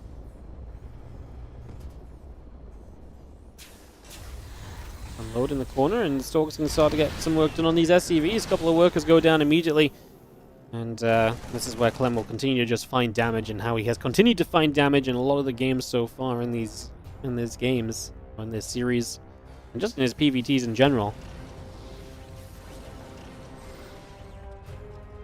Charge done as well. The extra gates coming online, so we're going to be able to have the Zealot Warpins to help provide here. As we just get in, we eat a tank shot, but that doesn't kill anything, and you get an SCV. And again, it's just about that consistent value that you're finding here as Clem, as he now chases, or gets chased away, but he aims for a couple of Marines as he gets chased back. Again, the auto turret going to come through for a couple of probes, and Cure just continues to basically make Clem pay that tax. That Raven is in the area, and it is going to collect its dues. It is continuing to pick up a couple of those probes. And once again, just trying to soften this army early. The more we can do there, the happier we are going to be. As yo, thank you so much for the 5 gifted subs plus the 1. Coco, I'll get that shout out properly in a moment, because obviously, as you can see, we are on the verge of potentially an attack. As Clem is actually going to go in. The Zealots are really far ahead. We're going to blink in for the tanks, man. The Zealots were so far ahead of the rest of the party. Clem is instantly onto those medevacs as well, by the way. He realizes just how valuable that medevac healing is. Why were the Zealots so far ahead? He was just a little bit disjointed there, which is very untypical of kind of Clem's play.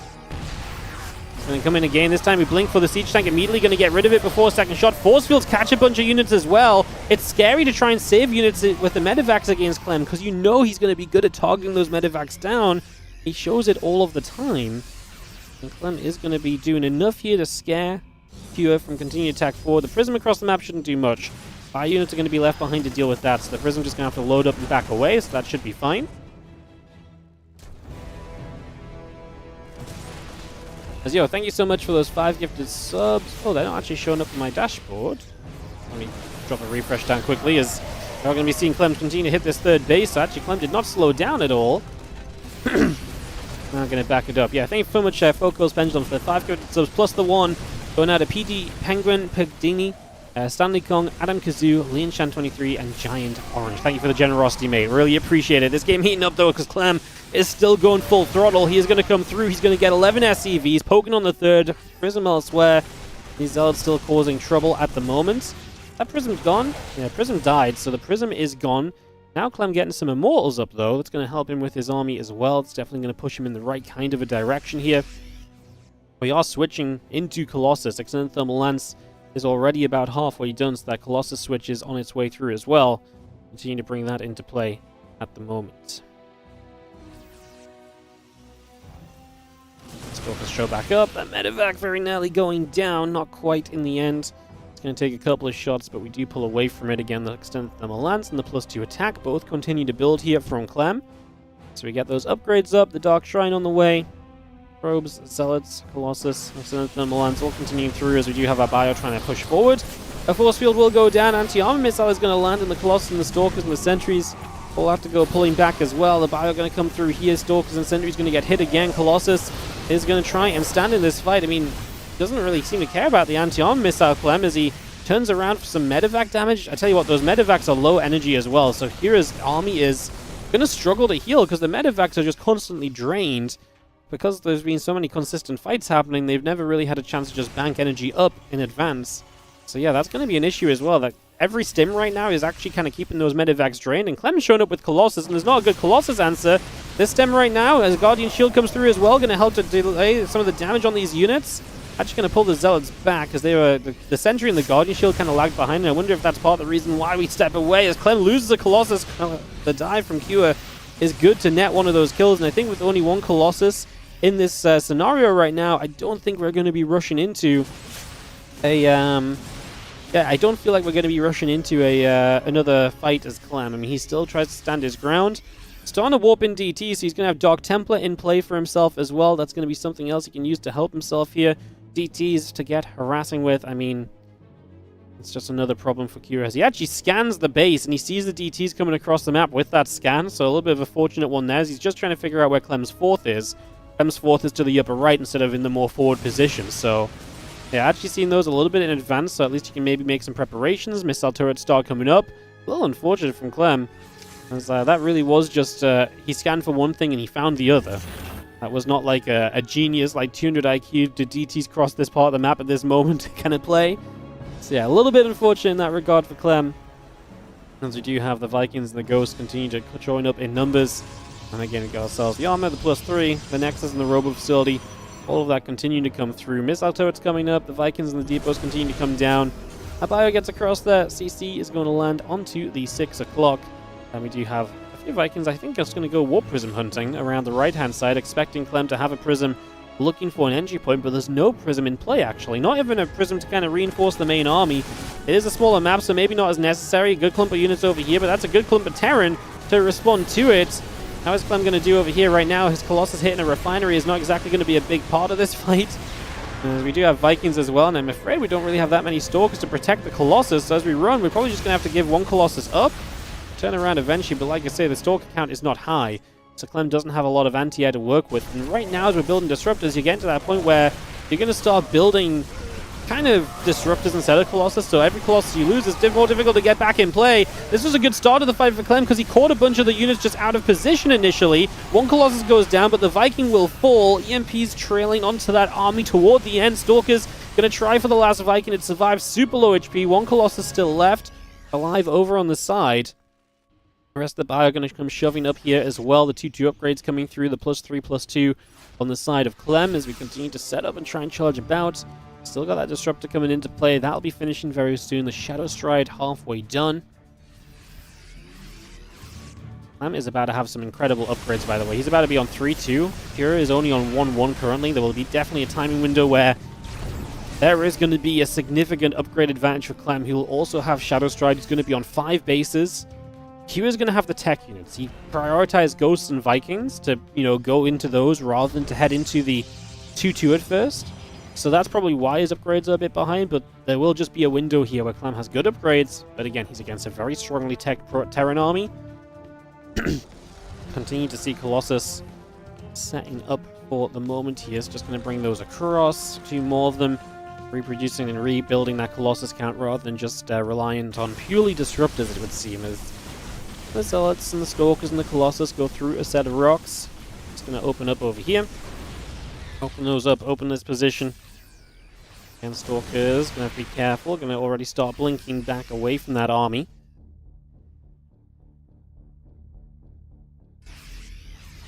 And a couple of disruptors coming through, the +3 armor upgrade coming about, Stalkers are still in production, the gateways are still building online. Sun comes across this right-hand side, a couple of depots going to get jumped onto immediately into bunker as well. Clem's not going to dive into this too quickly, but obviously wants to try and force some fights to happen. Again, our 2-2 upgrade is not far from finishing. Our Vikings goes, Starport's on the way, Refinery is also in production. I see one Marine already going to get grabbed, and now the Vikings coming through. The Colossus taking some shots. Going forward again, just going to get a Viking as we step back one more time. The Disruptors are still coming across here. Still taking position.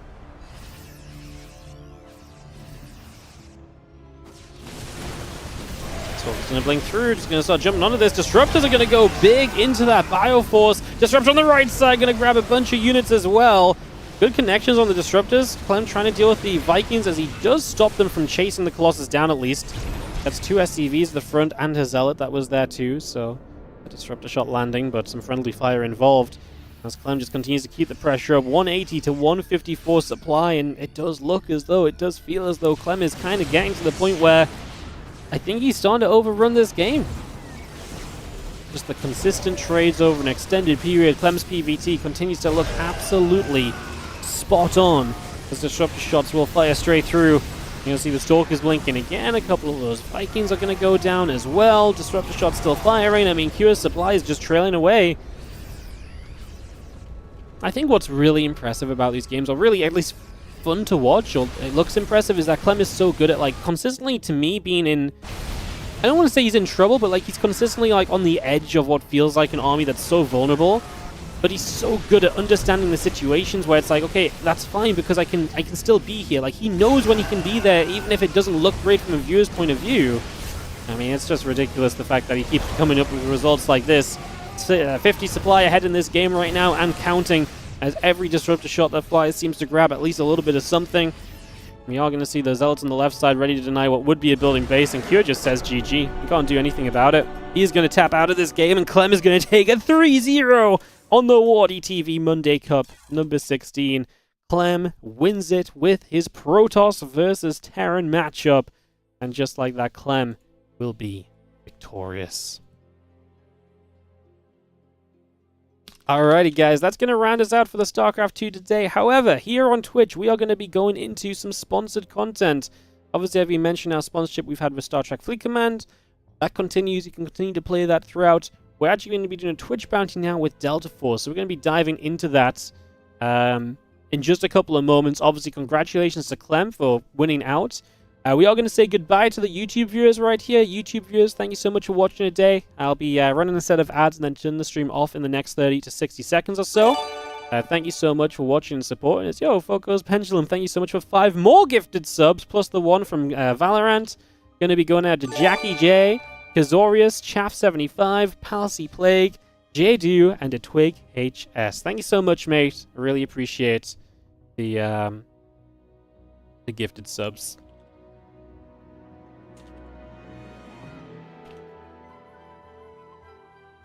All right, perfect. As Anonymous Gift are going to give 5 subs plus the 1 from Valorant as well. Thank you so much for the generosity. Appreciate it.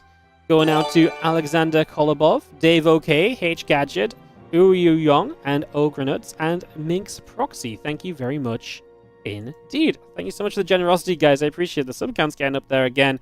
You guys have been amazing today. I really do appreciate it. StarCraft 2 resumes tomorrow with the OSC mid-season playoffs. Like I say, we're going to do a Twitch bounty now, which means that if you guys want to stick around, you can support the stream just by watching. Twitch bounties pay out based on viewership. So, If you want to support the stream for free, all you have to do is stay tuned. Literally sit there and watch more StarCraft, not StarCraft 2, sorry, more of the stream, and go from there. All right, let's do that. Just got a couple things set up, and we're going to switch on into Delta Force. Yes, thank you so much for that level 6 as well. Like I say, they will continue throughout this, but we're going to switch on over to this bounty. Let me just try and get everything ready.